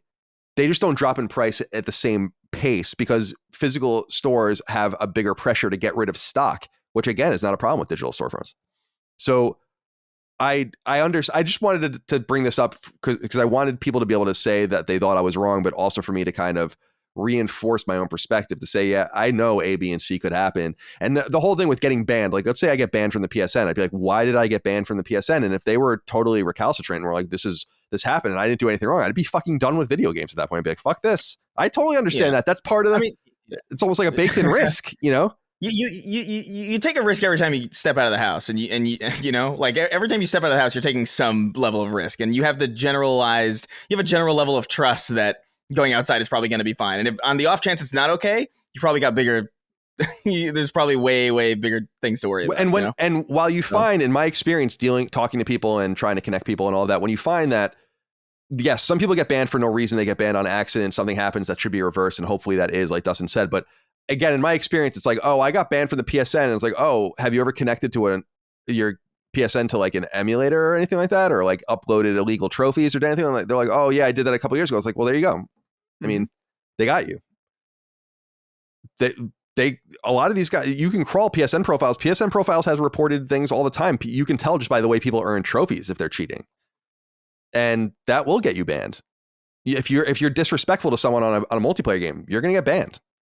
You know, if you can, but the other thing that's important to remember, and again, this is kind of the argument that where you have to look at both sides is they don't want to just ban you. In fact, all things being equal, they want to give you as much leeway and rope as humanly possible until they absolutely have to ban you because they want your money. They don't want to ban you. And the more prodigious of a user you are, or the more money they can extract from you, the more likely it is that they're going to want to give you more and more and more and more rope. So I think that some people have to look at, it's not like Twitter or Facebook where you can have like rogue moderators that don't care. Like, and I'm not saying that doesn't happen at PSN or Microsoft or whatever, but these are customers. Like you don't want to push them away. You want to accommodate them to the best of your possible ability. So I don't play games online. I don't talk to anyone online. I don't message anyone online. I don't do any of those kinds of things. So, and I don't use emulators. I don't do anything illegal. So I just assume I'm going to be good. And that's what I wanted to say is that I just wanted to reinforce that. Just so people knew that I guess I didn't make a good enough point of saying, yes, all these things could go wrong. Yes. True enough. Yeah. True enough. But yeah, I wanted to make that point about price because I don't think that's often discussed. And that was really underlined and reinforced. We're getting Steam-like sales on PSN the last couple of years. And I'm like, holy shit, that's all? You know, that's crazy. Like it's hard for me not to buy these things, even though I don't go back into my back catalog and play almost anything anyway. So yeah, I remember when I remember first seeing a Steam sale, and I couldn't believe what I was fucking seeing. It was like $5 for every single Tomb Raider game. Yeah, it's crazy. As like a bundle, and I was like, okay. That's why game sales numbers are not always useful outside of the launch window. Because when they say, "Oh, Marvel Spider-Man's at 40 million units sold," or whatever, it's like, yeah, but how? Like how many people pay? What did you make? Even something like Fallen Order, which was on the chart for a long time. Like you have to wonder like how many. Like I don't know how on sale that game got, but like I have to imagine pretty low because it was like constantly just surfacing. What was the lowest price you ever saw Fallen Order at? I don't know. Off the top of your head, probably $10, something like that. Yeah, that would make sense. $9.99. Yeah, I'm sure during sales, maybe even more affordable than that. If you have I think some sales go even deeper on PS Plus if you have the EA subscription as well. Yeah. So who the hell knows? Same thing with the Xbox, I think. All right. EA Play. Yeah, EA Play. That's what it is. All right. Damien Phoenix wrote in and has an interesting inquiry here. He says, "Hey, Sacred guys, have you guys ever struggled with playing a game because of your morality or religion? I know my current spiritual journey has changed how I view certain games or entertainment. I hope you are all well and thank you for everything that you do." This is a very interesting question. Thank you, Damien. Dustin, let's go to you first. You're a religious person. Yeah. I think we're all moral people. I consider myself a deeply moral person, so I think we all share that. But you're religious. I'm not. I think I'm more spiritual than religious. But have you ever been stopped or given pause in playing anything? Well, I wonder if you've been challenged in that way, because I've been challenged more in ways of like gratuity and subject matter than the spiritual and ethereal. I don't really give any credence to that as far as what I enjoy. Right. Well, it's one of those things. You could say this is a spiritual religious aspect, but I kind of don't view it that way. And that, like, growing up, I was not playing Grand Theft Auto at all. Like, that was a pretty hard and fast rule in the Furman house. And it was like, yeah, I guess you could say it was due to, you know, like I said, spiritual religious reasons, but it was mainly just like a content thing that I don't think that faith had anything to do with it. It was just like, yeah, we don't want our kid playing a game where he's going up and beating up hookers. Like, so, and it is my whole family has definitely softened in a lot of ways and way less strict and stuff like that. And for me, I feel the same way actually with my kids, in that I know that there were kids that were pretty young around my age playing Grand Theft Auto. And while I'm not going to be insane about dictating what they can and can't play, I'm definitely in favor of like certain things that it's just not good necessarily for a kid yet. So I was trying to think though from a more recent example, because there was the whole thing where we were talking about how initially with Disco Elysium, right? And I guess that's a morality thing where we were like, man, the developers have Stalin on their wall. Is there a moral reason why we shouldn't support this game because of the people who made its viewpoint? And, you know, I think we've kind of adapted and changed how we feel about that, at least in some sense. But to me, that's going to be more of the angle. It's like, okay, if I buy this, am I supporting something that I don't like? And this goes into the conversation that comes up on every Sacred Symbols about morality and spending money and how no one can live a true moral life in their spending. So it's one of those things where you kind of have to go by your own conscience, which I can't think of anything in recent memory that overall I haven't felt like, I cannot play that. I should not play that. For me, it's pretty easy to separate things as entertainment. What about you, Chris? Have you ever experienced a religious or moral problem in a spiritual journey of your own in playing these games? Not in the way that the question is presented. I don't think I've ever. We grew up Catholic, but it was very New York, like Yonkers. Like it's not you're not in like Mississippi. Our church was very much, the church that we went to was very much like it was like the sanitized version of, like, it was literally just like, hey, be nice to each other, please. Like, you didn't have any like, I don't know, freaks screaming about fire and brimstone kind of thing. Yeah, it was no fire and brimstone. It was very nice in comparison. But like even back then, like I grew up Catholic, but I didn't really, something always felt off about it. Like it didn't feel reasonable to me. And I remember playing Halo 2 was like a religious journey for me, because that game is all about like an alien losing his religion. And I remember playing, I was like, this is weirdly resonant with me. But have I not played a game for a religious reason? No. I've never been compelled or repelled away from something for that reason. I think much like Dustin, my parents wouldn't let me play certain games like Grand Theft Auto I couldn't play. But that was, again, it's just like, oh, you're killing cops in this? Yeah, probably. It's so funny because my parents never monitored what I played. There was just no interest for some reason. I think, and it's funny, they were very political people, so they were aware of the ESRB and what was going on with that, I'm sure, just listening to the news and watching the news and all that, but they just weren't really that concerned. I think. Yeah, I feel like, but you, I don't when when were you in high school? 98 to 2002. 98 to 2002. Okay, yeah. That's when, and the ESRB was like mid 90s or Early 90s? 90s. Yeah. I don't know, that it was still like a new conversation. Like by the time like I was in school, it was like more of a, I think it was more mainstream of a fear factor. Like you had to be really paying attention to know like what the ESRB was in like the late 90s versus like the mid to early 2000s when I was a kid. I don't think my parents knew what the ESRB was. They just heard like on the news, especially after Columbine, that like, oh, you know, fucking Doom did this, or like, you know, Grand Theft Auto is this. And I remember, I will never forget because it's one of my first YouTube videos that I did in about politics. It was 2008. I was like in high school and I was talking about this Glenn Beck thing where he was on CNN. And he was talking about how Grand Theft Auto teaches your sons to treat women like whores and stuff. And like that was like kind of everywhere during that time. That was the Jack Thompson time, you know, like it was a very weird place. And so they were a little bit strict. My dad cared a little bit less. Although like once I was 17, they didn't give a shit. They were just like, yeah. Oh, you bought Grand Theft Auto 4? Okay, cool.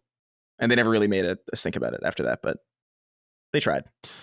Yeah, it's funny to think. I wonder what my parents thought or why they were so detached. I think part of it is their own ignorance of what games were, and they just didn't understand what they were seeing. And I think another is that I really wasn't playing very many inappropriate games at all, or like violent games at all. So I think that they Final Fantasy and NHL. Yeah, exactly. Like I don't think like what they saw of it didn't seem, I don't think, ostentatious in any way or violent in any way, or and they were probably not even rated M, a lot of those games, if they were even looking at that stuff, and I just wasn't paying attention. I think I do remember like certain shooters being the first, GTA of course being a notable M rated game, and I've said many times I had to pay someone in the mall to buy it for me because I didn't I was 16 years old, so I was just like just below the age to be able to buy it. And I remember it being a big deal at that time. But I think a part of it is, also my dad just coming into my room to see what I was doing, and I'm playing some game. He's probably thinking like, what is this fucking shiny shit? Walking out of it. So I think I was safe from that as well. But I think actually my dad was just here with his wife just this past weekend, and I was hanging out with them, and she had said something where she was unaware that video games even had stories, you know, because we don't talk about our stuff at all. And I'm like, yeah, I mean, it makes sense if you think about video games as games, like what's the story of Monopoly? I'm like, I've written stories in video games, but nonetheless. Yeah. CT Fire wrote in, said, hey, CDC, what makes turn-based RPGs enjoyable? I've never played a turn-based game until recently. I didn't think they looked that fun to me. However, I decided to give Persona 5 a try because it came with the PS4 collection when I got my PS5 and PS Plus, and it is considered one of the best turn-based RPGs. I played about 6 hours of it, and the animated cutscenes are beautiful, the story is interesting, and the combat, the little that the game has allowed me to play so far, is intriguing. That being said, the dialogue makes the game feel excruciatingly slow, the school life and social connections annoyed me, and quite frankly, I just didn't have fun while playing it, and I couldn't help but think that I'd rather watch the anime. I later read that a lot of people consciously think of themselves as the main character in RPGs. This is foreign to me, as I've never consciously thought of myself as the main character or creating my own story in over 25 years that I've been gaming, including action-adventure RPGs with user-named and unvoiced characters. Am I weird? Do you all consciously view yourself as the main character in RPGs? Do you think that would increase my enjoyment of turn-based RPGs? Sorry for the lengthy post, and thanks for putting out so much great content every week. Dustin, I thought this would be an interesting one for you, although we can all There's multiple questions going on here that are very different. Yeah, I agree. So let's take the first one, which is, what makes turn-based gaming fun, or why do we enjoy it? And I personally enjoy it just because I feel like I have control. I feel like it's timed. I feel like it's, like I've said before, presumptive of what's actually happening. It's a representation of it. And I think we all understand that. But I never put myself in the role of a main character or anything like that. I always play as the other character. I hate when games put you into the game. It's never what I've wanted. So I don't see those two things as necessarily connected. And I don't know that your connection of the enjoyment of turn-based games would be connected to that either. That doesn't really make a whole lot of sense. But I wanted to know what you thought of these questions, Dustin. Yeah, I feel like that's with the RPG turn-based aspect is that it's a different type of stimulation or fun, whatever. There's active fun where you're, for example, Final Fantasy 16, that you're actively playing and interacting, very swift and on the fly type gameplay. Whereas in a turn-based, the fun is the strategy of figuring out what your next move is, figuring out strengths and weaknesses, how you're going to use your different party members, how should you account for the next attack and planning for that. It's a different type of fun, right? And not everyone's going to be into that, the more strategic aspect, and it's not better or worse or whatever. It's just different. Some people enjoy both. For me, I people that are upset about Final Fantasy 16 not being turn-based, I get it, but I also, as a fan of both action RPGs and turn-based, doesn't matter to me. It's going to be fun either way. But so if you don't like that type of game, don't force yourself. You've given it a shot. As far as this main character question, in a way, isn't it everybody kind of views themselves as the main character of any game to a slight degree, where you're thinking about their decisions and contrasting and using your own perspective as you consume it, right? Like, if you're in control of the character, then you're making the decisions. Even, I understand not all games are going to be story-based decisions, but you're still putting yourself in the role, whether it's gameplay or from a story perspective. Whether that would change your view of a game and make you enjoy it more, it sounds like your problem is you just don't like turn-based games. It does nothing to do with putting yourself in the main character's shoes or not. I don't know. When I play a game like Persona 5, it's when I'm making the decision of the character, it's what I would do. So I guess, yes, I am seeing myself as that character, but it's not like you're role playing. I guess that goes back to it being an RPG. You're playing the role. If I was this Japanese student in Tokyo, how would I do things? And so, yeah, there is some element of that. But again, I think the main problem is that you just don't like turn-based games. Do you have anything you'd like to add, Chris? Yeah, I mean, if you didn't have fun playing it, then that says all you really need to know about it. Like, maybe there's a possibility that maybe if you came back to it in like a number of years, it'd probably click a different way. I urge people to do that. Like, if they're not feeling a game, or specifically if it's, if you're not feeling, Ride to Hell Retribution, put it down. But like, if there's like a really great game, like the seminal game that you're just not feeling, put it down and come back to it way, way later. Because I do find that my perspective on those things changes over time. Like, I could not really, like the original Metal Gear Solid 2, like I wasn't super into when it first came out, or when I first started playing it, because I just didn't get it. And then like I played it again in, I think, college actually. And I got super into it then. And it really is just like a frame of mind thing. And the same thing with turn-based stuff. Like, I grew up not really liking turn-based stuff, and I still arguably kind of don't to the degree that everybody else does, I think. But, I remember Child of Light really changed my opinion on that, because like Child of Light, there was something special about it. I wish I could remember it a little bit more vivid. I would love to play that again. But it's on Vita. Child of Light, yeah, maybe I'll give it a download on Vita, because it's the only thing I have right now, except for my Steam Deck. But I think, turn-based it's just not for everybody. I've come into my own with tactics. Tactics is like my personal turn-based. That's where I think I enjoy it the most, because it's, with a lot of turn-based games that aren't tactics games, it's a lot of like half steps in between, where it's like, you have direct control over your character until you don't. And that to me is always, it's the incongruity of that always kind of got in the way. Whereas like tactics is like, you're interacting with this game in the same way the whole time. It is completely consistent, in the same way that a shooter is consistent. You're constantly moving from hallway to hallway, open space to open space, shooting a gun, meleeing, and that is the game. Whereas like turn-based, I find you walking around in real time, and you interact with people real time, and then combat happens, and then it's like a weird kind of menu system.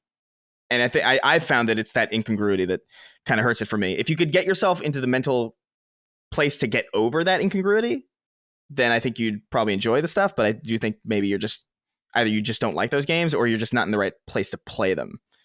And so, yeah, I don't know. Give it some time. I always recommend people just come back to games that they think they should like, and give them another try. Because there's a lot of really cool. There's so many cool things out there that I wouldn't have played if not for the fact that I went back and visited them. Eddie Trujillo wrote in, said, "Dear Sacred Crew, I hope this message finds you all in high spirits. As a dedicated listener who has been with you since the beginning, I find myself compelled to reach out for the first time. I'm genuinely intrigued to hear your perspective on a rather peculiar topic, online voice chat and the curious case of social anxiety. Now, let me set the stage. Imagine a gamer eager to overcome the nerves that arise when conversing with fellow virtual adventurers. For years, I've yearned to transcend the trepidation that accompanies online voice chat, and yet there's an elusive force preventing me and me from mustering the courage. Strangely enough, I have no qualms about socializing in person and engaging in everyday encounters. However, the moment I attempt to communicate online, an unexplainable unease settles in, leaving me with clammy hands and a churning stomach. In my earnest quest for progress, I even made it a New Year's resolution to utilize my gaming headset for more than just exceptional audio qualities. Yet, my previous endeavor to venture into some voice chat fun was met with swift admonition, as I was promptly told to fuck off and cease my perceived hogging of the Warthog's Gauss cannon on Halo 3. I just want to make a few friends online, as I don't have other friends that enjoy gaming as much as I do, but perhaps I'm just too sensitive for the gaming community. With that said, I find myself wondering if any of you fine individuals have encountered similar anxieties in the realm of online voice chat. Have you esteemed members of the Sacred Crew experienced the elusive sensation that gnaws at one's confidence in this digital soundscape? It's funny because, thank you, Eddie, for writing in. I find a similar thing where I have that same anxiety. I have no problem talking to people in person or at the stores and friends and family. Yeah, me too. It's like totally fine. I just don't want to talk to you online. I don't want to talk to you on the phone. I don't know what that is. And so I've gone it's much easier on the PS5. On PS3, it was much more game by game and you had to kind of go and shut it off. But the PS5 does a really good job, and the PS4 did as well, to just say, like, I don't want to deal with this shit at all. Just shut off all of the functionality of your mic and so on and so forth. And certainly in games, you can just go and set that to always be offline. So I just go out of my way to avoid that, because I totally understand what you're saying. You're kind of putting into words what I felt, although I don't think I've ever had a singular bad experience that I could really remember either. That would scar me probably even further. But Chris, you play online a lot. What's your experience with this? This is a very Xbox 360 era thing as well. I don't know that people are people really talking to each other very much these days? No, not that. I mean, you still find people speaking, obviously. Like it's not uncommon, but it's not as common as it used to be, like by a long shot. It's definitely a lot of people in.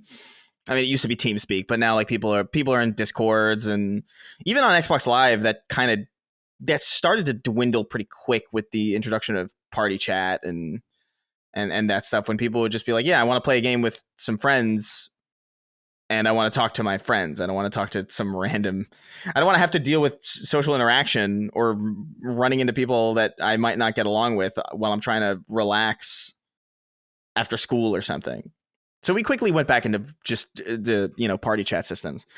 But I mean, I don't know. I think if your goal is to make friends online, I don't think the way to go about that is specifically just going through voice chat. I think the best way to do that is to find communities online, LFGs even. I actually found that, strangely enough, Destiny 2's community is really awesome. Like they're really like, there's a lot of people who are just like, they run lesson plans for like raids and stuff. They're just like exclusively like, hey, come in. If you've never done this, I'm going to teach you how to do it. Because there's like this sense of obligation to the rest of the community to have more people aware of the systems and how to do them. So that way more people can contribute and more people can do shit. And it's really, really cool.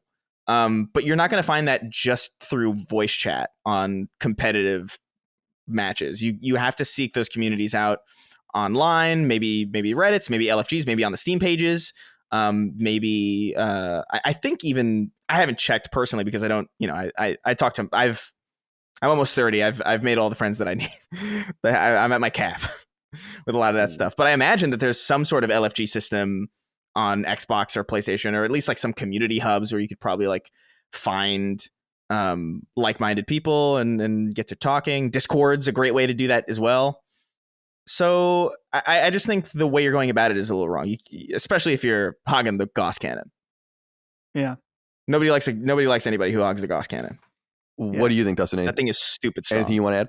Yeah, Chris is absolutely right. Is that if you're trying to make friends online, you got to go somewhere where there's other people that have the intention of finding friends and not saying racial slurs and screaming at people, which is what you're going to find normally in those types of lobbies. Even, on Last Stand Discord, we have a channel, the LFG channel, which I'm looking now. There's tons of activity of people getting together and grouping up. So that might be a good place to start. But Chris is right. I remember in Destiny 1 using different LFG tools in order to find raid groups. And it was about that, the intention is that the other people on there were also looking for people to play with that wanted to complete a shared objective. And so it was usually, not always, but usually a pretty good experience. Every once in a while you would deal with someone who's an idiot or whatever. I remember one time getting 3 hours deep into a raid and two of the guys were together and they were just drinking heavily. So by the time we got to almost to the end boss, they were wasted. Oh my God. They were totally wasted. And then you heard like they were so wasted. And then you heard like a little kid voice like daddy. And we're like, no. So, and then we had to drop out of that raid. So it's not all perfect, but you're not, I think the days of finding friends in a public match are over. That happened to me though. There's people that I met and hung out with online, like, and consistently played with from meeting them in Halo 2 lobbies. But those days are over. Yeah, I think you could still do it, but it's like it's increasingly rare. You can't actively seek that out. You might stumble upon that accidentally, but you can't actively. Like I'm still friends with somebody that I met on Halo 2 in 2005. And I just saw him in person like a couple months ago for the first time, which is crazy. But you can't force that kind of thing. But yeah, like LFGs are great. The sexual tension must have been fucking through the roof for you too. It was so funny. Yeah. It was so fucking funny. It's like you're so tall, and it's like you're so small. It's so damn. He's so out of his element. It's awesome. Fucking British people. I'll tell you what, man. There's not enough time in the world for me to talk about British people right now. Tell you what, mate. At least my school isn't a shooting gallery, mate. That's so fucking dark and real. Merchant wrote in, I want to go into this for a reason, because we've talked about this a lot recently. Greetings from Scotland, sacred Gadgies. I feel like I might have said something racist. I don't know. Hope you are all well. Has there ever been a worse time for fanboyism than the present? The scourge of gaming culture has been rife the last few years. I can't read today. The last few weeks on Twitter, at least on my feed. I have a headache. As a 42-year-old who has owned almost every console, I feel it has never been as bad. Am I wrong? Even in the days of Mega Drive and SNES, my friend, and I could tell he wrote SNES like with the capital S and a lowercase n, and I know he was saying in his European mind SNES, which I fucking hate. My friend group were always swapping consoles and games, etc. Don't ever recall hate for the other consoles we have now. Keep up the good work. You and the rest of the crew are a shining light in the industry. Thank you, Merchant. I wanted to bring this up for a specific reason. To get a little input from you guys and from the audience, perhaps. I am becoming increasingly fascinated by fanboys. And I know I'm called a fanboy and we're called fanboys, whatever. We all know what I'm talking about. I'm not a fanboy. You have to be fucking crazy to think that if you listen to this show. You know who I'm talking about. The people on social media, the people that make YouTube videos and sizzle reels and do all the work of PR and all that kind of stuff. I'm becoming increasingly fascinated by them. And I want to talk to them, but I don't really know exactly how to approach it or who I should approach or how we can cover it. Because I can't, it reminds me a lot of people that do political operations on like political ops on social media. Like the people, like Defiant Dad Brooklyn or whatever, that guy on Twitter, and that dude, JoJo and Jers and all these different characters on Twitter. They're like all Democratic operatives that are invited to the White House and obviously given their marching orders and all the rest and are very partisan. And then there are people that are just doing it for free. And there's lots and lots of those people. I believe that the fanboys you see on like Twitter, for instance, are doing it for free. I don't think they're being paid or anything like that. That's what makes them so interesting. And that's what makes them so fascinating. And Jaffe and I talked about on Sacred Symbols Plus a couple of weeks ago where did this come from? We were trying to square it with sports and religion and all these other things. But I want to get into this because I think that these people are at the center of the toxicity, and I don't really understand what drives it or what the motivation is, other than some Twitter likes, I guess. I don't there's no money in it. I mean, we saw, what was that guy on Twitter that left recently because he couldn't monetize his presence there? Drill? No, not Drill. Oh. He was nominated. Oh my God. Nebellion. Yeah. Like he was, I mean, he couldn't monetize. He didn't do anything that was worth monetizing, but he was 25,000 times more monetizable than these guys. These guys are so far away from making money or really having a true impact that I can't help but be curious about them. And I want to give them a place to speak and like talk about who they are, where they come from, why they do what they do. And it's like the most hyper partisan political stuff you've ever seen. And I disagree that it wasn't like this in any way when I was a kid. People hated Nintendo and people hated Sega back in the day and PlayStation and all these different things. And that was very common, but it wasn't vitriolic. And maybe it was because we never really had a way to be vitriolic. Although I think with the rise of the internet, that became more common as well. But it's definitely worse than it ever been. And so I was curious, what do you guys think? Is this some a avenue worth exploring in some way? I'm very curious about it. I mean, I would say so. I mean, it's, I don't know if the thesis of this is confusing because I don't know if I agree that it's gotten worse. I just think the method by which we interact with it has changed.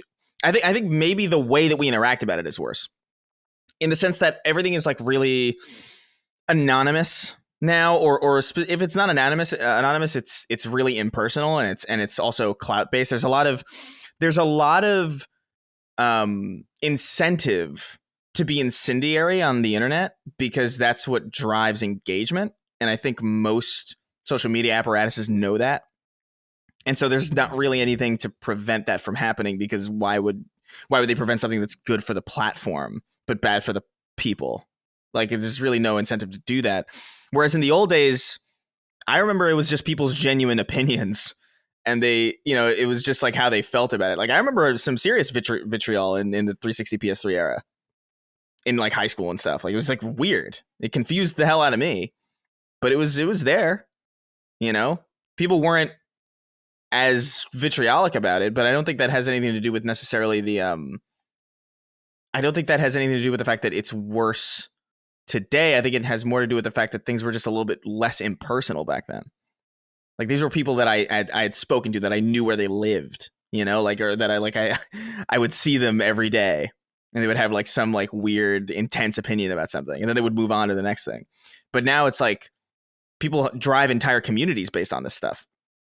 And now people like have entire careers built on this stuff. And I think that's what's changed. It's not the attitude, it's the incentive. Yeah, I don't know. I'm sorry, Dustin. Go ahead. Yeah, I was just, in some ways, I think that there is an element of this that comes back to the Twitter is not real life argument, where, it does seem really bad right now. And it's not that, I mean, this type of stuff existed before Twitter. I remember seeing a lot of those fanboy YouTubers back in the Xbox 360 PS3 days, the Trey Brotherhood and stuff like that. You remember Chad Oren? Yeah, that guy's legendary. I think of El Presador. Do you remember that guy? It was like this guy that wore like I think he wore like a Philadelphia Eagles beanie, and he had like a really shitty sign made out of cardboard that said Trey for life. They called the PS3 the Trey, and it was like that was supposed, because it was Trey's 3 and I don't know, Greek or something. Yeah, they were really trying. Yeah, they were really. It was that was a rough time. Yeah. So, but coming back is just that I feel like in some ways it does feel bigger than ever, because a lot of people, not everyone that watches the show or listens, but a lot of people that are in the hardcore gaming space are connected on Twitter, and it feeds this type of shit. The algorithm is designed for content that people engage with, positive or negative. In fact, negative, it's very good at that. So negative's easy. Yeah, that's the thing. It's like a negative reinforcement loop. And so these people are getting more attention because when you post a tweet that someone may disagree with, I mean, it happened to me with my Fallout 76 tweet last week, where that tweet blew up, and it was just because a lot of people had a lot of stuff to say about it, which is cool. I'm glad that people had a lot of stuff to say about it, but and that wasn't even my point. Wasn't to bait people with it, but there are tweets that are definitely designed to bait people, and it fucking works. It works every time. Yeah. Dude, this has nothing to do with console or anything, but like I know what you're gonna say, dude. I posted this AI generated image of like this family who encased their grandmother in resin and use it as a coffee table. It's a completely fake image, but that thing has been everywhere. That thing has like I think like 25 million views total. I saw it like with like 20 million views somewhere else. If you intentionally spread misinformation and like everybody's arguing in the comments, it's like that's fucking fake, or like people are like, man, white people are crazy, or just like stuff like oh, I hate humanity. It really puts it into perspective when you're on the other end of that, when you're just throwing something out there because it's just so stupid and you're just wondering who's going to fall for it, and everybody does. It kind of it lights something up in my brain where it's like, oh, maybe like nothing that happens on this platform is really all that serious. Damn, you didn't get a community I'm looking at note the for image this. now. It's so funny, man. It's my favorite. I don't remember where I saw it. Like somebody sent it to me with no context, and I was like, this is amazing. And I just felt like sharing it with a fake story, and it went everywhere. Dude, this people in our Facebook groups were sharing that this was getting like normie Facebook meme places were picking up this tweet. So my fucking aunt, my great aunt, texted me. It's like, is this you? And it's like, why? I can't believe you didn't get a community note on this saying that was fake. I know. That's what's so crazy. Like and there are people who and there are people. I love the people in the comments who are like, of course, Chris Reagan would fall for this. And I was like, I love this. Delicious. It's amazing. It's just you see so much stuff. By the way, on Twitter, I was noticing this a few days ago, and I'm looking now again. Like your name doesn't come up when I search for your name. I just noticed that. Me? Yeah, you, Chris. Yeah, I mean that doesn't surprise me. Like Chris R. Gunn, like it just doesn't show up. Like you have to press enter, and then click probably on shadow your banned, name. I would imagine. Even when you go to people, it doesn't come up. Like Snark Tank comes up. You're just totally banned. Yeah. And so, yeah, I mean, I'm probably shadow banned. but sure. why? I don't know, because he's posting fake images of grandmas in resin. That's why. Maybe that might be honestly, maybe I don't know, but well, fair enough. Just wanted to let you know. Nobody with billions of dollars and a platform is I would imagine is a fan of Elon Musk or the people who had him before. So like I don't think it's like a personal thing. I think I'm probably just like in some weird blockchain list or whatever. That's not fair. Twitter's useless anyway. Yes, it is. It really is. It drives no traffic, and I don't know why I actually told Gene, because Gene keeps struggling on Twitter. Like I keep telling him, just go read only, bro. That's what I do. Just read only. I had this overwhelming need to respond to things for like 2 weeks after I stopped posting, and then it went away. Now you just can't even imagine.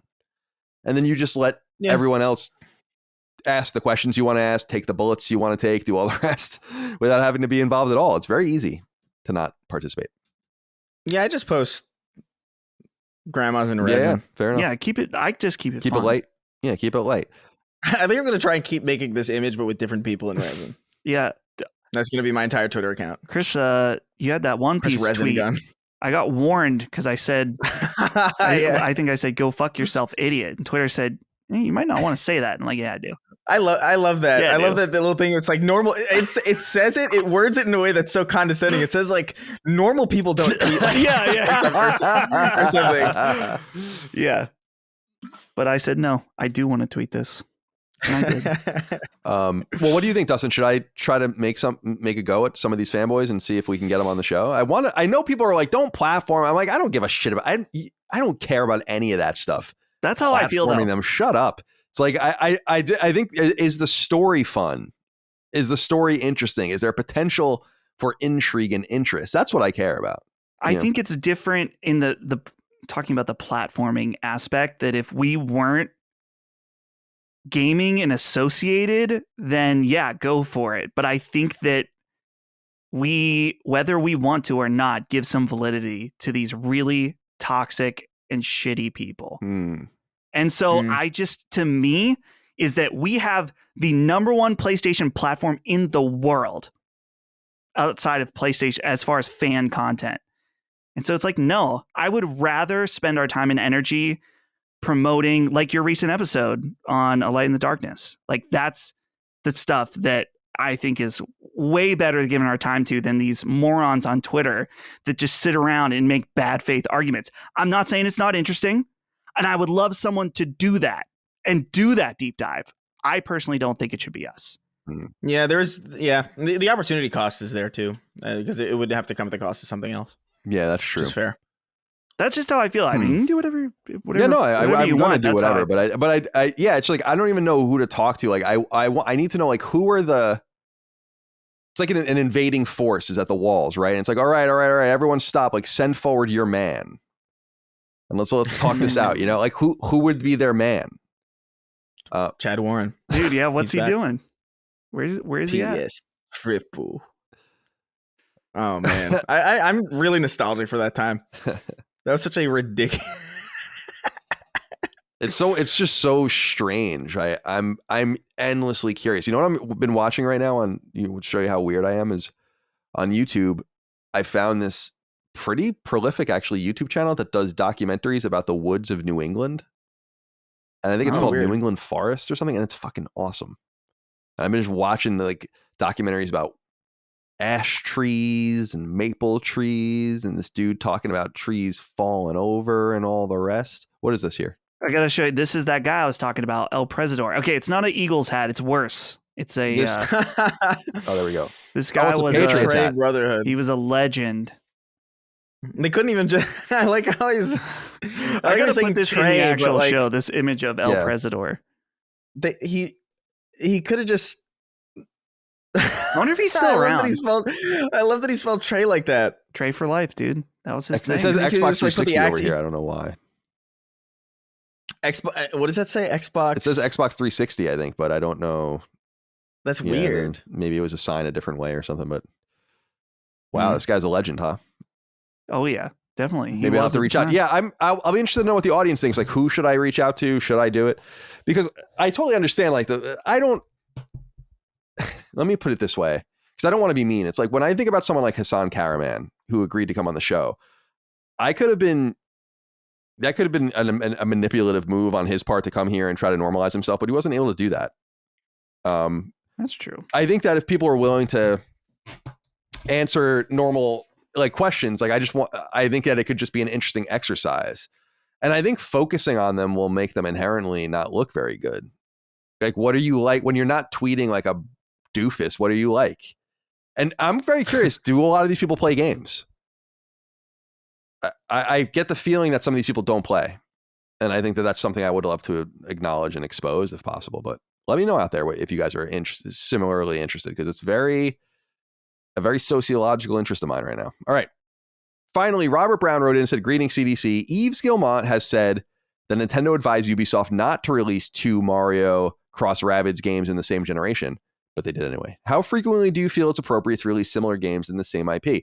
I was curious. Did you guys see this part of the Games Industry Up Is write-up that I recommended earlier? That's what I was saying, is that he talked about some really fascinating things about Ubisoft's business in there, but one of the things he said was that they ignored Nintendo's advice to not release that game and to hold it for the next platform, and they ignored them and just did it anyway. The shows that sometimes publishers don't heed the advice of the platform holders that probably have the best statistics and the best telemetry about things that happen. But I wonder, would we be better off, Dustin, in a cadence of releasing, let's say, an IP like Uncharted or The Last of Us, just once a generation? Once a generation. Is that a good enough cadence to keep things in the consciousness without overdoing it? It is ironic that that's the advice Nintendo would give right when they released a second Zelda game, which I understand Zelda is not quite the same as Mario Rabbids. Yeah, but also that other Zelda game was a Wii U game, right? That's true. Yeah, it was Wii U and Switch at launch. So, yeah, I can understand.